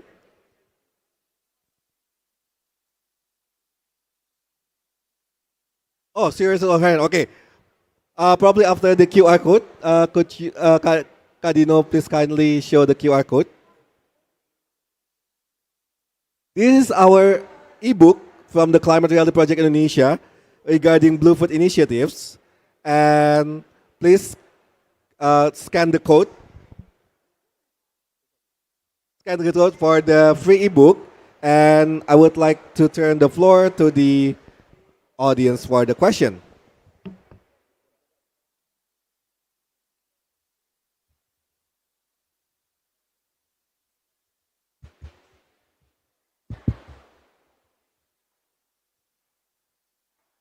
Good afternoon. Hello. Yes. Good afternoon, everyone. Good afternoon. I'm delighted to be privileged to have listened to some of the speakers. I came in a bit late, but I met the last two speakers speaking, and I was excited concerning the issues about the ocean, because this is an area that has been really, really neglected in previous COP.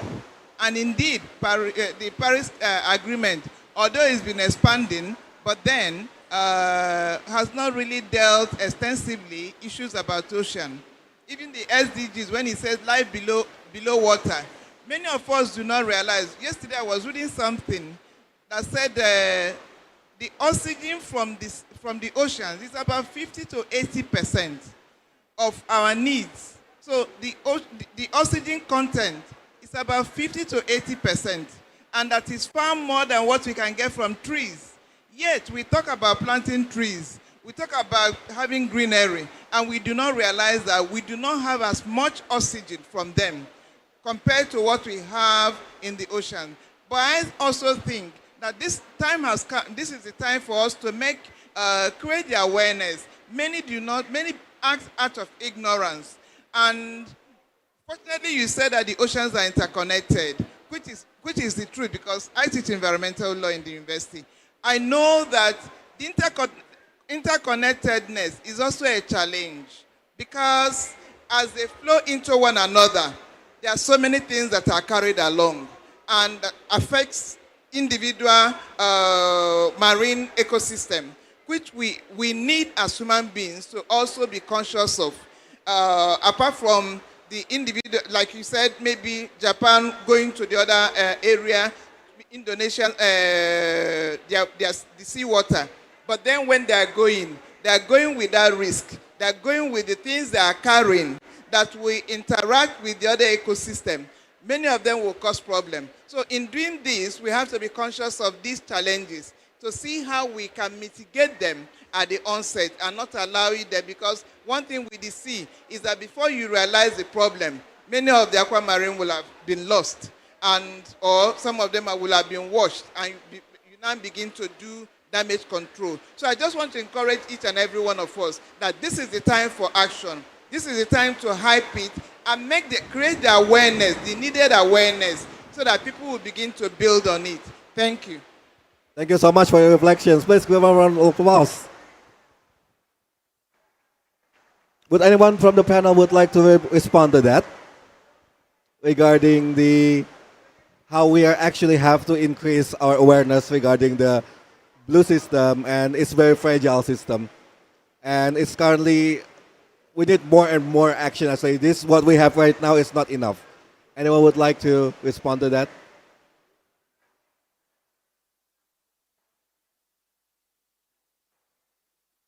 Yeah, mau respond? Cukup. My turn is still being translated. Hold on. You want to respond, my turn?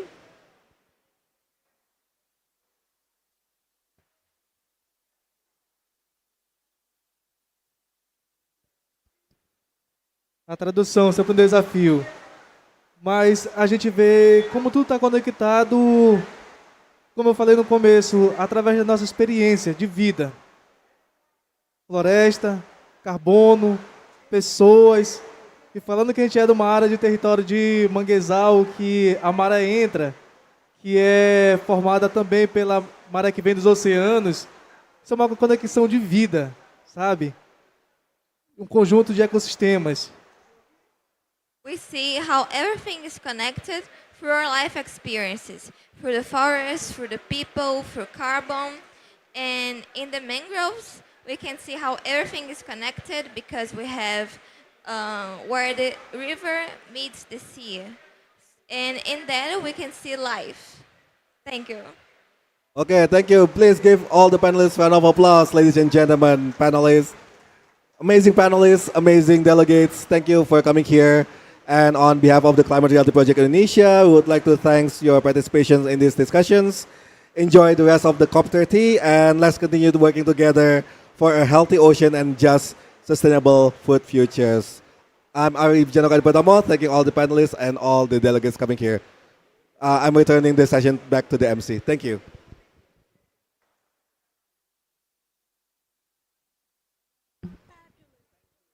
Thank you to all speakers for sharing your wonderful thoughts, especially Greg.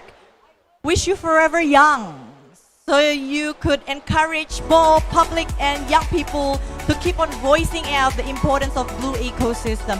Please take a few steps forward. We're going to have a group photo together.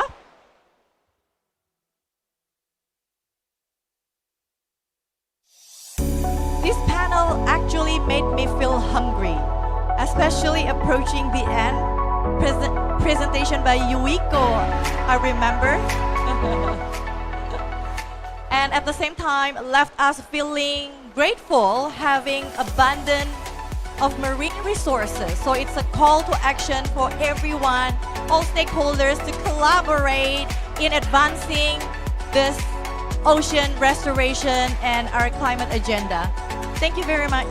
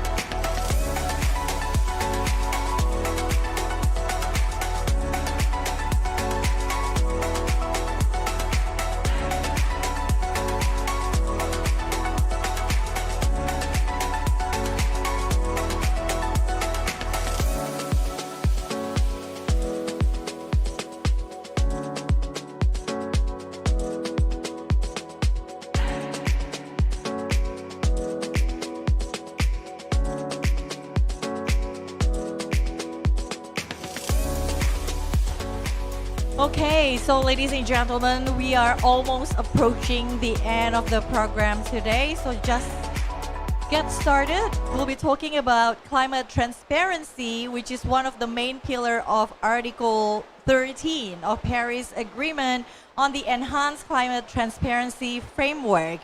Implementing climate transparency is a strategic step in strengthening credible climate governance.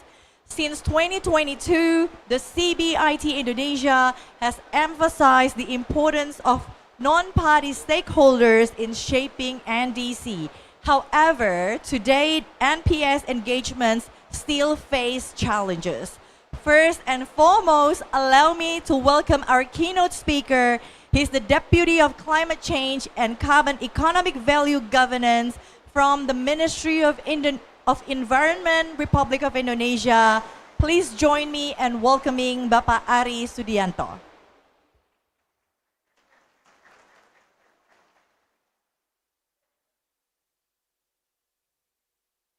Bismillahirrahmanirrahim. Assalamualaikum warahmatullahi wabarakatuh. A very good afternoon, distinguished guests, speakers, ladies and gentlemen. A very warm welcome to each and every one of you to the side event at the Indonesia Pavilion on engaging non-party stakeholders for implementation on climate transparency. It is an honor to have you with us today. This side event is intended to present updates on contribution of non-party stakeholders in implementing the enhanced transparency framework in Indonesia, including the challenges encountered and strategic opportunities for the future engagement. Distinguished guest participants, we are fully aware that climate transparency is one of the key pillars of the Paris Agreement, as mandated under the Article 13 of the Enhanced Transparency Framework. The framework underscores the importance and accurate, transparent, and accountable reporting and verification of mitigation, adaptation, and support received by developing countries. For Indonesia, implementing the ETF represents a strategic milestone toward achieving its NDC targets and strengthening credible national climate governance at the international level. Indonesia has constantly emphasized the vital role of non-party stakeholders in supporting greenhouse gas inventory system, MRV processes, and NDC tracking. NPS, including local government, academia, the private sector, civil society organization, youth groups, and local community, play an essential role in generating data, implementing mitigation adaptation action, and raising public awareness. Their contribution to building bottom-up climate action hold great potential to advance both national and global climate goals. Furthermore, various global and national programs and regulation needs to be translated into contextualized and understandable format for grassroots and communities so that both party and non-party stakeholders can reinforce efforts to reduce greenhouse gas emission and enhance climate resilience. Ladies and gentlemen, in this regard, Indonesia has actively engaged non-party stakeholders at all levels, especially at the grassroots, to broaden and deepen their contribution.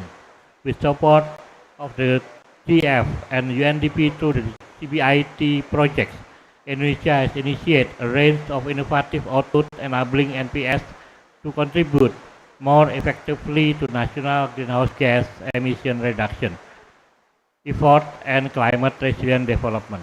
From 2022 up to 2035, various programs and activities has been implemented under the GEF-funded Capacity Building Initiative for Transparency, or GBIT. This includes initiatives by urban and rural communities on joint mitigation and adaptation action, network of civil society organizations forming a structured collaboration under the Climate Transparency Hub, and academic institution, university, and experts establishing the Center of Excellence. All of these initiatives will elaborate in detail by our speakers in this event. Distinguished participants, NPS engagement in Indonesia continues to face several challenges and requires further strengthening. Today's set event at the Indonesian Pavilion provides an important opportunity to gain valuable insight and inputs that can enhance the implementation of climate transparency. I look forward to hearing your perspective during our constructive discussion. I am confident that by joining this event, we are in the right place and at the right moment to learn from experiences related to the MPS engagement in Indonesia, as well as to enhance exchange knowledge and good practices that will advance climate transparency. Lastly, I wish you all a very productive and successful side event. I thank you. Wassalamualaikum warahmatullahi wabarakatuh. Waalaikumsalam warahmatullahi wabarakatuh. Thank you, Pak Ari, for the keynote and also framing the context of the NPS engagement in Indonesia. So, I think I apologize for the noise, despite it's raining cats and dogs, but we're still grateful. At least the temperature is cooling down, so we are more comfortable to sit and engage in the dialogue. So on this very last session of the day, we are convened to understanding the capacity of NPS for the implementation of the climate transparency framework, build the dialogue between party stakeholders and NPS to foster synergy in climate action for reporting and verification, identify challenges, needs, and opportunities for meaningful NPS participation or engagement, generate strategic recommendations and follow-up actions to strengthen the role of NPS and to ensure inclusive and sustainable climate transparency in Indonesia. To lead this session, allow me to welcome Director of Kertabumi Recycling Center, Iqbal Alexander.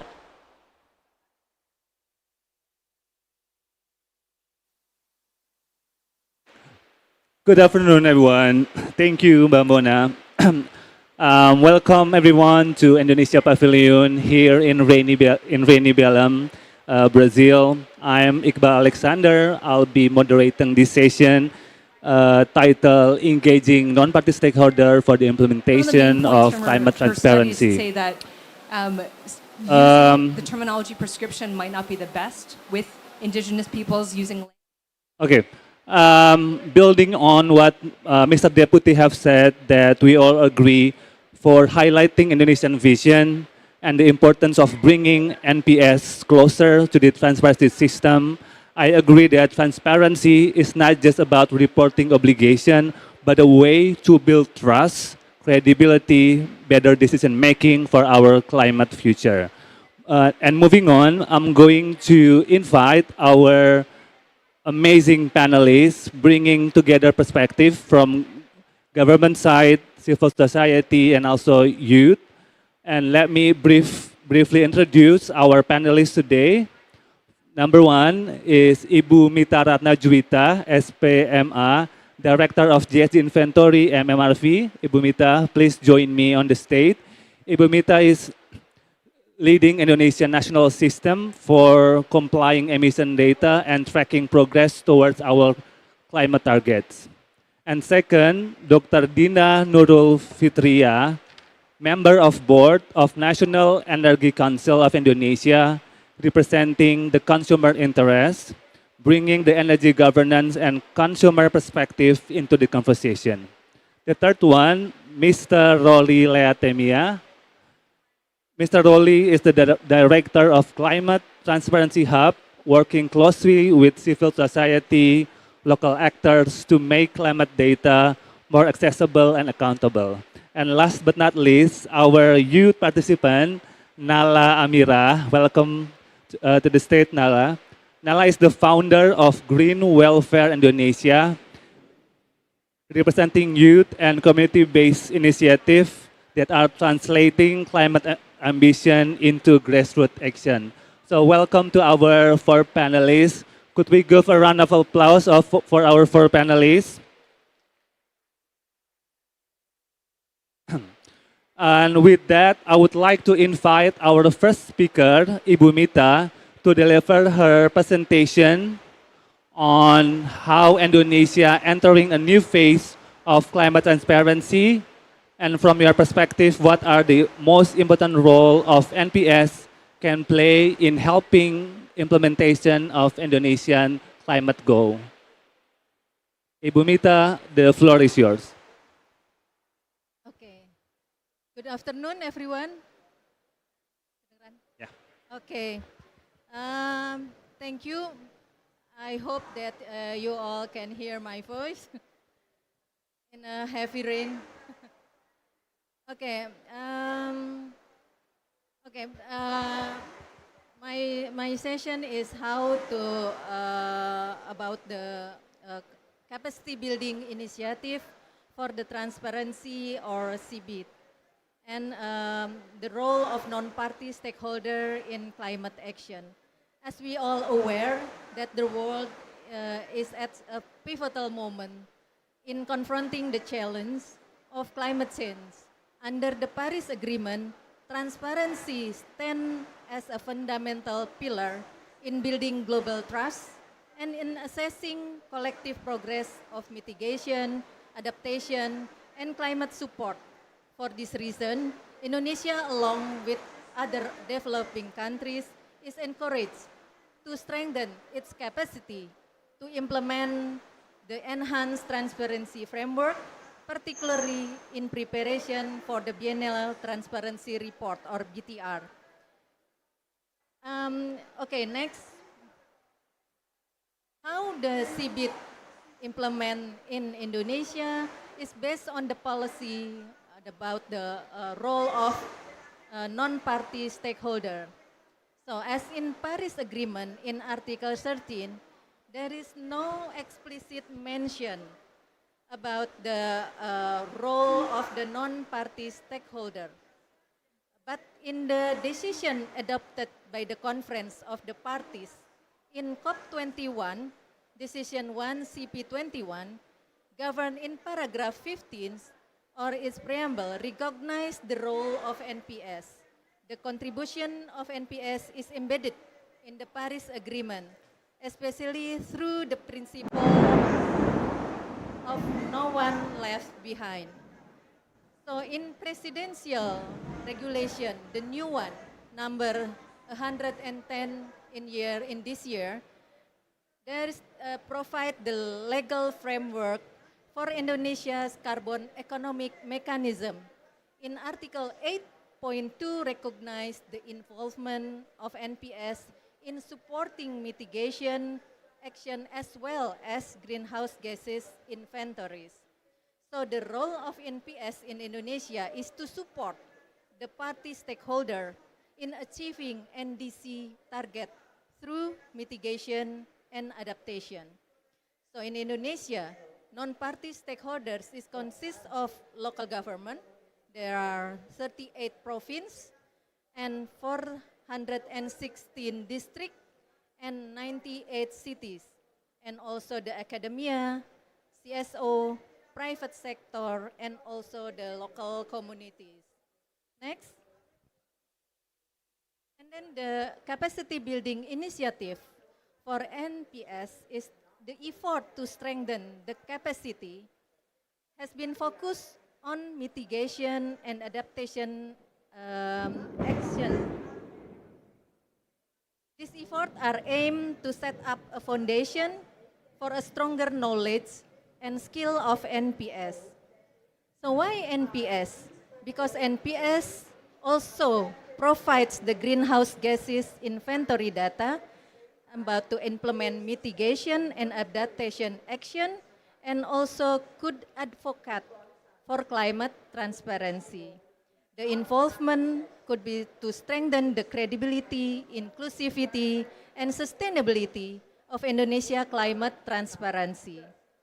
And what has been done is to strengthen the capacity across 5 sectors. like energy, FOLU, agriculture, waste, and IPPU. And also to form the activity by training and focus group discussion involving also the university, CSO engagement, and local government. Over 11,000 participants trained in 5 regions, and also 50 universities integrated climate research for mitigation and adaptation, and also has already 25 CSOs engaged in this project. Next. And we've already established the COA and CTH. The COA is the Center of Excellence.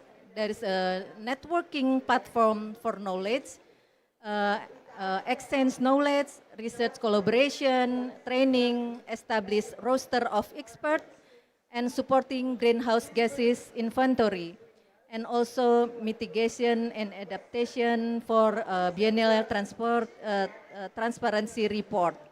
And also the Climate Transparency Hub, or CTH, that will be explained by Rory. That is an inclusive platform for sharing knowledge and integrating CSO, academia, and local government for mitigation and adaptation action. And we face also the challenges. First, the navigating multiple decision maker. Maybe it's also the same in your country. If we engage more people, more institution, then we will face the complex decision-making process. And then balancing competing priorities, because the different priorities have in the stakeholders. And then the third is overcoming resource limitation. There are limited times, funding, and also institutional capacity, hinder meaningful and sustained engagement. That's 3 of the challenges that we face in Indonesia.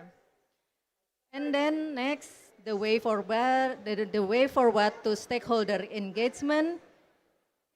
Indonesia recognized the effective climate action depend on the meaningful engagement of all stakeholders. Strengthening stakeholder engagement requires a holistic approach that goes beyond formal participation to ensure inclusivity, trust, and collaboration. First, the stakeholder engagement as structural priority. We strengthen the mechanism to ensure the inclusivity, trust, and long-term collaboration beyond formal participation. And also effective stakeholder management. We develop clear roles, responsibilities, and communication channels to align competing priorities. And then enhance coordination mechanism. We establish an integrated framework to reduce fragmentation and maximize resource use.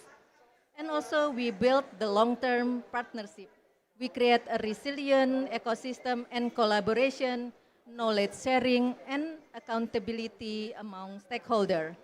And then ensuring sustainability by linking national policies with bottom-up initiatives such as the COA and CTH. Next, thank you. I hope that Indonesia will continue to build a strong foundation, and CBIT, I think the CBIT initiative play a central role in addressing these needs, and it is more than a project.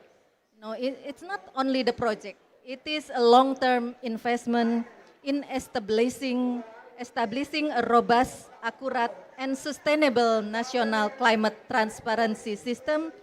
Through CBIT, Indonesia enhance institutional arrangement, strengthen technical capacity, improve the national greenhouse gas inventory system, and advances the integration of mitigation, adaptation, and support related data. I think that's all from me. Thank you. Obrigada.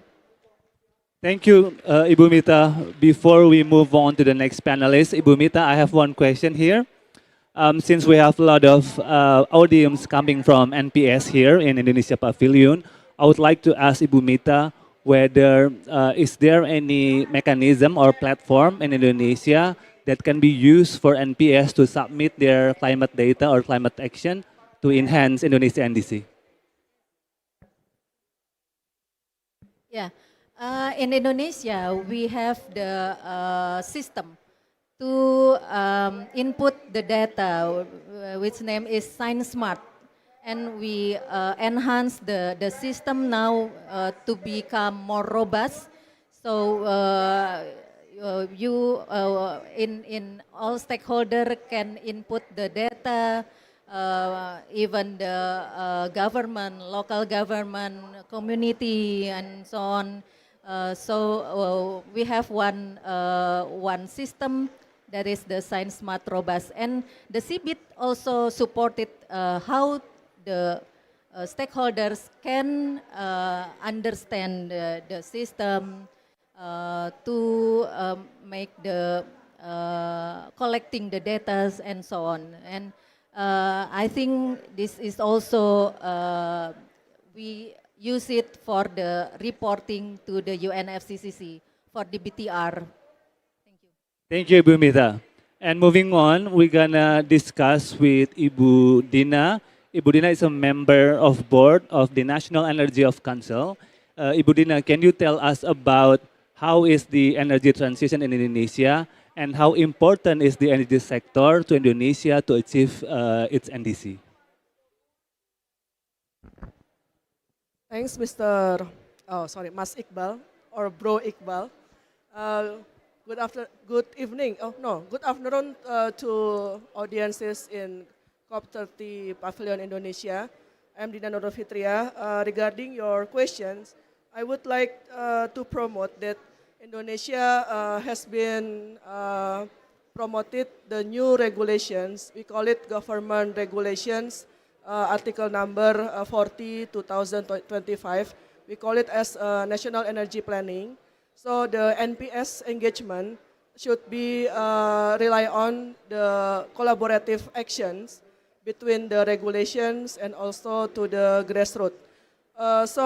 Regarding the framework of energy transition, Indonesia has national energy planning to reduce the emission targeted up to 2060. And then, yes, of course, we have fossil fuel dominance right now, but we have strive to achieve that the target should be 2032. We can mix energy between the fossil fuels and between the fossil fuels and renewable energy ones. And the sectors also promote the nuclear power plant. We do hope so that Indonesia has the first nuclear power plant, maybe for the small modular reactor. It is the answer if Indonesia wants to fossil fuel phase down. So the answer is one of is nuclear power plant. The other is hydro and also the geothermal itself.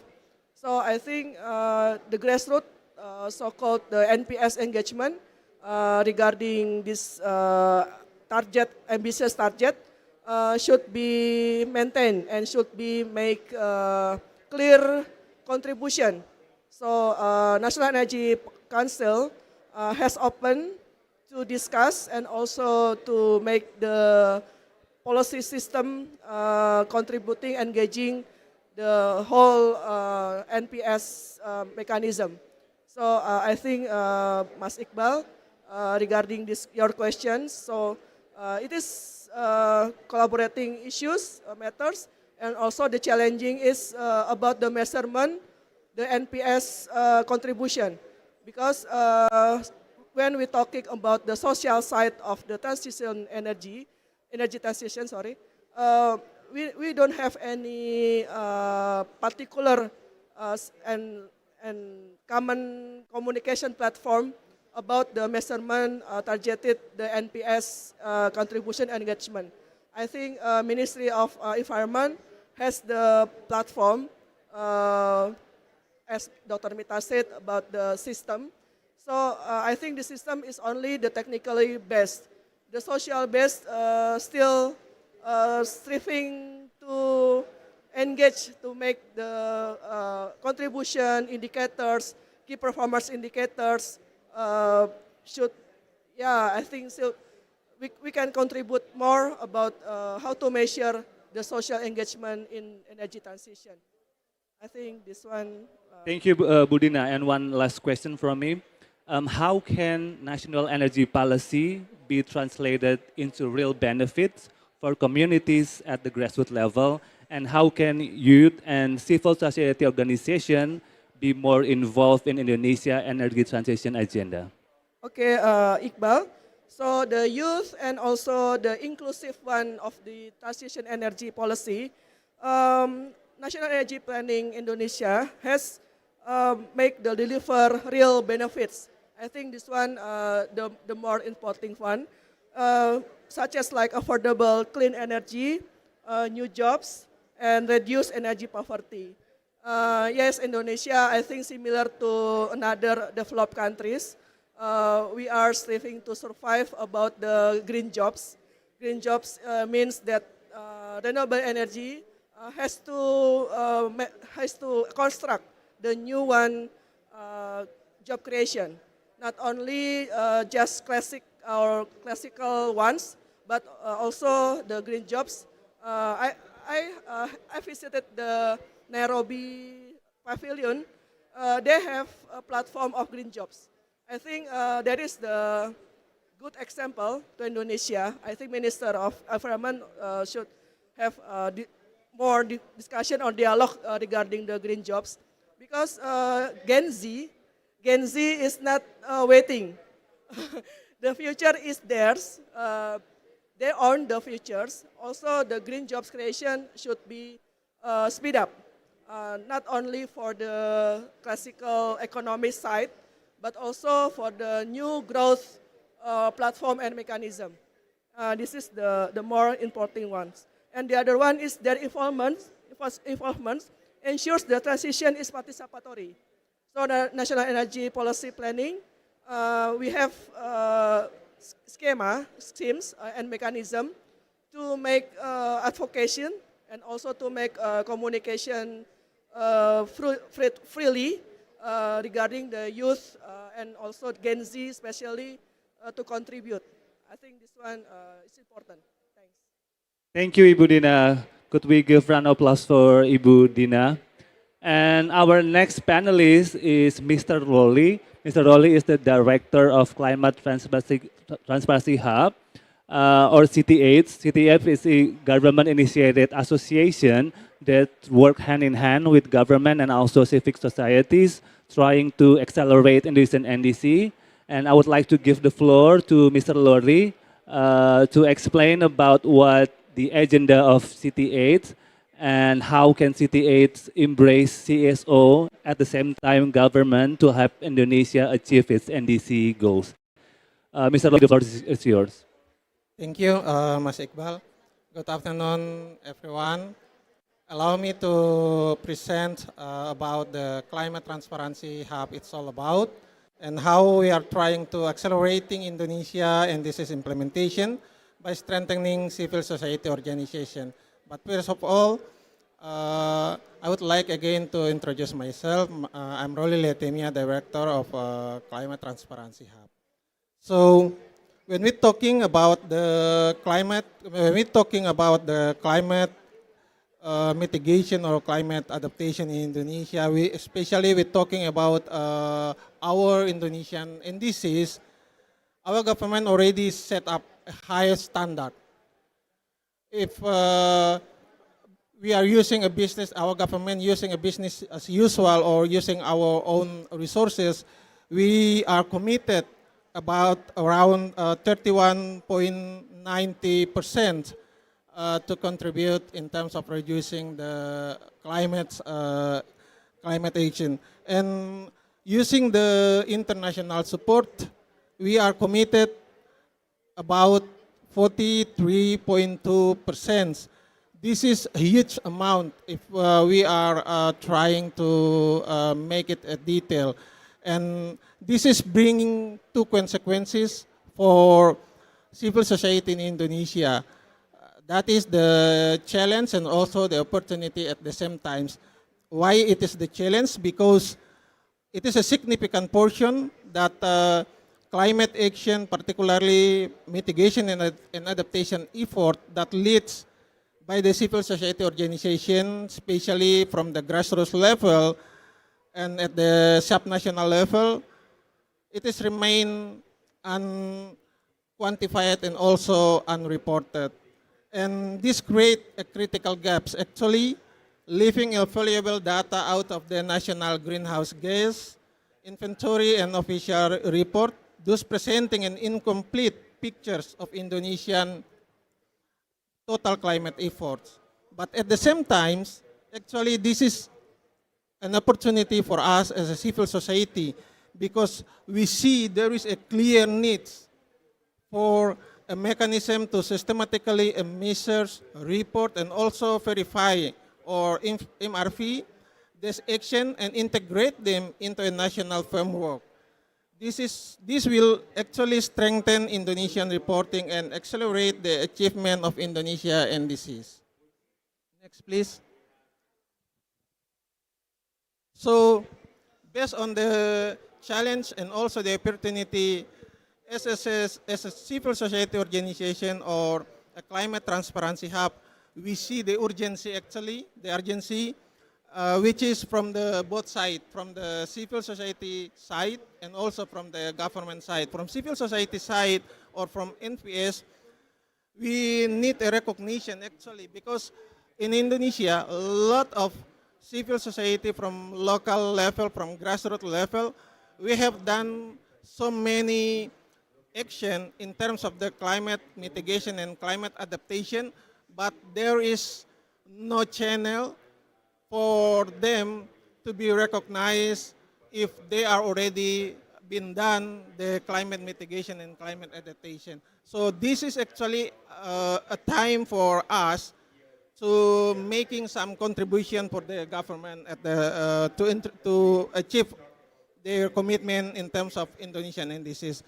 But also at the same time from the government side, they are requires an integrated platform and access to the data and climate action, especially mitigation and adaptation undertaken by CSO that can be support and achieve the Indonesian NDCs. Next, please. So, how to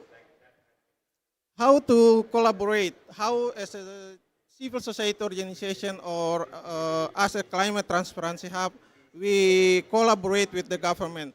We have actually to identify clear objectives because without clear objectives, we cannot help our government to achieve our Indonesian NDCs. So we set up 4 objectives.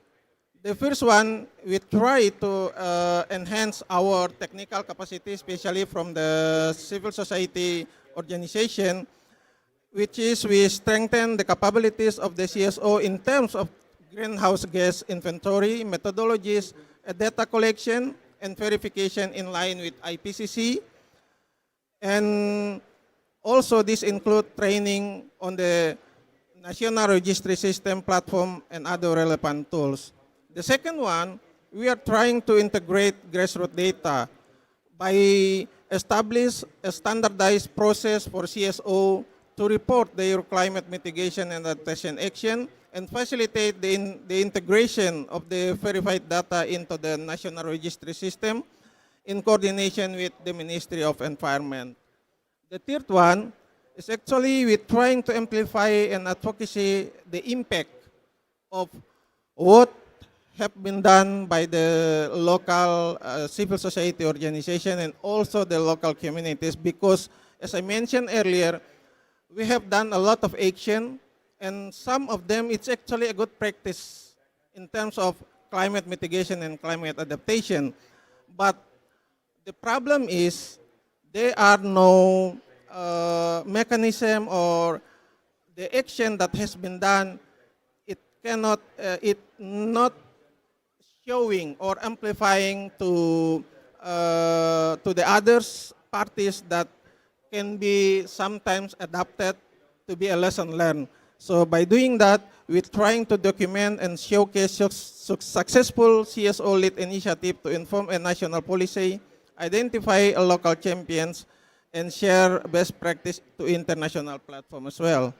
And the fourth one, in terms of our objectives, it is we're trying to strengthen actually the multi-stakeholder collaboration, because we do believe without a proper collaboration, without a comprehensive collaboration from the whole non-party stakeholder, we cannot achieve and we cannot help our government to achieve the Indonesian national determined contribution.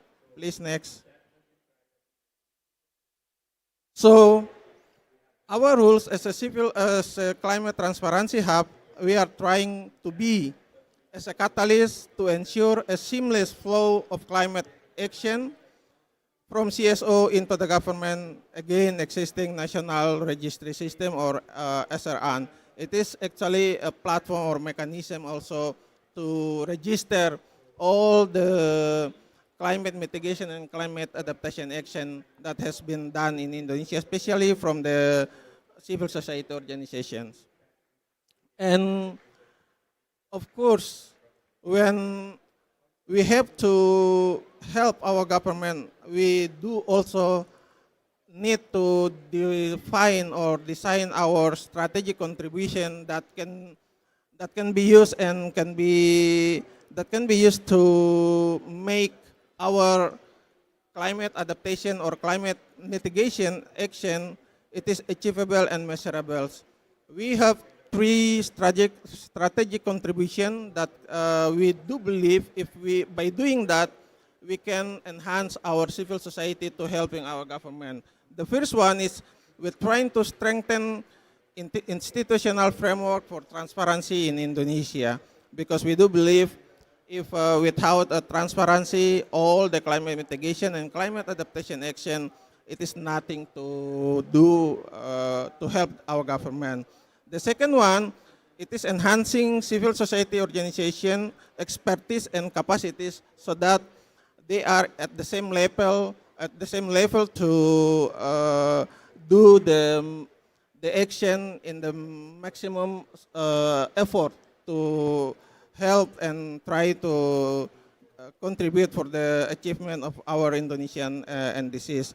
And the third one is actually we're trying to amplifying the CSO action and feasibilities to also again help our government to achieve our Indonesian NDCs actually.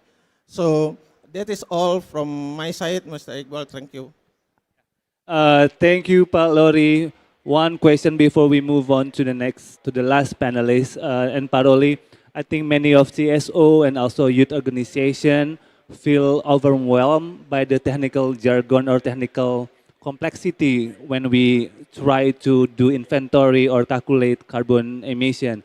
So what kind of capacity building do you think is the best to help CSO and also youth organization to be able to do their own inventory and submit to the platform from the Ministry of Environment?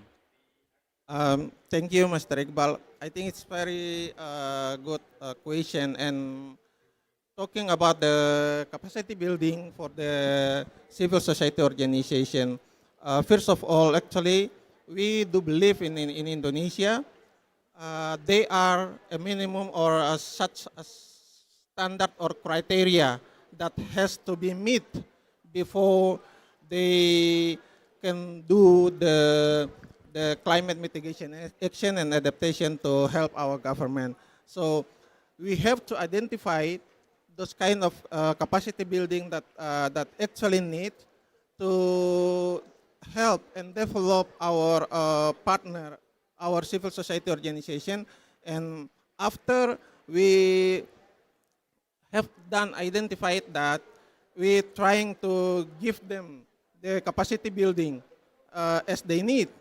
And once we have done with the capacity building, we train them, and of course, after that, they can do actually the climate mitigation and climate adaptation based on what the requirement that requires by the government to help them to achieve the Indonesian indices. Thank you.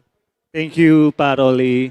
And let's move on to our last panelist, Nala Amira, the founder of Green Welfare Indonesia, the youngest on the panelists, leading environmental action in Indonesia all the way to Brazil.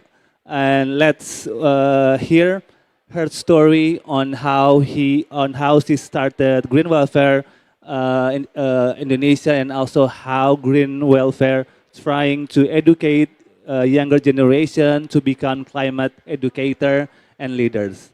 Nala, the floor is yours. Thank you so much, Mas Iqbal. I think there's a presentation that I want to share while I introduce Green Welfare.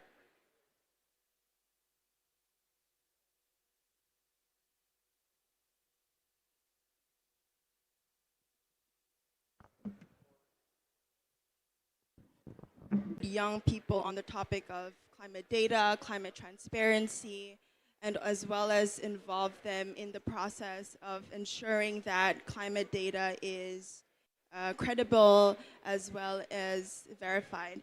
So just to start a little bit, Green Welfare in Asia, essentially we are a youth NGO. We are based in Indonesia. We were founded in 2020, around 5 years ago when I was 15. And we focus on building environmental citizens. So we are focusing on the education and capacity building side of sustainability. We do a lot of programs collaborating with the ministry, collaborating with different multilateral institutions, and providing these education and climate capacity programs for young people from multidisciplinary perspectives as well as different subjects. So we don't only focus on one specific sustainability subject, but we do give trainings for young people, whether it's from green economy, from green policy, from energy transition, and even for gender and climate, and also really important topic that we also really try to talk about, as what Ms. Dina mentioned, is green skills and green jobs, because green jobs inherently will be filled by young people in the future. So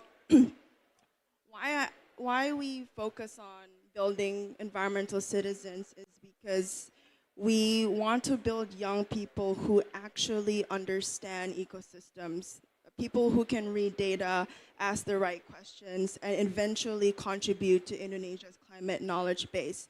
I think one of the biggest problems is that many Indonesian students grow up without real interaction with ecosystems. I mean, how many of you have seen mangroves, for example? Young people who live in the urban cities, they don't really interact a lot with nature. They don't understand how the river works, the river systems. They don't understand the different type of ecosystems. And so if you don't understand exactly what you're dealing with, exactly what you are trying to protect, you aren't able to build these climate solutions. And so this is where we really start. We start by providing context and helping young people see what climate change actually affects, and prevent young people from jumping straight into projects and really understanding the scientific basics of the climate crisis. Maybe we go to the 4th slide. Yes. Yes, so this, so one of the gaps and problems that I mentioned earlier, yes, of course, there is the lack of climate education in curriculums in general, not only in Asia, but in a lot of developing countries. And so this is, again, why we really want to emphasize the importance of young people understanding the what in sustainability. And next is that also we don't want young people to only execute projects. If you're someone who likes to learn about sustainability through more structured ways, maybe some of you really do enjoy learning at school, or some of you really like listening to your professors. And so we don't limit in we try to make our programs very diverse in how we implement them so young people can learn about sustainability through different ways. But three of the programs that we have so far is, of course, first curriculum and formal learning. And so these are the more structured and guided mentorship. We also have the one that I just mentioned earlier, eco-entertainment and audiovisual storytelling. I know that Kertabumi did a documentary screening earlier, and that's really helpful, I think. When I was in high school, I learned sustainability through watching documentaries. If anyone here watched Cowspiracy, that was my first environmental documentary. And the last one is research and making knowledge products. So I think what's really important for me is here I underline the word participatory because I want young people to be active in researching about climate information. So not only receiving it, but being inquiry oriented. So asking the right question and always being curious is so important for young people because when we are the one who deliberately tries to find the climate information and find the climate data, it sticks in our head more rather than if we're just receiving the information. It's much more useful if you're actually trying to find the data and understanding exactly what you're trying to learn from the data. Okay, next. Yes, this is a little bit about our programs. We have two types of curriculum, about two structured programs when it comes to climate education. The first one is for children in primary school. I think people always talk about how it's important to have climate education from young people, but it's very important to also understand that here young people also means from the very, very basic level, which is from primary school, because primary school is where you start to shape your attitudes. It's the place where you learn what is right, what is wrong, and it's where you initially, all you do in that stage is understand and learn information. And so you're not really biased. It's the right time for you to sort of put in the good types of nature and really, really educate these children on why sustainability, why nature is important to them, and that they're going to grow up with that mindset. And the second one is our mentorship program. This is very similar to what you would say a class in a university. It's a short course where we implement it usually for 2 months, but what is different for this one is that we usually collaborate with an institution. So we collaborated with BRIN, the National Research Government for Indonesia. We also collaborated with the Climate Reality Project in Indonesia. We also collaborated with UN Women in Indonesia for this year. And so what we do with these institutions is that we pair the young people with the mentors from these institutions so they don't only receive information, but they also get to consult what is any of their questions and also consult about things that are more intimate instead of only receiving that climate learning. Okay. And we also, in this mentorship program, we also pair them with real life projects at the end of their course. So they get to work with programs and final project outputs that actually contribute to something more realistic. Okay, next, please. Yes, so this is the other part of our climate education program where I talked about how we also create knowledge products. So this is a few of the climate books that we have created for the primary students. So the first two is a climate storybook where we want young people, hopefully the ones who have this, this is what their bedtime stories are. And so we want that we don't limit our knowledge products only for the older young generations, but also for the younger generations. And the other three is actually a curriculum-based activity book that we collaborated with the Ministry of Environment and the Ministry of Education back then, where we created activity books for young people to actually use them in class. It's a really long module, so it takes around 6 months for one student to actually go through one book. And we also made it for different grades. So there's for grade 5, and I think there's also for grade 7 to grade 9 or middle school. Next. Yes, this is a little bit of a little glimpse of our Greener School program. And next. Yes, and this is a little bit with our mentorship program. What's very interesting is that our mentorship program this year was with UN Women, and we did about gender and climate policy. And the final project output was we tasked the young people, the young mentees, to create policy briefs that eventually was submitted to the national delegation of COP30 Indonesia that was tasked for the gender negotiation tracks, where we gave them inputs on what should be Indonesia's stance for the new gender action plan that is now being negotiated at COP30. So we try to make all of our final projects not something that is just hypothetical, but something that is also inputting to something that's real life. Okay, next. And yeah, so this is 2 more additional products of us. The Voices of Nature is a collection of art submissions where we had over 90 submissions of young people advocating about climate and expressing climate through art. Because again, I think for me it's very important that we talk about sustainability not through one format but different formats. And just this year at Osaka Expo, we also launched our Green Skills report, where we interviewed 42 experts from 5 different sectors on what green skills young people really need in the future green jobs market. And it's really interesting because data is actually one of the top skills that you need for green skills, especially now with AI as well. So I think that's a little introduction on green welfare and also why education is really important for climate data. Thank you, Nala. Could you give a round of applause for our 4 panelists? I would like now to give the floor to the audience. But before that, I would like to reintroduce again our panelists from left to right. From left, we have Ibu Mita, the Director of GSG Inventory, MRV of Ministry of Environment. Next to Bu Mita is Ibu Dina, the Member of Board, National Energy Council. Next to Bu Mita is Paroli, the Director of Climate Transparency Hub. And here next to me is Nala, the founder of Green Welfare Indonesia. So I would like to give the floor to the audience. If you have any question for our panelists, just raise your hands. Do we have anyone here?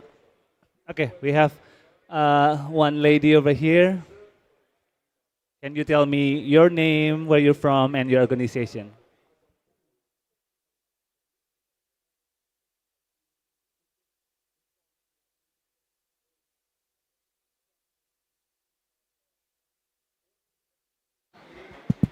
Hello, can you hear?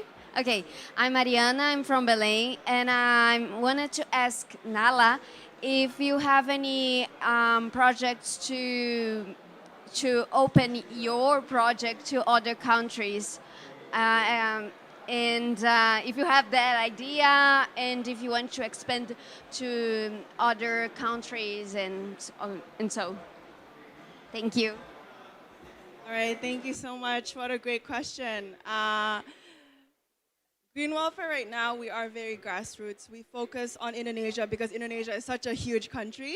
Even right now, we're having the problem of how to make our movement more inclusive, not only in Jakarta, because I'm in Jakarta, but also how to spread it across Indonesia. And so, absolutely, I mean, I'm going to contact you if you want to have a green welfare Belém one day.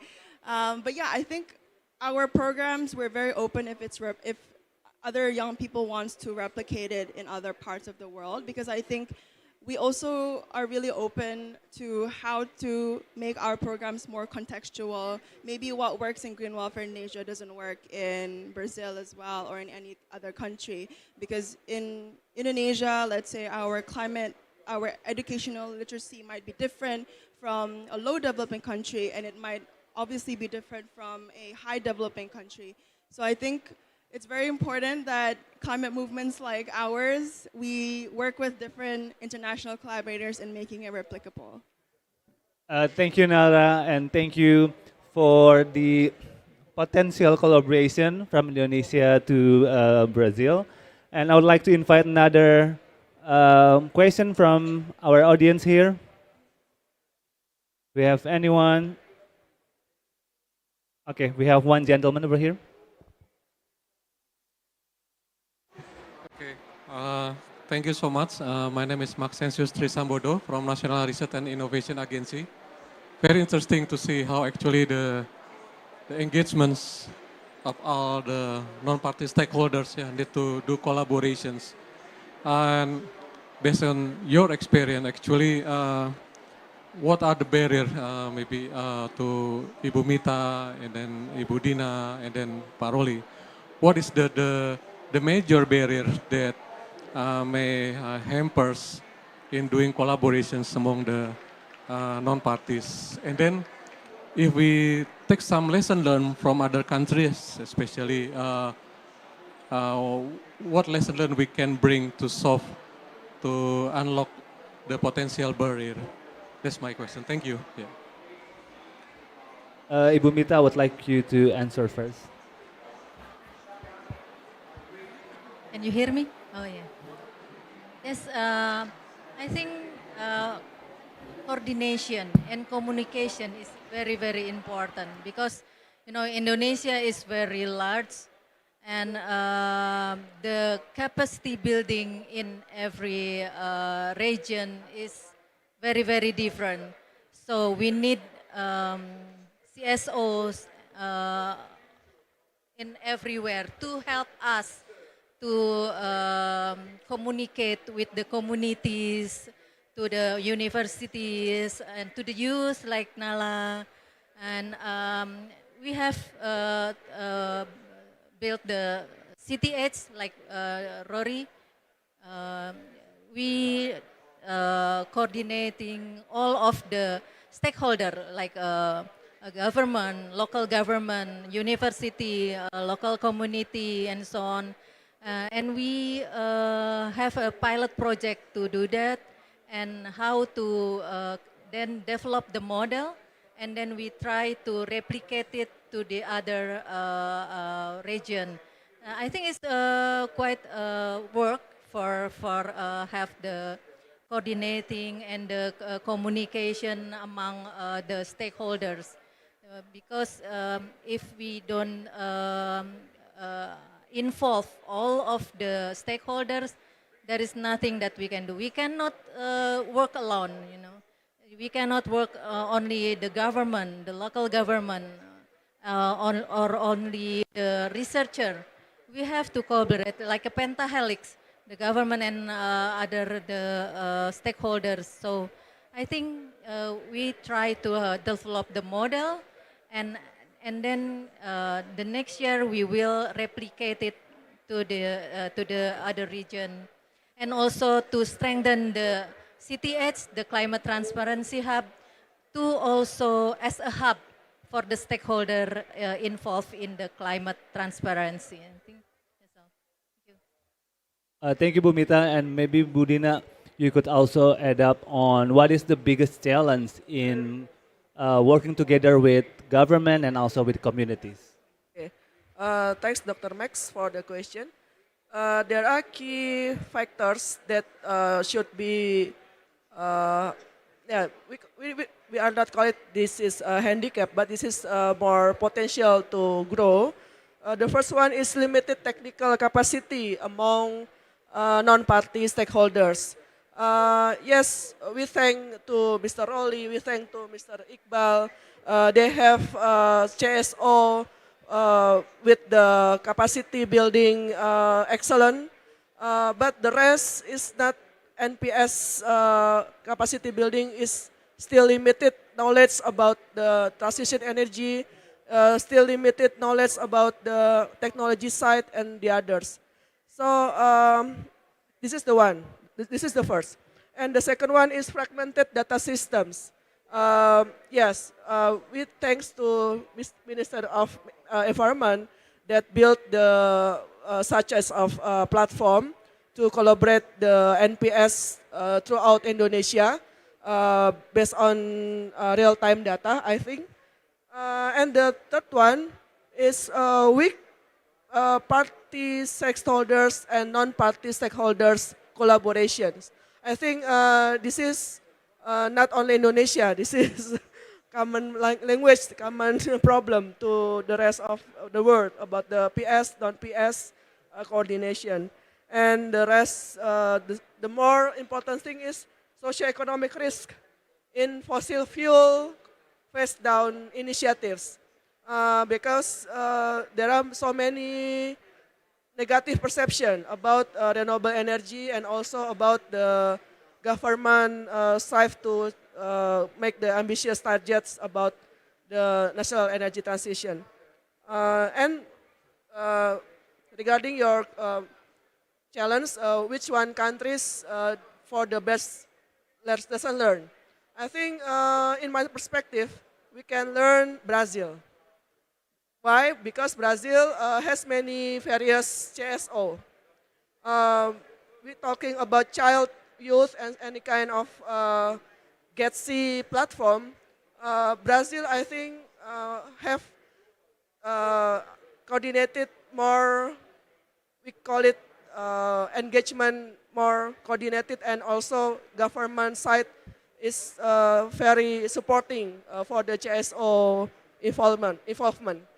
I think Brazil is the one. Thanks.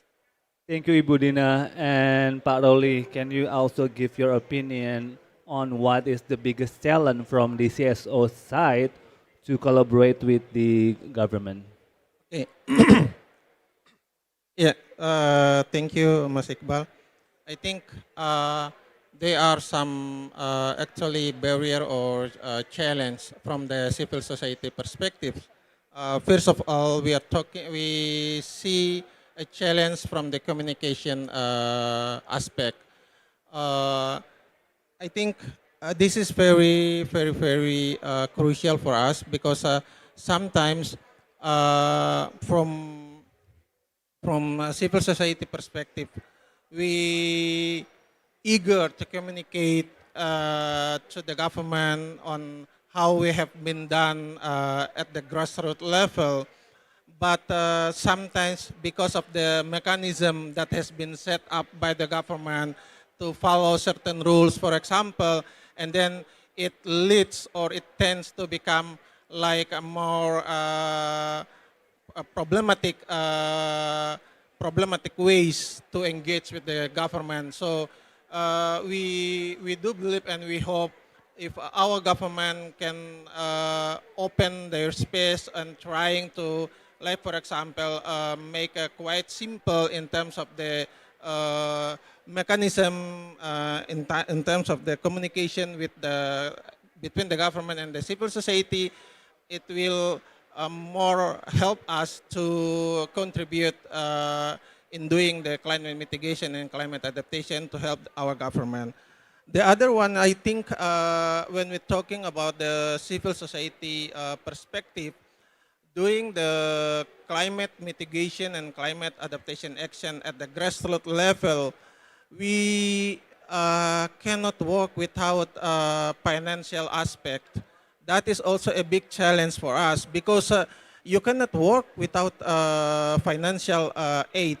Once, even you have an ideal or an ambitious plan or program to implement the climate mitigation and climate adaptation, but without the financial aspect, you cannot do that. And from civil society perspective, especially from the subnational level, to trying to get supported to implement their plan, their program, it is sometimes quite difficult in Indonesia. So that is also another challenges that we have seen from our perspective.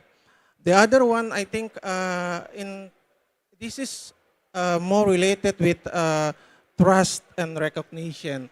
And that is especially related with the data inventory. Because the things is, we have done, as a civil society organization, we have done a climate mitigation and climate adaptation at the grassroots level. The question is, if we trying to help the government, for example, we're trying to send our report it is really related with the data that we have done, and how our government trying to, ensure if our data is not being used for other things. So if the data that we have done, especially for the climate mitigation and adaptation, it has been doing properly for the issues of achieving the Indonesian NDCs, it is very welcome. But if it has been using for others things, that become a big questioning for us. We have done this, and maybe for the future, for example, if our government, for example, requires us to give our data for them, I think we will questioning again, is it the data that we have sent to you can be used properly, or will use with others things? So that is very crucial for us. And talking about bringing lesson learned from other country, for example, we must thinking, or we must see if there is quite similar from others country that we trying to adapt, because without a common similarities they have been done in their field, we cannot adapt it, because Indonesia is also a big country, a huge archipelago, consists of more than 70,500 islands. We have a lot of differences, but at the same time, we are also a lot of potential that can be used, and it's supposed to be, can be as an asset or capital for us. So we have to look at carefully from other countries' lesson learned, and then we can try to adopt that. Thank you. Thank you, Paroli. I would like also to invite another question from the audience here. Do we still have any question from the audience? From this side, we haven't seen anyone raising their hand. Okay. Lady over here.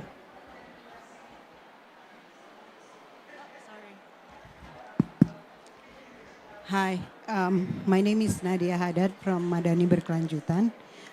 Thank you so much for the interesting presentations. I have been working with CTH at some level, so more or less we know, and I understand the importance of capacity building and the acknowledgement of non-party stakeholders within this arena.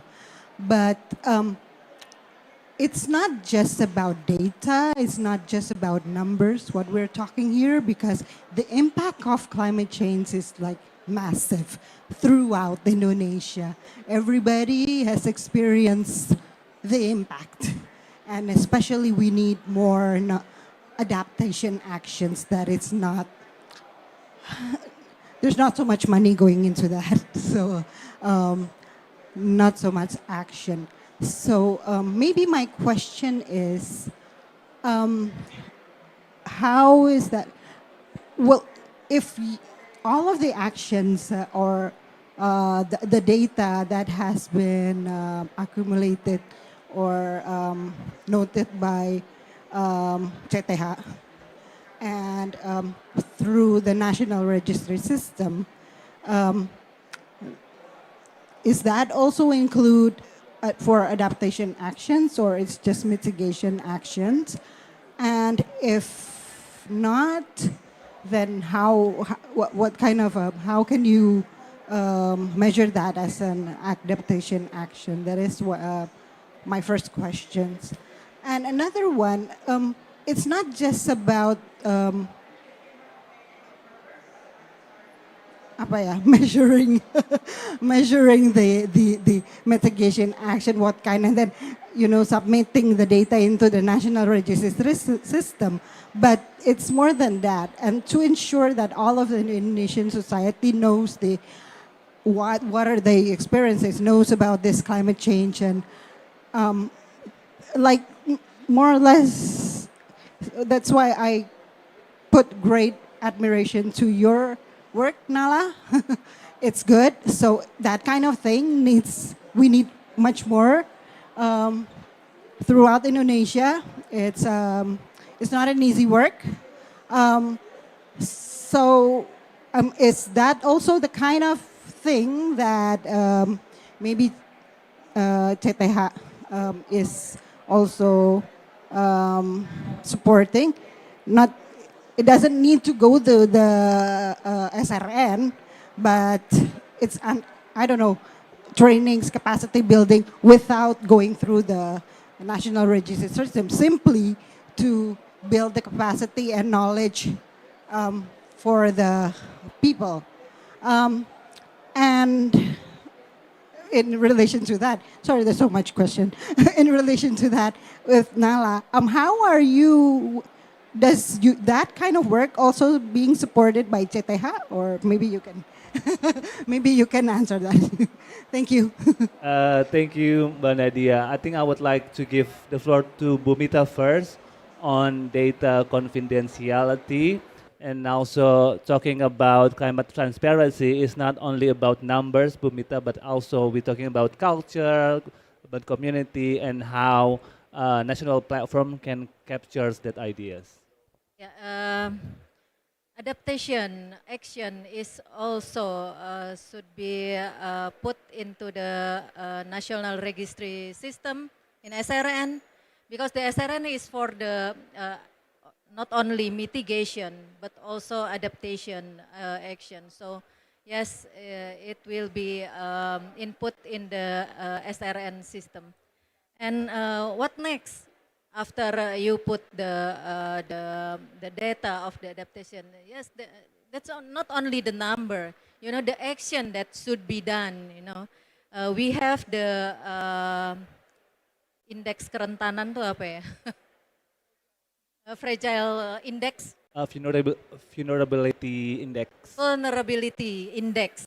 Yes, in Indonesia there is a SIDIC, the system for the vulnerability index. So we could know which area that will be vulnerable and which one is not. So we have a program for that. Proclim, you know, the how to manage the community to be more ready for the climate impact. You know, I think we should have more program for the adaptation, like Proclim in every region that have high vulnerable for the adaptation impact, like in small island, you know, because that ones who will be more got the impact for that.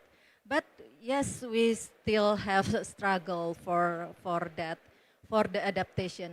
The adaptation action is less than the mitigation action. But we in island countries, we have, yeah, I think we can use like CTH and then CSO and also the youth to educate the community, to involve the community how to be ready for the climate impact, because that's the more important, you know. Maybe that's it. Thank you. Thank you, Bumita, and I would like also to invite Paroli to explain to us how CTH, or Climate Transparency Hub, bridge between the government platform to what the CSO has been doing on the ground. Okay. Thank you, Mas Iqbal. Actually, from Climate Transparency Hub, we do see the challenge actually, because a lot of civil society organization, they have been working at the grassroots level, not at the national level. So when they are trying to understand and trying to measure in terms of the mechanisms, if they want to put or they want to fill their data to the national registry mechanism or national registry systems, it is actually become very difficult because they have no enough capacity for that, and because under our national registry system that I have explained a while ago, it is actually very robust, very systematic, and very rigid. And at the local level, the civil society organization, they are more in practice level. So if you ask them to do something like that, once it's become boring for them, but if they are also have their capacity, they think it is useless for them if they will follow and become more complex for them and become boring or chaotic, something like that.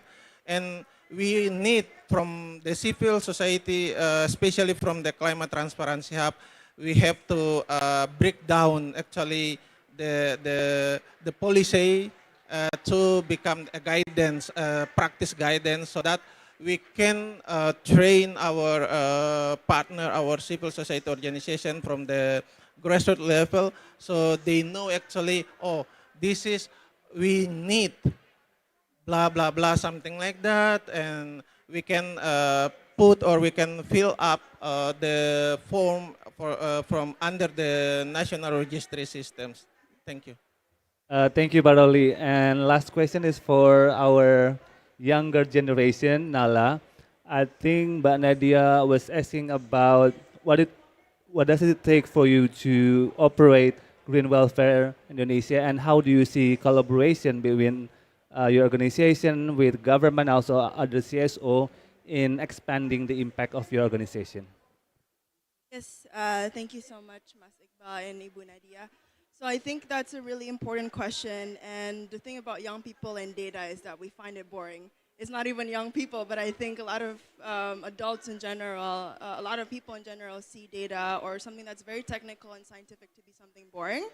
And so I think this is where the intergenerational and intersectoral collaboration really comes in. We really need to make programs where young people understand why and how the data is important for climate work. I think for me personally, I used to find the importance of data to be something not very personal to me.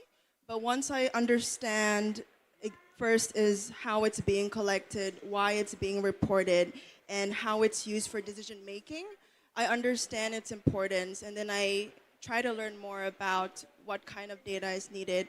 And so that also brings to my next point. I think how the government and the Climate Transparency Hub can work with young people is, of course, to give that mentorship and to also communicate and give young people exactly what data is needed that is feasible by young people. So for example, if the CTH needs specific data that young people is much more capable of collecting, for example, or data that young people in certain remote areas or certain regions have much more access compared to, let's say, the CTH itself in the headquarters.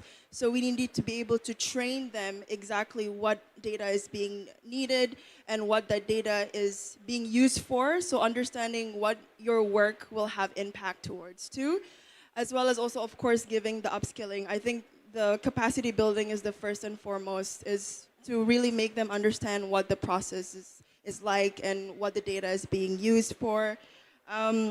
And also to really show them that in terms of data collection, especially as young people, trial and error is central. I think we don't emphasize it enough that we learn how to find the most perfect data through different testing methods over and over again until we find the most accurate way of doing things and learning from the past mistakes, and also understanding how to refine that data collection method.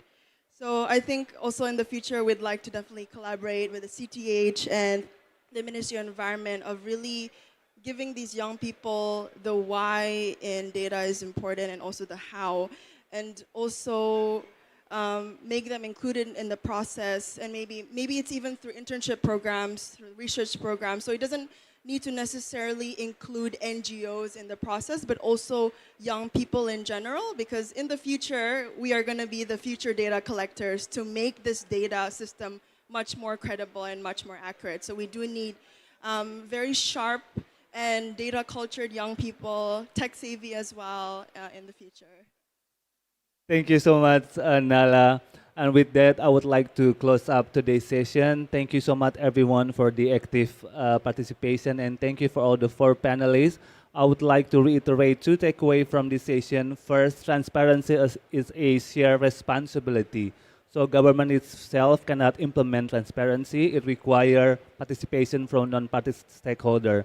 And second one, we need to invest in capacity building and coordination in order to produce national climate data more accurate and more transparent and also more credible. So thank you so much for all the panelists. I would like to ask all the panelists to stand up in the front of the stage to take a picture. And we'd like also provide souvenir for all the audience. Thank you so much, everyone. Have a good time at COP30 in Belém. Thank you.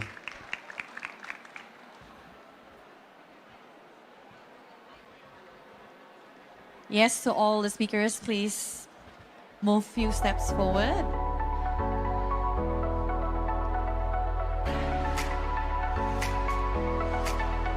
Okay, thank you very much all for your participation and engage in a very much interactive discussion today. And I think that's it. Let's call it a day, and we will see you again tomorrow. Have a good rest and goodbye. Thank you.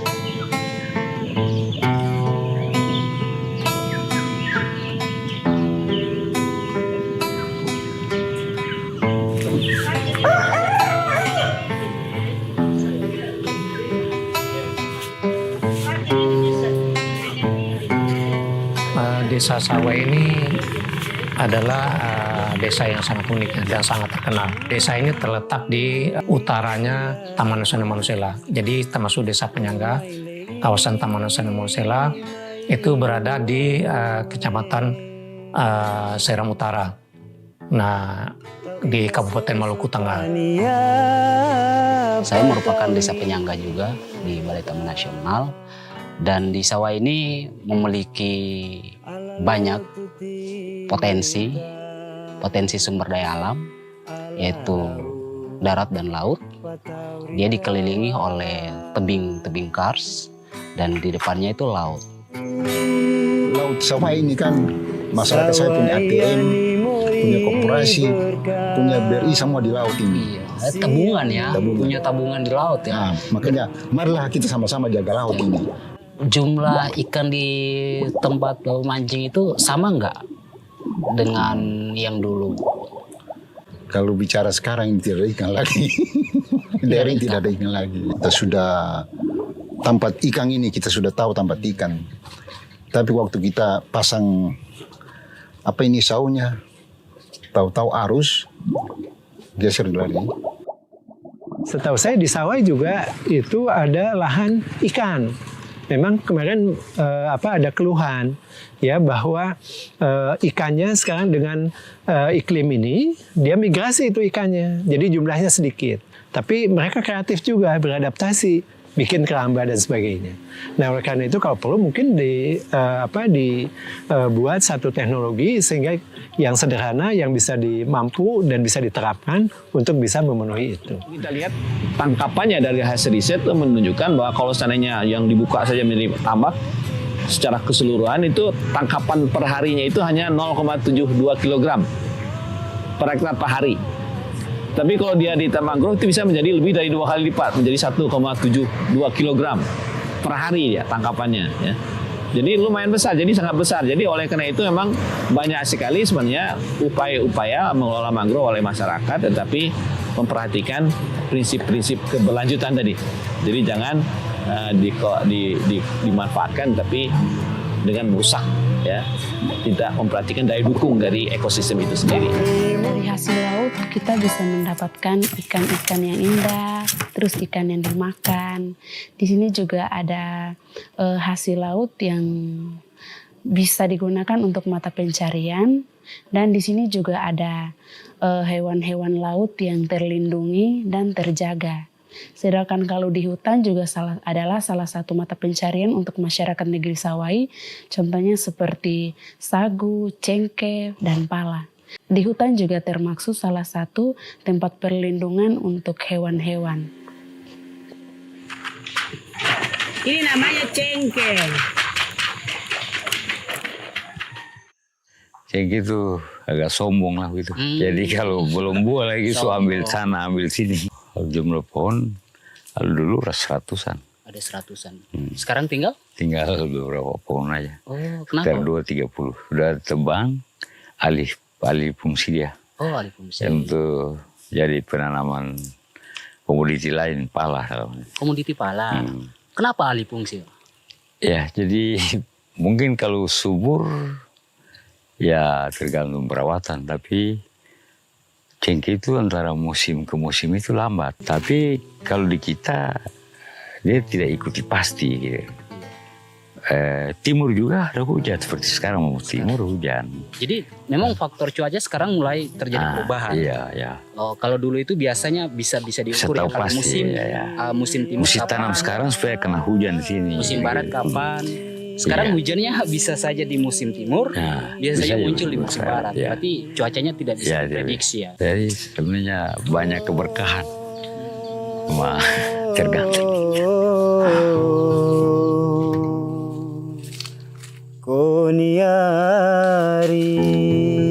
Contohnya mereka juga sangat merasakan Kalau dulu hasil cengkeh itu bagus itu dalam kondisi iklim yang normal.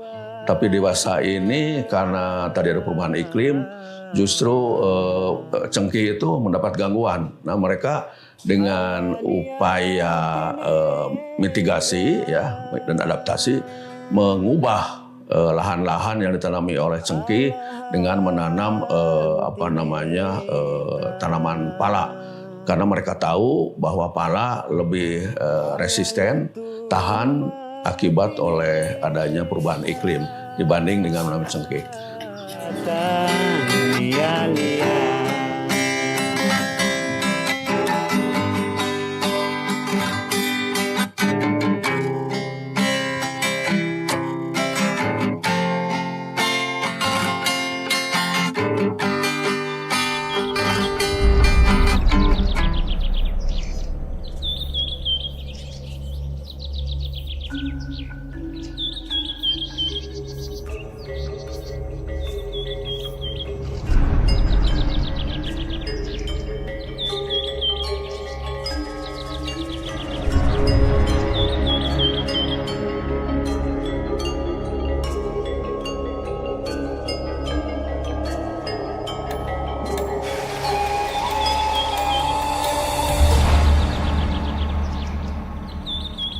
Dulu, kami mengelola sampah secara manual yang menguras tenaga kami sangat banyak. Sehingga kami tidak mampu untuk mengelola seluruh sampah di Desa Teliti. Sejak tahun 2021, Pertamina membangun desa energi berdikari di desa ini yang telah membantu kami untuk meningkatkan pengelolaan sampah melalui TPS 3R, sehingga dapat meningkatkan perekonomian masyarakat dan melestarikan lingkungan. Kalau sampah yang kita angkut ke TPS 3R itu adalah sampah yang sudah terpisah. Jadi sampah yang sudah terpisah itu akan lebih mudah kita olah, di mana pemisahannya itu ada organik, anorganik dan residual. Seperti contohnya yang ada di sini, di warga di sini ini adalah sampah yang telah terpisah, dan di mana di sana ada sampah organik dan di sini ada sampah anorganiknya.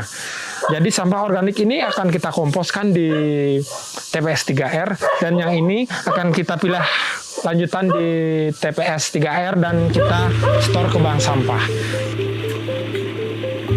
Terdapatnya mesin-mesin daur ulang sampah di TPS 3R telah meringankan tugas kami untuk mengelola sampah. Namun, mesin-mesin ini membutuhkan biaya besar untuk beroperasi.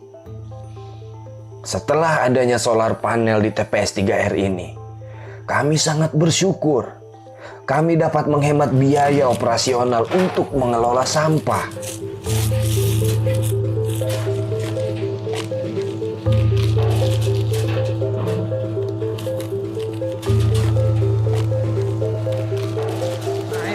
Hasil pupuk kompos yang kita hasilkan dari proses pengomposan yang ada di TPS 3R.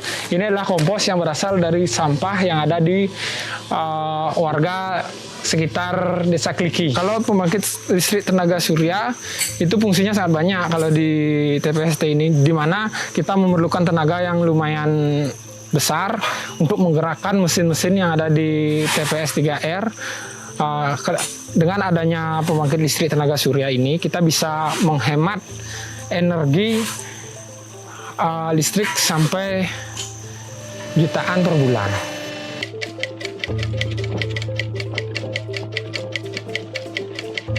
Sebelum adanya solar panel ini, para petani itu untuk mendapatkan air di Subak Jungut ini, mereka harus datang pada malam hari terkadang, dan juga mencarinya airnya tuh, mendapat airnya tuh agak sedikit ya, karena kurangnya mata air yang ada di sini. Jadi setelah terpasangnya solar panel ini, akhirnya sumber mata air yang dari bawah itu dipompa naik dan dialirkan ke semua sawah yang ada di sini. Pemerataannya sangat dapat sekali untuk para petani.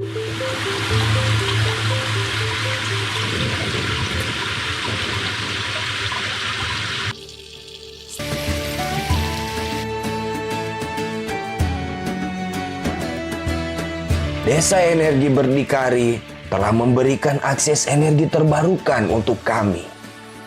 Sebagai solusi atas tantangan kebutuhan energi masyarakat agar dapat mandiri energi dan ekonomi. Melalui pemberian akses energi, masyarakat dapat mengembangkan potensi ekonomi dengan memanfaatkan fasilitas energi terbarukan.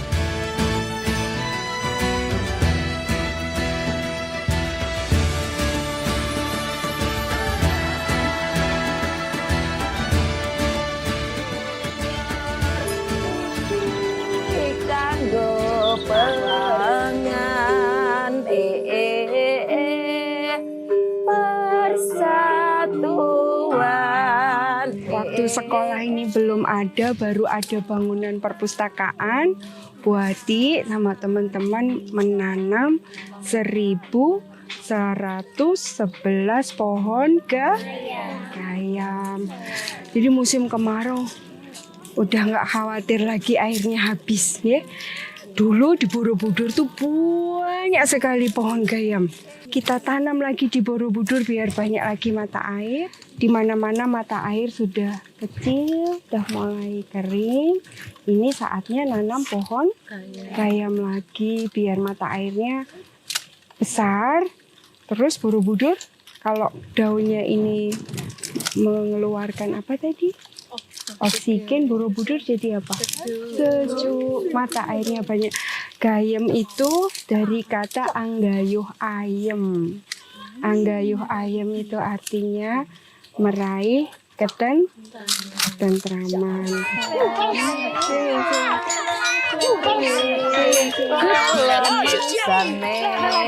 Dilepasin. Ya, lepas lagi. Namanya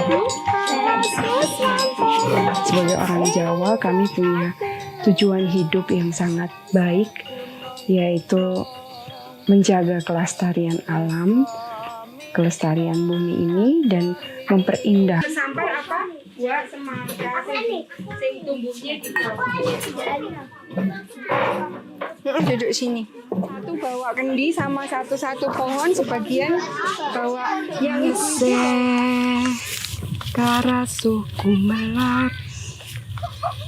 Gusti kang datang kaurian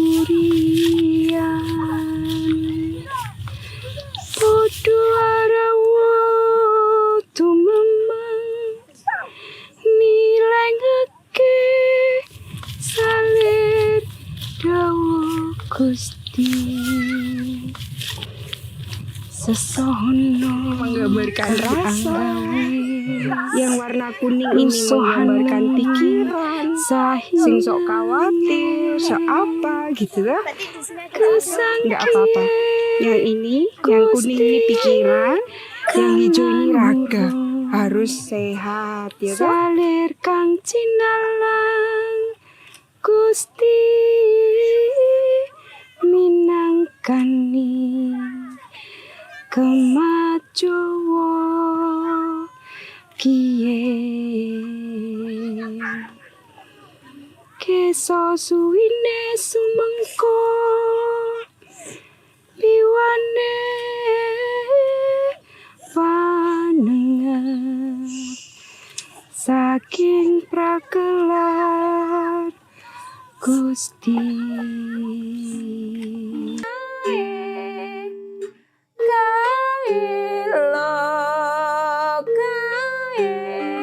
Pantes dadi tetuladan suci tur jujur mriki kanggo perjuangan.